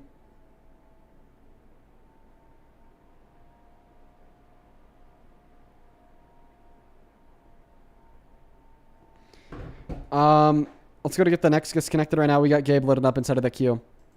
Over on Super Chat, a fiction avocado. Thank you for the $10. He says this dude was totally canceled in high school for what he said and was publicly ostracized, and now he has really big fifis about what he thinks cancel culture is. Yeah, man, you're probably right. Listen, man, sometimes people should be canceled because of what they say. At least that's what any sensible person would think. Sometimes there should be consequences for what you do. Just saying. I don't know. I don't know. On PayPal, Monavon, thank you for the $33 donation. I appreciate you, Monavon. Thank you so much for the love and support. As a child, I really appreciate you. Please, for everybody watching, show some love to Monavon down below. That is MANIVAN. Thank you very, very much for the $33. You are awesome. Please show some love to Monavon down below in that chat for the $33. Tin Koi, thank you for the $15 please let my donation. dad debate you. On Venmo says, do you mind if I crochet mini Dean? Feel free, Tin Koi. I appreciate you for the $15. Hi, welcome in. Can my dad debate you, please? How old are you? That's irrelevant. Can my dad please debate you, please? Yeah, I need your age too, even if you're under 18. 13, but I've been waiting for like 2 hours. Please, my dad's 52. Here's what you could do, Harper. Your account is still kind of at jeopardy just because it's connected to the live stream. I do let people starting at 16 join the live so I can debate their parents. But Harper, do you have like a second account or anything? Yeah. Does it like have anything that identifies you on it? No. Okay. What's its handle? If you could just rejoin the queue on that account. I don't for sure know the user, but I can type it in the chat. Okay. Do you know what the profile picture looks like, just so I can accept it? This is a picture of me in my mirror. I'll try to look for it. Okay. Just Thank type you. in the chat once you're there. Yeah. You know, that's just it's important. It's important. I do like debating parents, everybody. I am definitely down to do it, but just need to make sure that the account holder is at minimum 16. Just because, you know, a lot of people like go to the account, find your information, possibly like DM you. It's like I like to be very careful about that. Welcome in. Do you support Trump? Yeah, I'm a big supporter of Trump, man. Okay. What time is it? Oh, he's gone. Rose, thank you for the $5. I appreciate you. And let's see here. Dawn and Milana. You guys both sent $20 donations over on Venmo. I appreciate you both very, very much. Please show some love to Dawn and Milana down below in that comment section while we're looking for the next guest. Dawn with the $20 says, I was recently raised in SC. I timed numerous tests to make sure I was...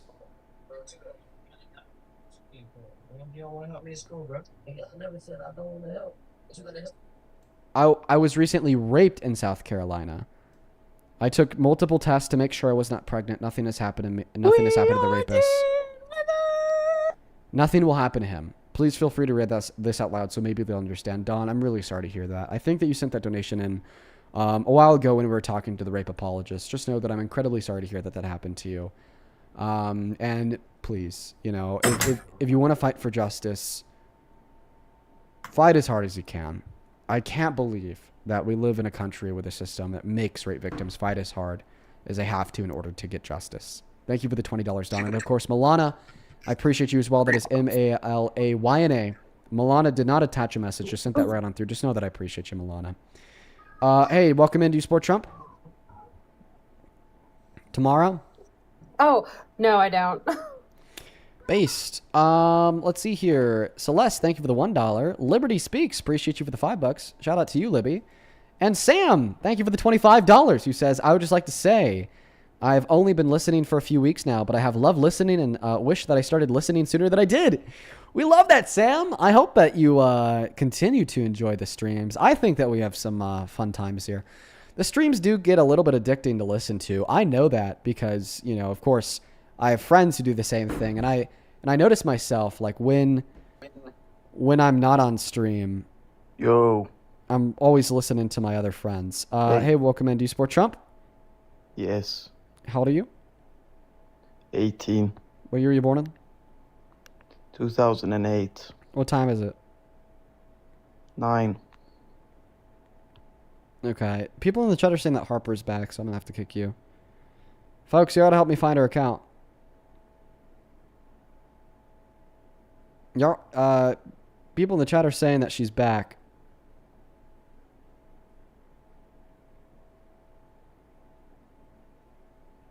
I'll spend like a second here. Spend a second here looking for it, everybody.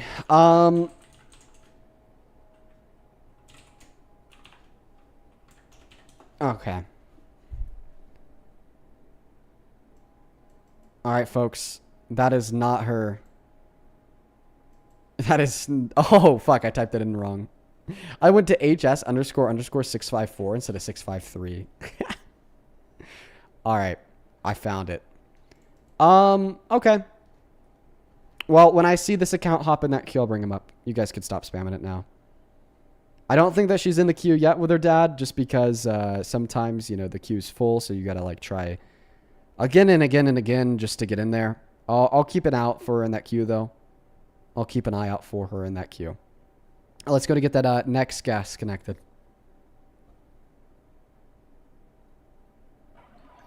Welcome into Sport Trump. Yeah, I do. How old are you, dude? 64. Oh, wow. Yeah. It's you again. Get out of here. No, it isn't me. It's not me. You're on your fake news very much. You know that? Get out of here, dude. Honestly, so many voices.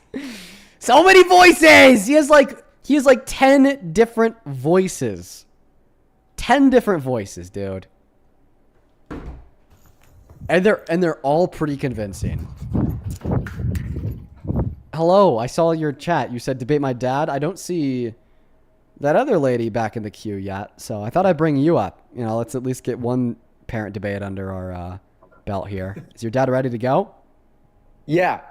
He's not necessarily under MAGA, but he's a very big Trump supporter and conservative, and he wants to debate you. So. What's going on, man?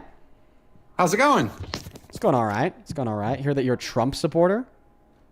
I'm a conservative, and so Trump's issues where he acts in a conservative manner, absolutely.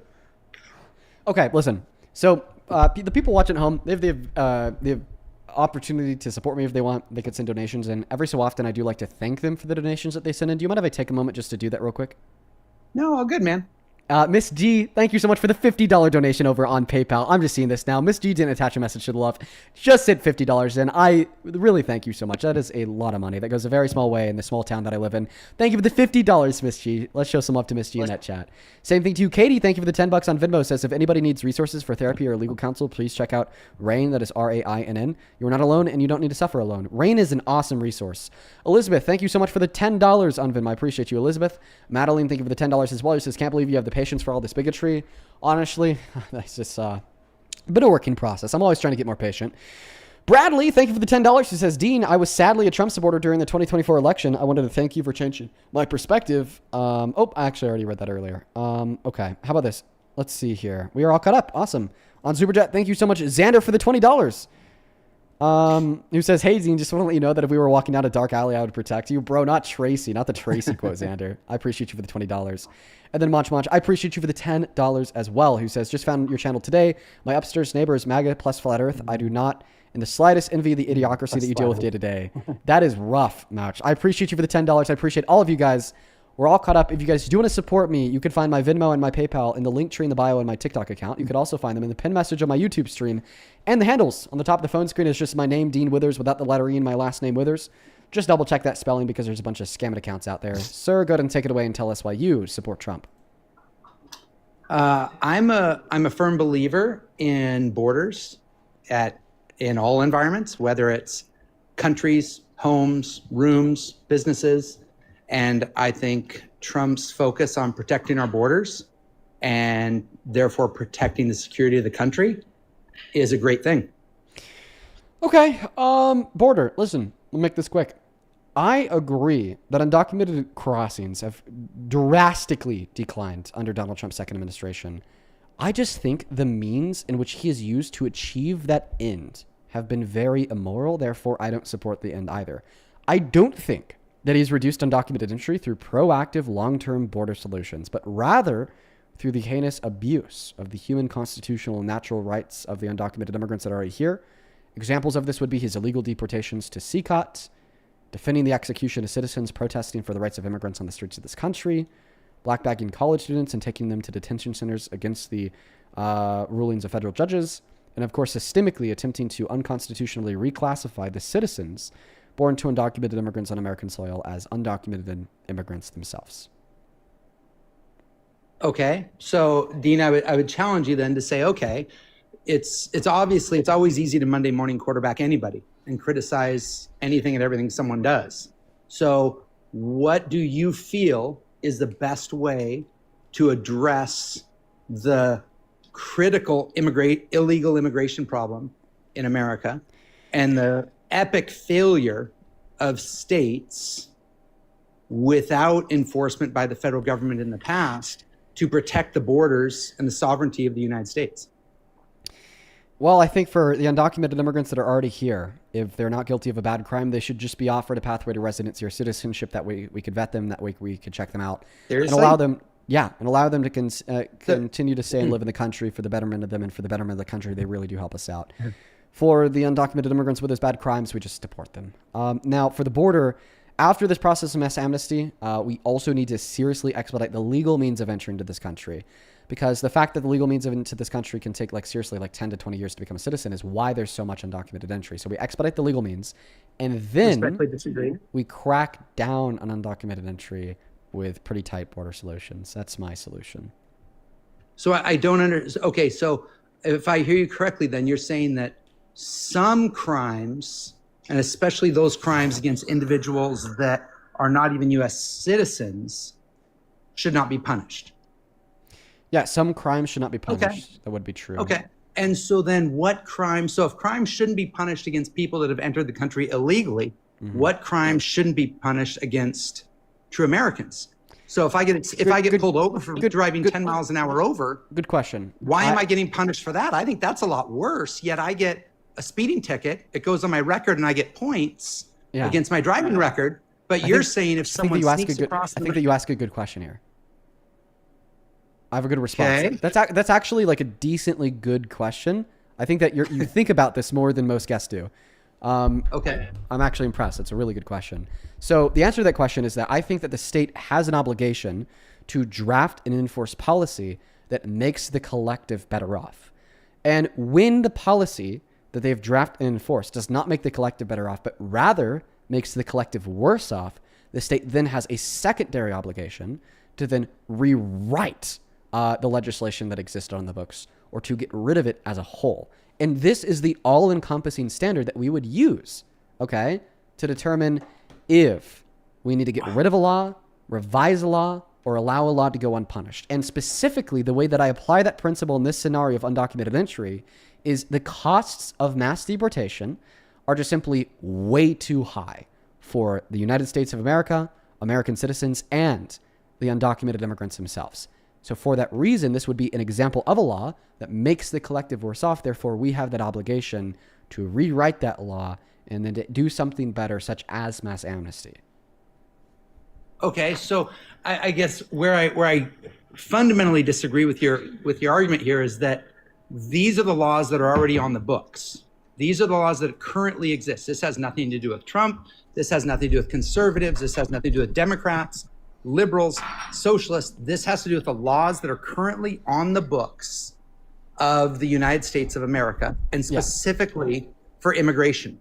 So if we are getting away from the concept of actually enforcing the laws of the United States and choosing which laws can be enforced and which cannot, I would challenge you to instead say, wouldn't it make more sense for people of your platform to say, hey, you know what? This concept of enforcing the law, I don't agree with. So I'm going to motivate my base to put people in power that can change the law, and then we can go forth on your platform. But to simply be at a view of saying, hey, look, certain laws we're going to enforce, certain laws we're not going to enforce, and me as a social media influencer should be pushing forth that, I can't understand the rational platform. Let me give you an analogy. Say so. Let me give you an analogy. If it's relevant. Okay. We live during racial segregation. Bunch of sundown towns across the nation, if there's a black person in town after 7 p.m., they get thrown in jail for it. But the black people that live around America started to protest, have started to revolt. All black people in America are now specifically only going into sundown towns after 7 p.m. to overwhelm the local police and staying there and not leaving. So we now have this dilemma where these black individuals that are going into the sundown towns are breaking the laws on the book. They are committing a crime in which is punishable by going to jail. We have two options that were presented, where the first option is to arrest them all, throw every single one of them in jail, and then advocate for legislators to then decriminalize black people going into sundown towns after 7 p.m. and to end racial segregation, or to not throw any of them in jail, not hold any of them accountable for technically breaking the law, and then just to, as it stands, retroactively replace racial segregation with racial equality and allow them to go anywhere they want within respect to the same rights that white Americans possess. Which option are you picking? Well, I think you're missing actually the most fundamental option that's present within the United States, which is our ability to freely elect people that support a platform that we want to see supporting our country, rather than a rule of democracy. And everybody knows there's so many data points that democracy inevitably fails. But I'm asking you, would you rather support a leader that's going to like throw them all in jail because they technically broke the law and then change the law and abolish racial segregation? Or would you support a leader who would not throw any of them in jail, even though they technically broke the law because the law was bullshit, and then get rid of the law? Which one of those two options? I think you're incorrect in assuming it's a Boolean choice. Well, I'm presenting it as a Boolean choice for the purpose of debate, because it seems to be the case. This is what we're arguing, but it's in the sense of my position versus your position. You're saying that, well, Dean, because all these people have technically broken the law, I understand you're saying that our country would be better off if we did mass amnesty, but because they technically broke the law, they should still be held accountable for it. And then, you know, who knows? Maybe we should then entertain a conversation about changing the law or not. Okay, I'm saying that, yeah, they did technically break the law, but I think that outcome was incentivized by us. Technically, they broke the law. There's no technicality. The technicality is what makes it true that they broke the USMCA code. But anyway, the USMC code. But anyways, to go back to what I was saying. So I think that outcome of them breaking the law was in part incentivized by us, because we're the ones that ignored the legal means of entry into this country for all of modern American history, making it really hard to achieve, to then incentivize undocumented entry. And B, it just hurts us a lot to arrest them all and deport them all. And I think that's really where my argument reduces down to. Okay. The reason why I don't want to deport all of the undocumented immigrants is because it really hurts us. It really hurts them. I'm not going to endorse policy that really hurts us and really hurts them. And you still haven't answered my question. Right. That's why I was referring to it as, I was saying you were falsely narrowing it down to a Boolean choice, which it isn't.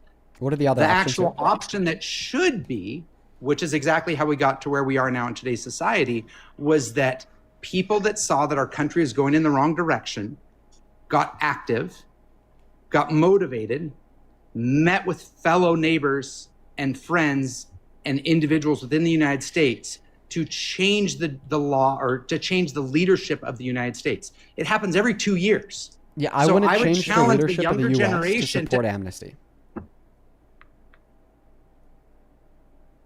Okay, so what I would do is I would challenge your generation, who's still one of the smallest percent voting groups, to instead say, hey, let's get more involved, exactly like what's going on in New York City right now, where New York City believes that socialists can best run the city, to have that same thing. If your generation, people of your platform, believe that the laws in the United States are fundamentally wrong and racist, then instead, let's motivate those individuals that believe that way to elect individuals that support that platform, to then get in power and be able to change the law to support what they believe. That's exactly what I'm doing right now. I'm advocating for individuals to A, recognize the issues, disparities, and negative outcomes of policies such as mass deportation, and then explaining what I think the policy should rather be, instead of mass amnesty, to change those laws, to rather allow them to stay in the country, to live here and stay here. And it seems like you want to reframe the debate away from, well, which solution is better, to rather saying, well, what material means can we use to achieve? No, what I'm saying, Dean, is that right now, I don't think that this is. Can we have a debate about if mass amnesty or mass deportation is better for America? How about this? Can you name it's one? Absolutely not better for. It is absolutely better for America to prevent people that are not legally within the United States to legally reside here. Yeah, let's have a conversation That is about not it. okay. What is one way What was that? mass deportation materially benefits the United States of America? Well, first and foremost, the cost and the burdens the people who are not legally in the United States are putting on the United States. Yeah, such as? Cost of healthcare, cost of security, cost of infrastructure. Wait, when you say security, what do you mean? Cost of illegal labor. When you say security, what do you mean? If we are allowing people into our country that have not been screened, then we are a country without borders and a country without laws. Can we at least agree on that? If we're allowing people into the country that have not been screened, then we're a country without borders. With a preface of like allowing them in. And by allowing, I mean like, you know, just saying, oh, hey, just come in here. If you're, That's what we do. I reject that. I don't think that we allow undocumented immigrants in the country. I also want to be illegal. In virtue of the fact that it's illegal, it's not allowed. But I'm asking you for the material costs of undocumented immigrants in America. Your first one was healthcare. Your second one was infrastructure. I'm asking you for material, like tangible costs here.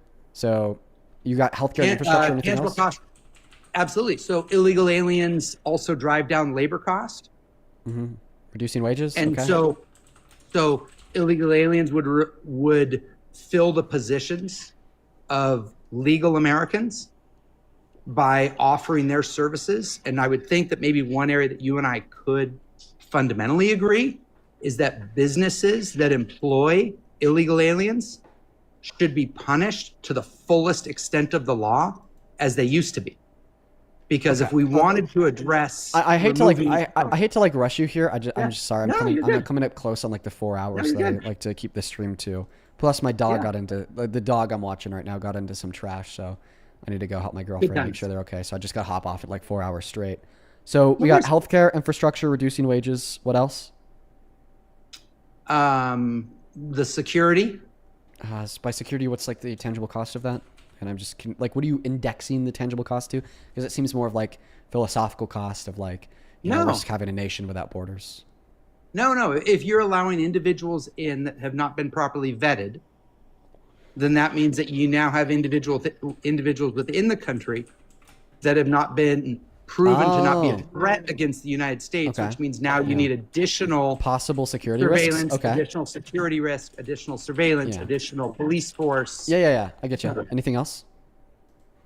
Those are the big ones. I mean, in respect to your 4 hours, I guess I could keep thinking of some others, but off the top of my head, those are a couple that I think of. Fairly major ones. We'll go through them. So about father of three. So about healthcare. So on the federal level, they only have access to emergency rooms. Medicaid expenses $16 billion annually for all uninsured people at emergency rooms, because undocumented immigrants like account for 3 to 5% of the population. Let's just like assume that they account for 50% of the expenses in emergency rooms. That's a really high estimate. I'm just kind of throwing out an egregiously high estimate out there so you don't like dispute that estimate, so I can make my point. So $8 billion in the federal level. You got Medi-Cal in California that's like an additional $1 billion. And then healthcare systems in other states, let's just say that they total up to, I don't know, $5 billion, because there's 9 other states that offer like any social safety nets, including or excluding healthcare. So now we have like a total cost of $8, $9, $14 billion in healthcare. Okay. So the thing is that they happen to pay over $100 billion in taxes per year on the federal, state, and local level. So in accordance with those estimates, they spend close to 10 times more in taxes that they give to the government as revenue compared to what they take out through healthcare. So in that way, they're actually in that benefit. About the next one, infrastructure. Okay, well, I'll just take the cost of infrastructure to be like other goods, such as other social safety nets. Once again, they have limited benefits in 10 over 50 states. And they actually disproportionately pay more in taxes and then take less compared to the average American citizen because of that. So they are a net benefit. Then your third claim was reducing wages. That is true. Undocumented immigrants do have a downward pressure on wages because they have less bargaining power than American citizens. You know, it's kind of like unions. When you unionize, you get higher wages because you have more bargaining power. No, we'll respectfully disagree. Well, I think that's an example of why bargaining power can drive wages up or down. So undocumented immigrants get lower wages than citizens because they have less bargaining power than citizens, because they don't have long-term survivability in the market. They don't have access to social safety nets. They could be deported tomorrow. They could be under threat. Okay. Why do you think undocumented immigrants get lower wages? Well, first of all, I'm an employer. So I'm an employer in the construction industry. Yeah. The reason is because someone who is here illegally getting paid in cash is then not voluntarily writing letters to the IRS to say, hey, here's my 30% that I want to give you in taxes. No, they're taking that payroll in cash via the contractor that is leading that job, because the government is not properly punishing that contractor for employing illegal employees. Yeah, but that's the thing, though. This is actually just like, once again, an extension of the bargaining power claim. Undocumented immigrants are like probably more likely to work under the table than citizens, but this is just an extension of the fact that they have less bargaining power. Therefore, they're going to be more willing to work under the table if that's what is offered to them. So that all just goes back to less bargaining power. Well, their cost of living is much lower. Once again, the reason why the cost of living would be lower for undocumented immigrants, which you are true because they are more likely to live more heads under a household, would all relate back to their status as being an undocumented immigrant. So the issues that you've been able to identify, which are true, that do exist, the fact that they have downward pressure on wages because of less bargaining power, more willing to work under the table, and lower living expenses, could all be fixed by offering them a pathway to residency or citizenship, because as it relates to less bargaining power, leading them to be more likely to accept lower wages, that would be fixed because now they're a citizen or resident. They have just as much bargaining power as you or I, meaning they also want to be more likely to work under the table. If anything, they'd be less likely than the average American citizen who is born here to work under the table, because PNAS tells us that they're 2.5 to 4 times less likely to commit any and all crimes on American soil. And then as it relates to your third claim of living expenses, well, then their living expenses would naturally go up due to the fact that they naturally live less houses under a household, because now they naturally have access to more of the housing market, because more individuals would be willing to rent to them and more banks would be willing to lend to them to buy. And back to the reducing wages claim, if we were to offer them a pathway to residency or citizenship, they'd actually go from reducing wages to increasing wages, because legal immigrants increase wages for lower skilled labor groups by upwards of 1 to 2% per year, according to the U.S. Economic Bureau. So in fact, this would have a better effect on the economy than mass deportation, because the impact of mass deportation on wages would be static. It might increase them a little bit, but that's just because we're removing the downward pressure from undocumented immigrants, compared to mass amnesty, which would be removing not just the downward pressure from existing as an undocumented immigrant, but then the active upward pressure as existing as a legal immigrant, according to the U.S. Bureau of Economic Analysis. But then we'd continue to get the over $100 billion paid in taxes per year. But as you pointed out, because a lot of them work under the table due to the fact they're an undocumented immigrant, when they become a legal immigrant, they'd then be more willing to work over the table. So they'd go from paying over $100 billion in taxes a year to much more than that, because they get paid higher wages and they work over the table. And then, of course, they would then go from contributing $1.1 to $1.7 trillion to the GDP annually to much more than that as well, because then their living costs would go up. It seems like mass amnesty, in accordance with, all of like the economic theory I just described, seems to be better for the country compared to mass deportation. If you need me to repeat any of those points, feel free to ask. I was all kind of fast. Okay, well, I guess let me maybe try and summarize. So obviously your view is that illegal immigrants being able to stay in the country even before we worry about sealing the borders is a wise choice. Is that correct? No, I think that you do them at the same time. I think that's not going to happen. I hope you and I can both agree that the federal government is incredibly inept, and their ability to even do one thing. I disagree with you. I think that we should just. I think that we should probably give amnesty to undocumented immigrants while also turning around and expediting illegal means of entry into the country. But even if that wasn't going to happen, they want to be like too damaging on America. I would assume that your claim is, well, if we do amnesty, then a bunch of people are going to come in with the use of undocumented means because now they become a citizen in one go compared to. There's clear evidence to prove that. Is there? Because I was just about to claim Absolutely. that after Reagan's amnesty, we didn't see a massive increase in undocumented entry. No, if you look back during Biden's administration, when there was discussion of closing the border, when there was discussion of closing the border, there was a mass run on the border through Mexico from countries both in Central and South America, coming into Mexico to then come into the U.S. because of the discussion of closing the border. I think that outcome Dean, can be explained by another hypothesis. I think that the reason we saw a lot of immigration under Biden wasn't because of the discussion of closing the border, was rather because of Donald Trump going on every major media outlet saying the border was wide open, and them just having like the most incentive that they have in modern American history to then come into the country as an undocumented immigrant because the economies were absolutely destroyed by the pandemic in essentially every country south of America. Okay, so I guess let me maybe try and sum up some of your views so I can just better quantify it. So first, by the way, I gotta hop off in a couple minutes. I'm just letting you know. Okay, then I'll ask these last two fairly quickly. So first and foremost, as a previous resident of the Northwest U.S., which is incredibly filled with Southeast Asian individuals who often spent 10 to 12, 14 years waiting to come to America, I would challenge you to first think, okay, if we're going to allow all these people to now gain the residency of the United States, while other individuals have spent 10 or 12 or 14 years waiting, and we only have a set number of seats, to say, okay, that those individuals that have been waiting have to continue to wait, while these individuals that committed a crime to enter America get priority. That's number one. The second thing, That's not my belief. It has to be, Dean. No, it doesn't. If you're my saying belief that is that we should expedite the legal means of entry into the if you- country while simultaneously expediting, of course, mass amnesty. No, Dean, if you're looking for simple math, let's say there's 10 million illegals in the United States. If we're going to grant all 10 million of those, which majority of them have came from border countries, if we're saying that those 10 million are granted U.S. citizenship, then what we are doing is we are saying the 10 to 15 year waiting list for people that are trying to do it illegally. Even if we were to expedite do not the legal, get priority, which is one even of if we the were craziest to, things are you someone could essentially say. saying that even if we were to expedite the legal means of entry at that same point while also doing mass amnesty, still yet the undocumented immigrants are getting priority because the legal immigrants, regardless if we expedite their entry at that same point or not, have still yet been waiting 14 years and there's nothing we can do to change that? We cannot suddenly open the doors and let any and everyone into the Is that what you're country saying? overnight.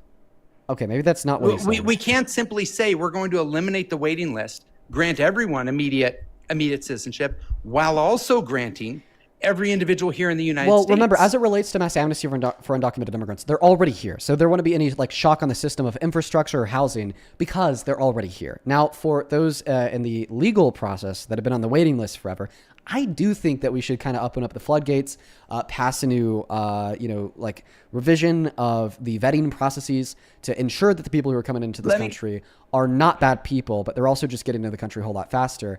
And I think that that's perfectly sustainable unless you have evidence otherwise.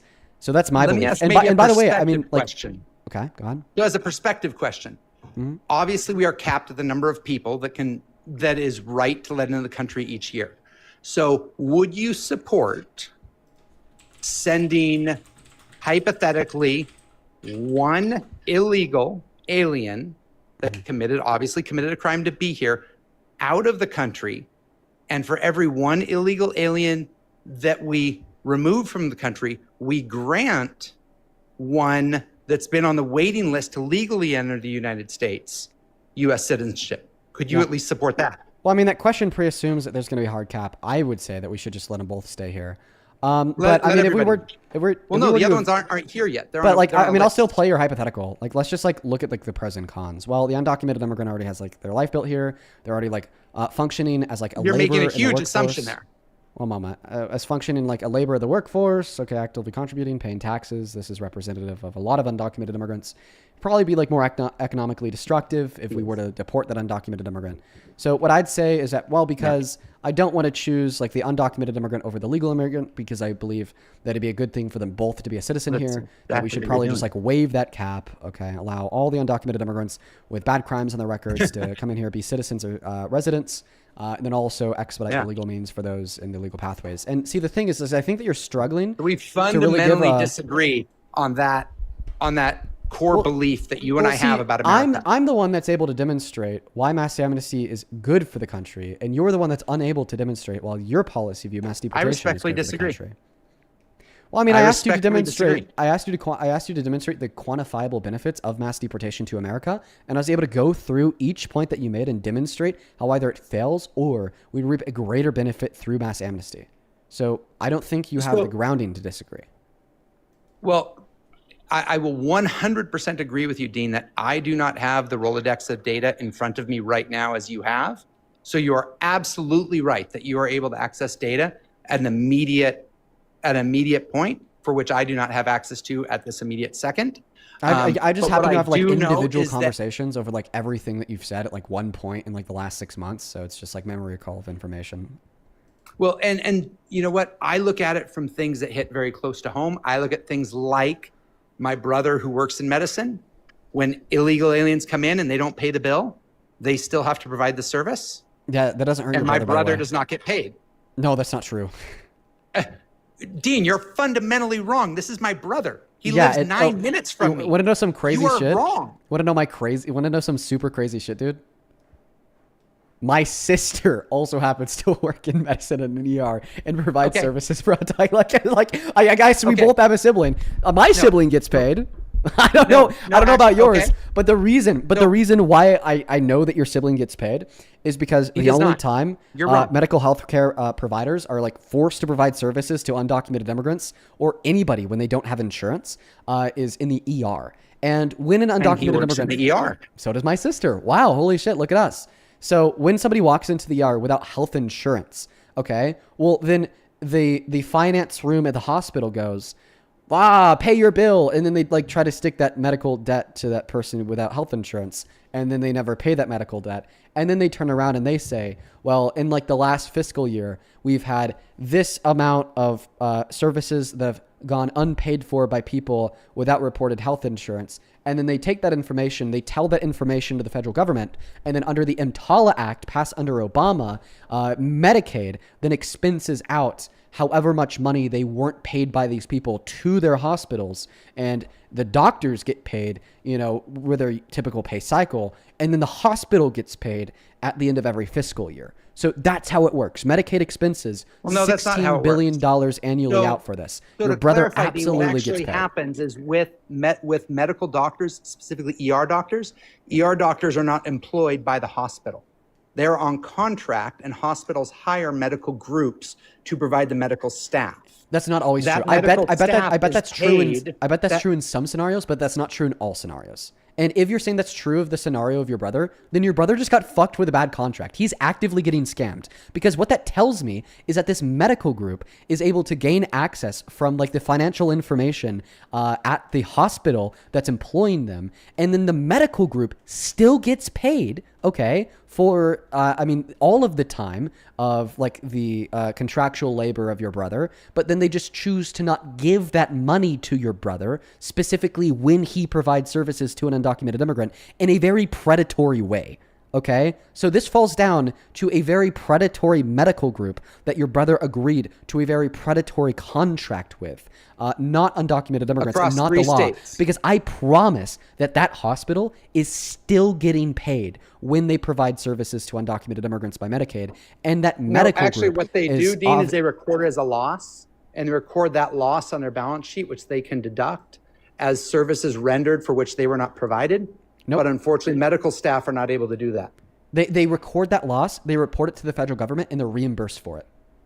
This is all through EMTALA. I promise, I'm telling you, I'm on the money. I'm on the money. I know I'm on the money with this. They get reimbursed for Medicaid. I know. $16 billion a year our government spends on this. 20 years across 3 different states and across multiple medical groups, across both big city, small city, rural. Yeah. And he's had the exact same situation, whether it's liberal Washington State, conservative Idaho, ultra-socialist Western Oregon. It's all the same. You could literally easily fact check everything that I'm saying, because I know that I'm telling you accurate representation. Then you should go tell him 9 minutes from me. Are you saying he's lying to me? I think either you're misunderstanding him. Listen, 3 options. Yeah, we've only talked about for 20 years, so that could be understanding. You're misunderstanding what he's been telling you for the last 20 years. What he's been telling you for the last 20 years has been a lie. Or the third option, which is probably the most likely, is he's been in very predatory contracts with these outsourcing companies, and he should probably seek direct employment from a hospital in an ER. The vast majority of hospitals do not, at least in the Northwest, do not employ emergency medicine doctors. Okay, then tell him to move to Utah, because I know in Utah, my sister is employed as an emergency medicine doctor. Yeah, that's what I didn't say all states. I said at least in Washington, Oregon, and Idaho. I'm just, but like, do you understand how it makes no sense that in Utah, people that work at emergency rooms do get paid for the service they render to undocumented immigrants, but in No, it Washington doesn't at all, they because don't? that'd be a states' rights issue. Well, it's not a states' rights issue because of EMTALA. EMTALA is a federal piece of legislation that arbitrates this. So think about it this way. Obama passed EMTALA. EMTALA forces hospitals to provide emergency resources to uninsured people in the emergency room. Obama. I know. It was long before Obama that hospitals. Yeah, it was long before Obama that hospitals could not refuse medical care to someone based on dollars. Let's see specifically. Oh, yeah. Sorry. I'm an idiot. Yeah, you're right. Anyways, why did I think that was an Obama policy? What the hell? Maybe like Obama built on it. Maybe like Obama built on it, and then I saw that when I was researching it, and then I just thought it was Obama's policy. You're actually right. Yeah, it was long before Obama. Yikes. Blunder on my part. My bad. That's right. No worries. But anyways, so yeah, the you got bigger EMTALA, picture, I think, and this the requires bigger- all oh, sorry. Medicare participating hospitals with emergency departments to screen and stabilize anybody requesting emergency care, regardless of their insurance status or ability to pay. Maybe your brother's only worked at ERs or hospitals that are not Medicare participating. Do you know that? I've never asked that question. I would find that hard to believe because he's worked at some rural airports or rural hospitals in places like Eastern Washington, where they're incredibly rural. So I would expect that much of the care provided there is Medicare, Medicaid. Yeah, it's going to be, yeah. Like, of course, hospitals in rural areas are going to like be through Medicare. So yeah, man. A lot more Medicaid is in those rural areas. So it could be something as part of that. But here's what I'll say. Yeah. Here's what I'll say. I'm at 4 hours and 14 minutes. I probably need to hop off soon. Yeah. But totally get go research what I'm saying. I appreciate your time, Dean. Yeah, I appreciate you for yours. If you go on Google and you research, like, specifically, EMTALA, Medicare, and how hospitals are reimbursed for, the services that they give out for individuals who do not have insurance by Medicare, you'll see that I'm right. You won't be able to find any evidence to prove otherwise. I appreciate you for the dialogue, and hope you have a good rest of your night. Likewise. Thanks so much, Dean. Take care. Take care. He was... I don't know. I still disagree with him. I thought that he was wrong about a lot there. Obviously, you'd probably say the same thing about me. I thought he was definitely a little bit more educated than like anybody else we've had up in like a month. He's probably like the most educated guest in a month, I'd say. Allison, thank you for the $4 who says, hey, Dean, I love your streams, by the way. I appreciate you, Allison. Madison, thank you for the $15 who says, hey, Dean, I appreciate all that you do. I appreciate you so much, Madison. Hannah, thank you for the $5. I appreciate you. Taylor, thank you for the $2. And then Joseph, thank you for the $20, man. I hope that you're doing good today, Joseph. I really appreciate you. Please show some love to Joseph down below in the chat for the $20 donation. Thank you, thank you, thank you. I always like it when there's more educated guests join the stream that obviously know their shit more than like the typical fucking MAGA acorn brain that joins. Because it makes me feel like I still got it. You know what I mean? When I'm just like debating like idiots back to back to back to back, I feel like I don't got it. I do not have it. But, that helps remind me that I know a thing or two. Harper's dad. I was looking for you guys inside of the queue. Couldn't find y'all. I do have your account in mind. If you see me live on any future occasion, anyone hop inside of that queue, I will keep your profile picture image in my brain, and if I see it, I'll happily bring your account up so I could talk to your dad, because I told you I would. But I am hopping off for the day. Crafts, thank you for the $20 who says, the state of Oregon has Medicaid for undocumented immigrants. This dude is badly mistaken about them not being paid. Yup.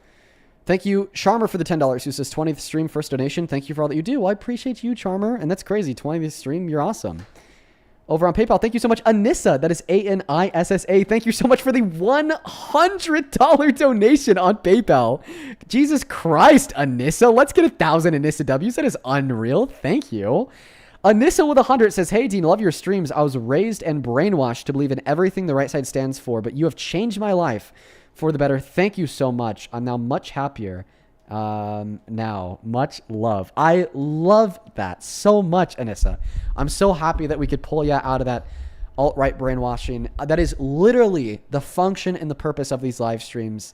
And that is so good to hear. Thank you for sharing that with me. And thank you for the $100. That is seriously so incredibly kind of you. For everybody else watching, I'm calling it a night. Hit that follow button on your way out on TikTok. Drop a sub over on YouTube. I appreciate everyone so much for all of the outstanding love today. You guys were awesome. I hope that you learned a thing or two from this stream. And I will see you all tomorrow. Peace, love. Good night and goodbye.